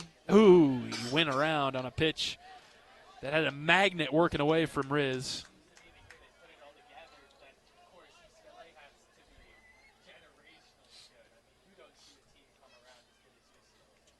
Here's the 1-2 to Risley. Fastball snapped outside. Evening the count at 2 now. Yeah, St. Thomas is one of those games where when Iowa shows up on the field, they're going to lose RPI points. Sure. So. Yeah. 2-2. Inside. Close. Ball 3. That's a great pitch. It really was. Just your point about St. Thomas there. We've seen some teams make some schedule changes to avoid RPI hits like that. Is Iowa in a spot to do that? I mean, we're in the 70s right now. 3-2 to Risley is it called. Third strike. Miles is down to begin the 8th. Well, you're realistically probably not, but if you could somehow go win 2 of 3 at Nebraska, and then you could somehow win 2 of 3 because the games in Des Moines are considered neutral site, so the RPI impact is different, correct? Yeah, different and beneficial to Iowa to win those. And so, where I was talking about you lose a game to Illinois and you're going to end up losing RPI points for the series. You do that at Nebraska, and it's going to be very beneficial to win those 2 games. Foul ball by Wolf. That caught Johannes in a soft spot. And he's been so good behind the plate and has had to deflect and be kind of a pin cushion for so many balls, and then he gets caught with one on the off speed. But yeah, I don't know that even in your most optimistic scheduling finish that Iowa could get anything other than maybe super fringy. Yeah. For at-large possibilities. Yeah, I mean, I suppose then if you go to the Big Ten tournament. Wolf hits the 1-1 in the air to center. Groves able to locate it in the dark night sky, 2 down. I suppose if you'd go to the Big Ten tournament, then you win your 2 games, and you find a way to upset one of the top 4 teams. You wouldn't have to win the tournament, but upset one of the top 4 teams, then you'd have another. So again, I think it takes a pretty hardcore Kool-Aid drinker to figure out how that's probably going to matter. A situation maybe last year we wouldn't be very eager to play St. Thomas at all. Correct. Or a team with St. Thomas's RPI. Yeah, because it sounds like we're trashing on St. Thomas. They've been a very good baseball team for not being in Division I for very long. Yep. They have come in here and performed exceptionally well when they come visit Iowa City. It's just this year hasn't been their year. At 9-31, they've had more struggles this year. So I think with Ohio State's win tonight and UCLA's win, the Bruins have pretty much locked up the Big Ten. They're technically 5 games up. Yeah, 5 games up with 8 to play. So, for all practical purposes. They've probably had it locked up since February. 2 balls and a strike on Burt, and he taps it foul past Coach Pearson at third. Yeah, Iowa needs the win to keep pace with both Michigan and Ohio State. The 2 teams, they're kind of tied with Ohio State, chasing Michigan at this point. So that's kind of how you want to get there, and you create some separation then with Illinois, probably Rutgers. Outside 3-2. There's no magic number, right, for Iowa in their position in the standings, but we could make one up, right? As long as Iowa keeps winning, you drill that magic number lower and lower as you knock off teams that are below the Hawks in the standings. Yeah. 3-2 to Burt is low. It's a full count, 2-out walk. Yeah, I mean, that's the part that helps Iowa, too, is that a lot of those teams chasing Iowa or around Iowa in the mix play each other. And so there's losses coming in for those teams. And Young has been really good. Are we going to chat with him or are we going to yank him? We're going to yank him. Oh, he doesn't like that. It doesn't appear on the mound. But a pitching change coming for Illinois in the bottom of the 8th. Going to throw another arm out there in a game that is 9-3 Iowa. All right. Kellen Strohmeyer is the batter. He'll face a new Illinois pitcher when we come back after this pitching change break on the Hawkeye Radio Network from Learfield. The silly moments, the proud moments, even the hard moments. They're what make life remarkable. And they're why Wellmark Blue Cross and Blue Shield is here for every moment. Committed to making healthcare better, more affordable, with more choices for care. And service and coverage that give you peace of mind no matter what comes your way. So you can show up for every tender moment, every brave moment, and every wouldn't miss it for the world moment. Knowing that Blue is here for you. Go to Wellmark.com/every moment to find a plan right for you.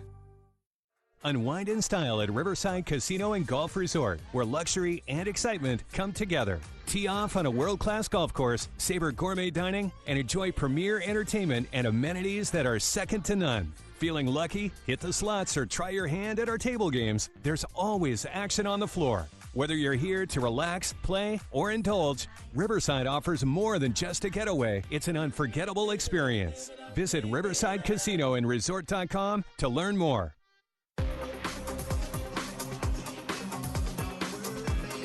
Illinois' new pitcher is Luke Weber, right-handed sophomore from Highland Park, Illinois. He enters in the bottom of the 8th with 1 on and 2 outs. Iowa leading 9-3. 9 appearances on the year. He's 1-1, 15 innings, 21 hits, 15 runs have all been earned, 6 walks, 13 strikeouts. Opponents hitting .333 against him. Fastball will get up there. It'll be 90, low 90s. Really tries to keep the ball down, work the bottom of the zone. Slider just kind of spins its way up there and really tries to keep hitters mostly off balance with the fastball. So see if Stroh can find a pitch he likes and maybe take it something that he leaves up in the zone a little bit. Iowa and Illinois will play tomorrow at 2 o'clock. Saturday afternoon baseball at Banks. Maddox Freeze will go for the black and gold, settling nicely into Iowa's Saturday role. Yeah, he's pretty much wholly owned that role for quite some time. High of 63 tomorrow. Sun will be shining, light winds, so we could be a true 63 tomorrow. Don't have to worry about dipping down too much.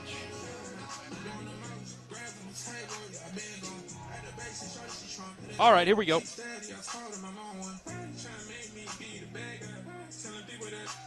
Kellen Strohmeyer strolling to the dish. 9-3 Hawks, bottom of the 8th. Runner at first and 2 outs. Weber ready, the pitch to Strohmeyer. Inside, tight to the thighs for a ball.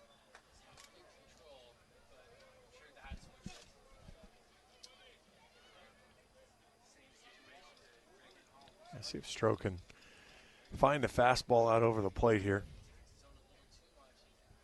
Weber goes from the right side, and the 1-0 pitch hit in the air off the end of the bat. Third base side foul. Kellen with a double today. He's 1 for 4.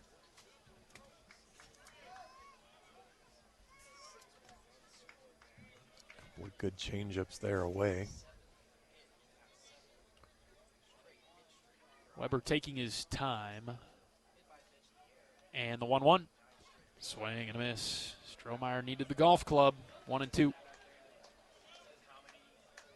Yeah, he's seen slider, firm change, and soft change. I don't think he's going to see anything other than off speed here again. Expect it. The 1-2. Low and in. Sliding over is Johannes to make that stop. Of course he was. I haven't seen a catcher do that too often. But he makes it look very smooth and easy. Yeah, I mean, he's been great. Again, it's not that he's even blocking it. He's catching the ball doing that.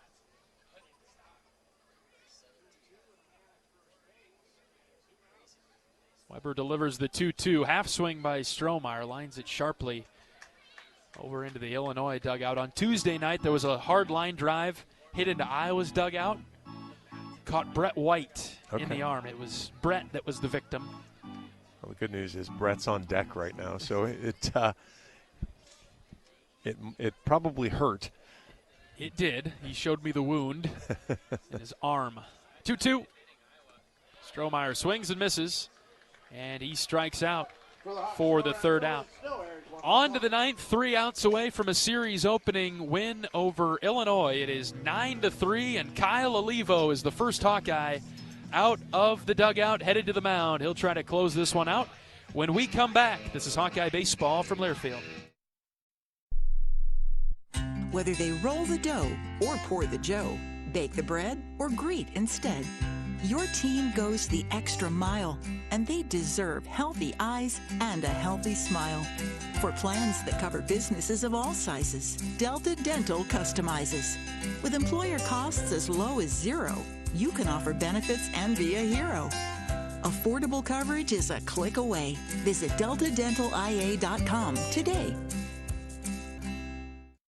Hey everyone, David Kahn here. It's time to play ball. The 2026 season is upon us, and the best way to get in the game is by listening to College Sports Now's official baseball podcast, Dugouts, Dumbbells, and Dingers. Each week, we'll have exclusive interviews with players and coaches that take you inside the locker room as we unpack the top stories of teams all across the country. We're delivering our best fastball, so step into the batter's box and tee us up. Available wherever you podcast on the College Sports Now feed or on YouTube. Just search Dugouts, Dumbbells, and Dingers.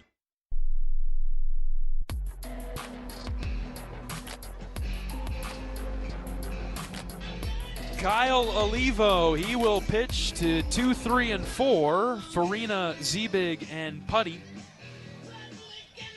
Iowa 9, Illinois 3. The Hawkeyes looking to make it 3 straight series opening wins. Funny what can happen when you win on a Friday night. You put yourself in a good spot to win the series. Well, after struggling to find a Friday win through the early part of the season, it is a lot more fun to win on Friday. Iowa's 8-2 in its last 10 games. Good math. Good save there, right? It didn't fully come out, did it? I did hear 11 somehow scoot out there. But. Oh, boy. All right. What are we at with Kyle? He's going to go over 100 pitches. This is pretty good. First pitch is swung on and missed by Farina. Wasn't much on that from Kyle. Took a lot off. 79. Well, that's what's dirty. I mean, you got a 95 now mile-an-hour fastball, 94, 95, and then go to 80. Back to the slider goes Kyle, and it's off the plate away. He's been craftier here in his later innings of work.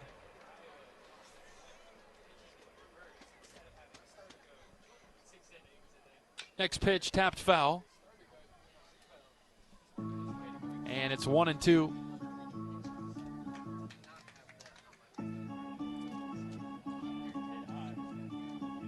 Yeah, I mean, still at 93 as he approaches pitch 100, so he's done a really nice job of mostly maintaining velocity. He goes from the windup against Farina as the 1-2. Just off the plate outside, 2-2. Farina, one of those batters that is always checking out the pitch clock before that's how he keeps his eyes off the pitcher. Well, it's a great way to do it. You're not ready, You can actually see how long you have. 2-2, that caught him up and in. Ouch. Did that get him in the face? Oh, no, fortunately not. But, man, that was 95. Ooh. Hit by the pitch. Yeah,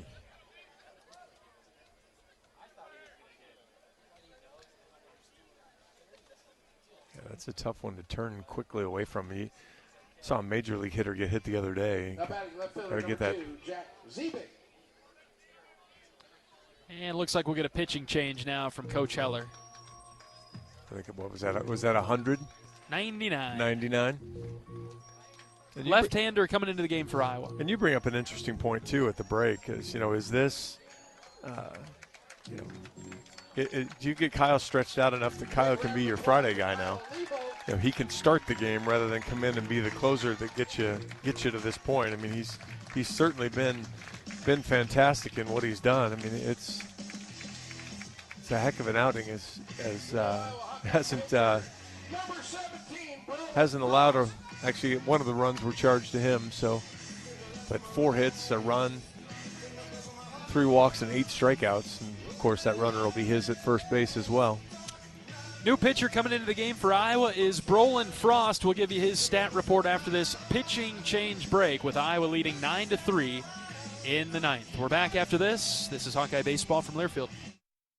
You asked for all the extreme internet performance at an all-in price, and we listened. Get 1 gig internet with a 2-year price lock and everything included. Unlimited data for nonstop streaming, powerful Wi-Fi for enhanced coverage, built-in online threat protection, and internet equipment. All for just $65 a month for 2 years. It's the extreme 1 gig internet deal you asked for. Call 844-4FASTER or visit extreme.com for details. Offer available to new customers only. Price doesn't include one-time charges, tax, and government fees.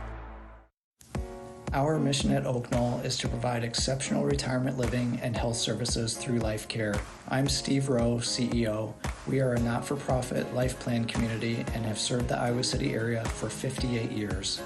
Oak Knoll is located near the University of Iowa hospitals and clinics, Kinnick Stadium, Carver Hawkeye Arena, Hancher Auditorium, and downtown Iowa City. Visit our website at oakknoll.com to learn more. We are a proud sponsor of Hawkeye Athletics. Go Hawks!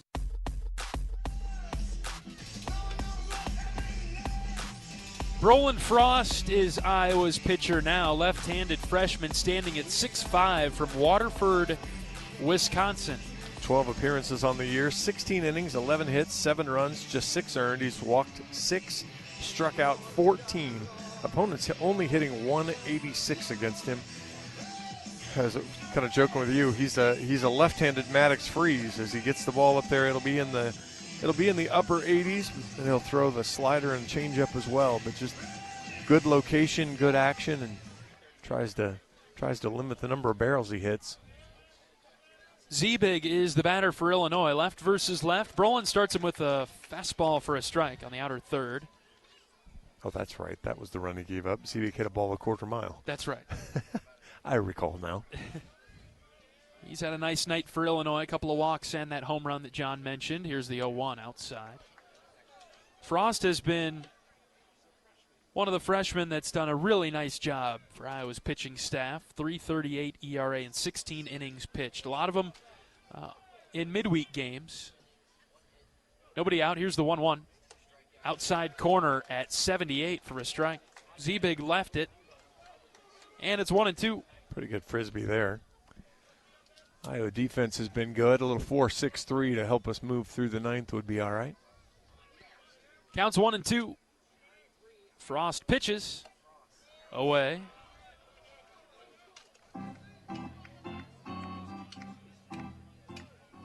Nine to 3, Iowa, top of the 9th. Frost in a staring contest with the runner at first. And Zebig skies one to left. Joey Narrett is underneath it, and Narrett makes the catch for out number 1. Good job there from Frost. Again, what he does well, keeps hitters off balance through the frisbee, then got the fastball, was able to get it off the end of the bat.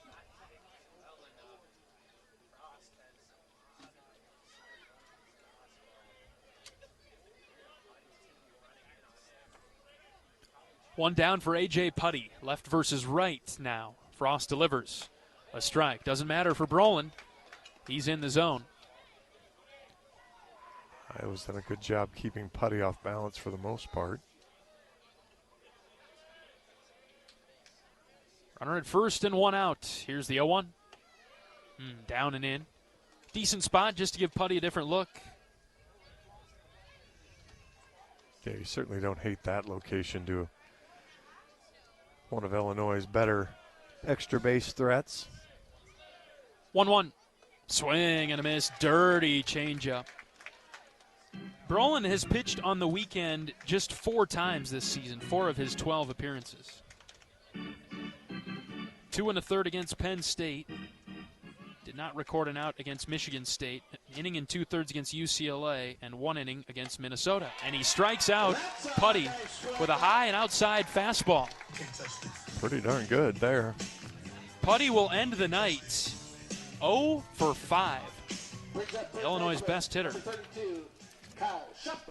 And 2 down for Kyle Shupman.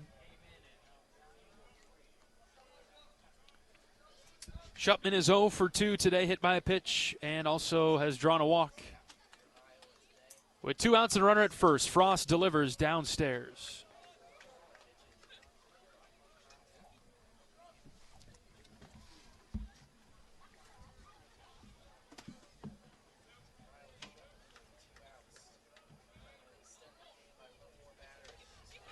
Swing and a miss by Shupman. Did we get a new cord so that when I step on this, I don't have to worry about it blowing up? Yeah, we're good. Ball and a strike. Frost delivers inside, and it is 2-1. Good pitch there, though. Dotted the inside part of the plate. Yes, we got a new cord. That was funny. Picked it up on my way to Indiana last week. That away. Left versus right. The 2-1 from Frost is down and away, ball 3.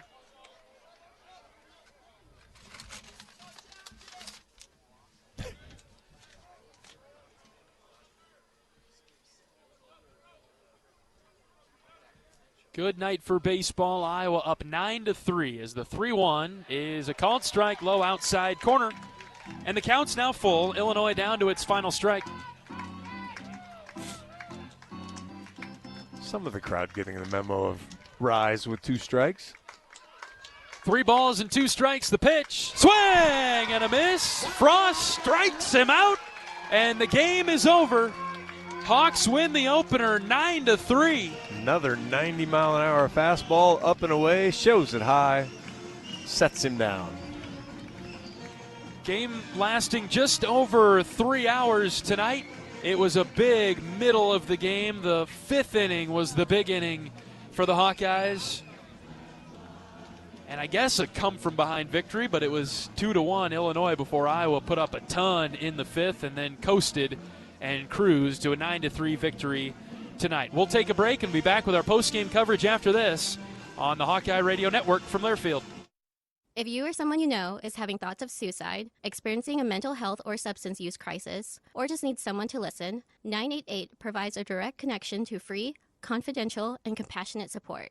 When you call, text, or chat 988, you'll be quickly connected to trained crisis counselors who will listen to your concerns, provide support, and connect you to additional resources if needed. There is hope. You are not alone. For 24/7 support, call or text 988 or chat 988lifeline.org. Save time when you shop online with Hy-Vee. Hy-Vee makes it easy to order groceries online through our app or Hy-Vee.com. Pickup is always free. And if you have a Perks Plus membership, you get free delivery and free express pickup. Shop online with Hy-Vee and you can create and save grocery lists. Shop the sales and get fuel savers. Talk about convenient. Order groceries online today. Check out Hy-Vee.com or download the Hy-Vee app.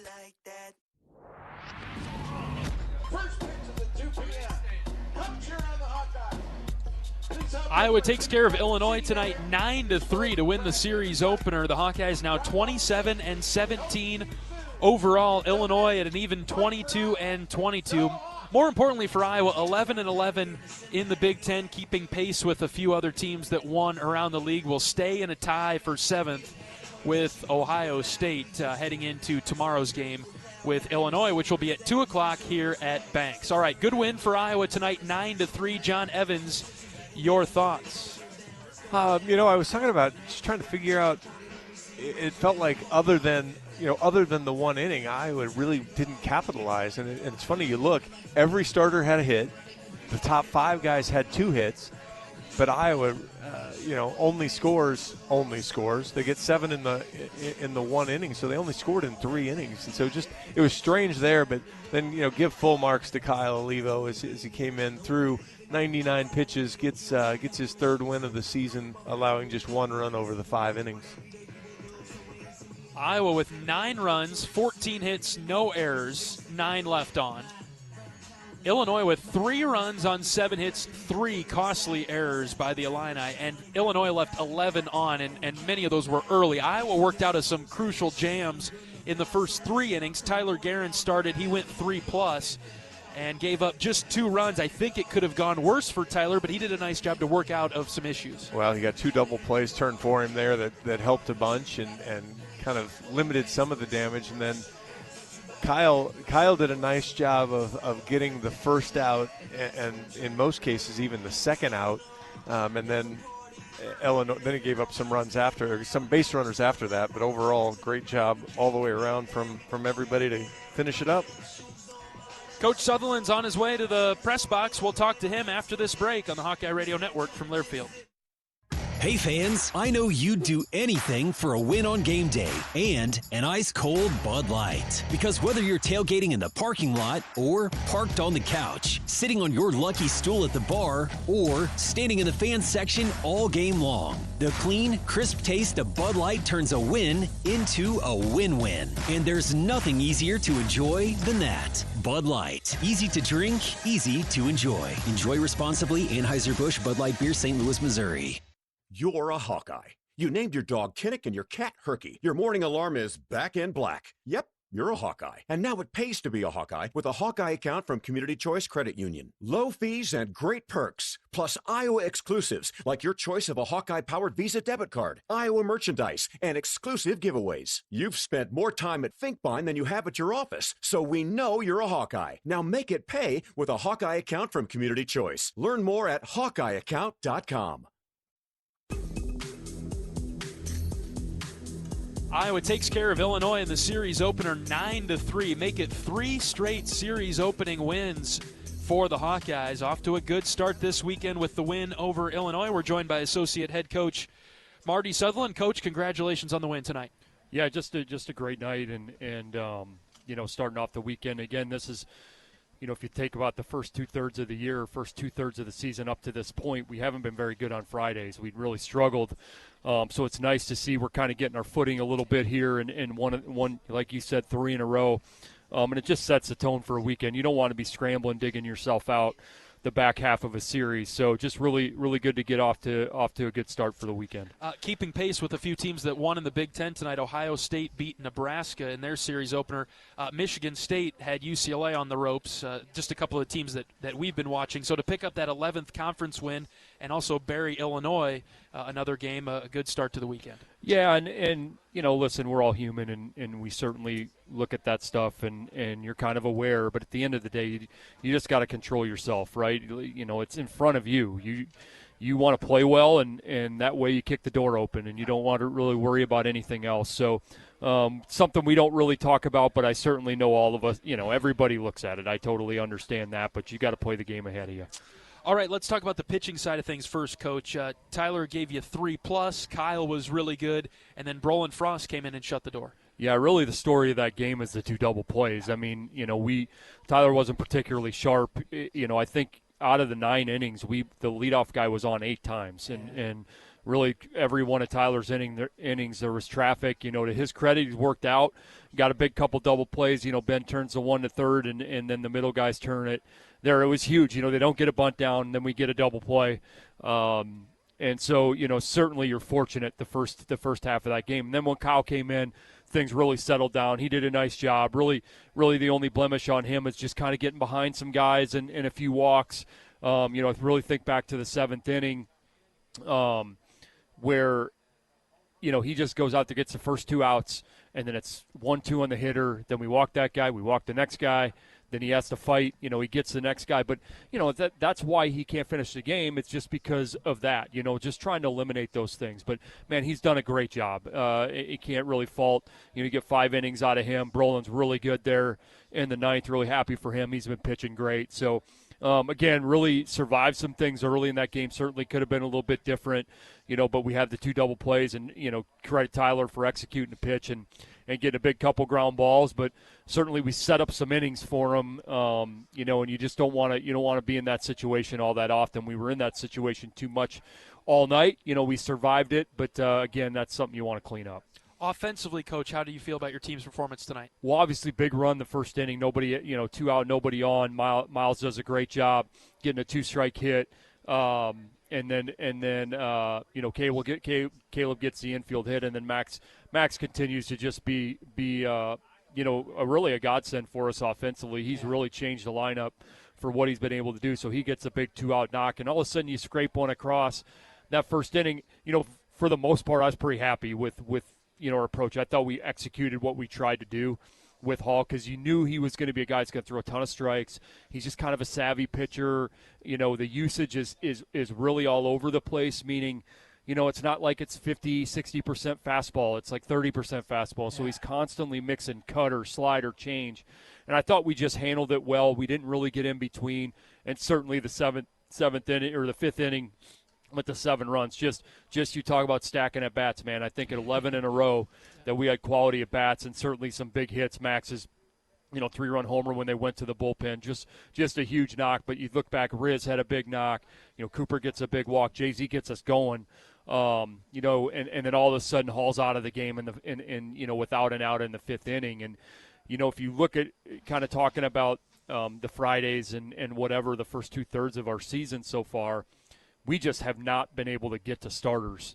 We weren't getting to starters early on or until really the last probably couple weekends. You look at Indiana, those starters, we have all the starters out by the 4th or 5th inning, and here you start another game, getting Hall out of there, before the 5th. And it's just any team that you ask their bullpen to get 15 outs, it's just you're going to be in a lot better situation. It's a similar to us. We luckily have, Kyle's kind of like a starter. Yeah. It's not used that way, but he is. I mean, he's a starter, and we're just trying to get some outs there early and then get to him and let him extend the rest of the game. But typically, that somebody doesn't have, that volume behind the starter, and so you get 15 out, you force them to get 12, 15 outs, you just feel a lot better about the situation. So really good job. Obviously an incredible inning, bunch of big hits. I think at one point we had 6 or 7 straight hits, and some extra base hits in there, some damage. So, and then we were able to tack one on late, and that was good because we answered back their run. So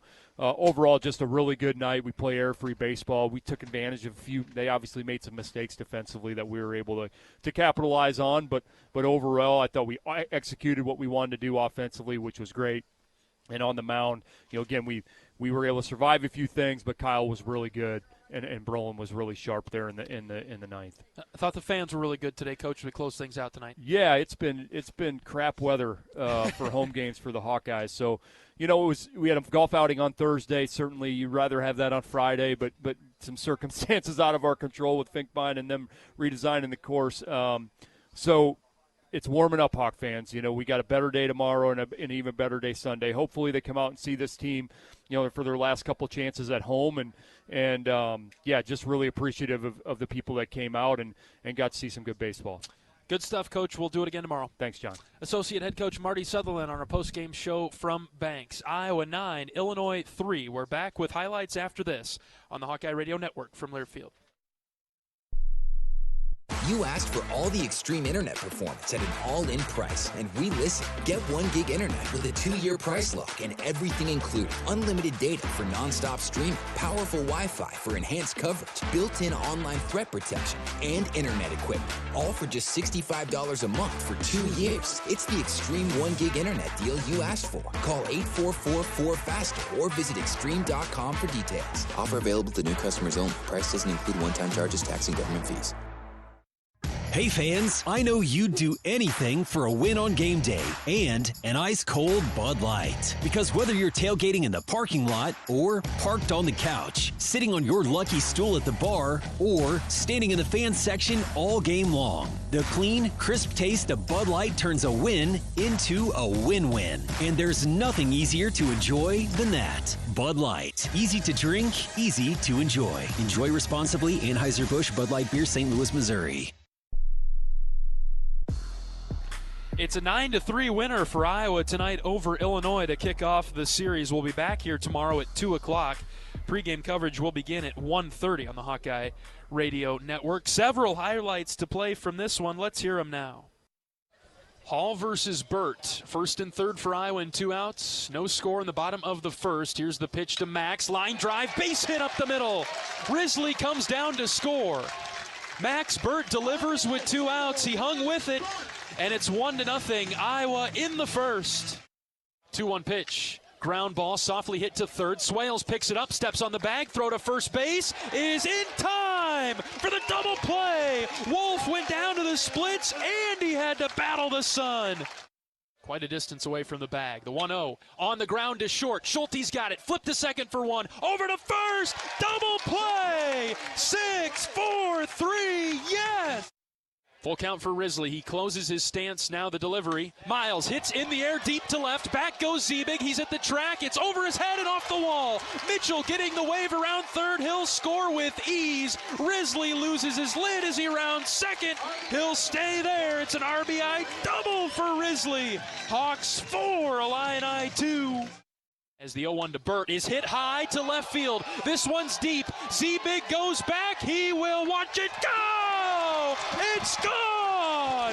Max Burt, a 3-run shot. Sound the Burt alert alarm. The pitch. Swing and a miss. He struck him out. 0-1. Schulte sends on the ground through into left field for a base hit. An RBI single for Schulte as he splits Nelson and Schupman. It's 9-3 Hawks. Looks in for the sign on the 0-2 to Johannes with a runner at first and nobody out. Here's the pitch from Olivo. Swing and a miss. He struck him out. 8th strikeout of the game for Kyle. 3 balls and 2 strikes. The pitch. Swing and a miss. Frost strikes him out, and the game is over. Hawks win the opener 9-3. And so Iowa takes the series opener tonight 9-3 over Illinois. That will do it for our coverage of Iowa Hawkeye baseball tonight. We'll be back tomorrow, 2 o'clock, first pitch. Maddox Freeze gets the start for the Black and Gold. We're live on the Hawkeye Radio Network at 1:30 tomorrow afternoon. For my great producer down the line, Michael, excellent job as always. My color analyst, John Evans. I'm John Leo saying so long from Duane Banks Field in Iowa City. Every day is a great day to be a Hawkeye. Some are just a little bit better than others. So long, everybody. Iowa Hawkeye Baseball has been brought to you by Iowa Corn. You might think Iowa just grows corn, but the truth is corn grows Iowa. Brought to you by Iowa's corn farmers of the Iowa Corn Growers Association and the Iowa Corn Promotion Board. Iowa Lottery. Be a VIP with the Iowa Lottery. Visit ialottery.com/VIP for details. Mid-American Energy. Mid-American Energy is proud to deliver affordable, reliable energy to you all season long.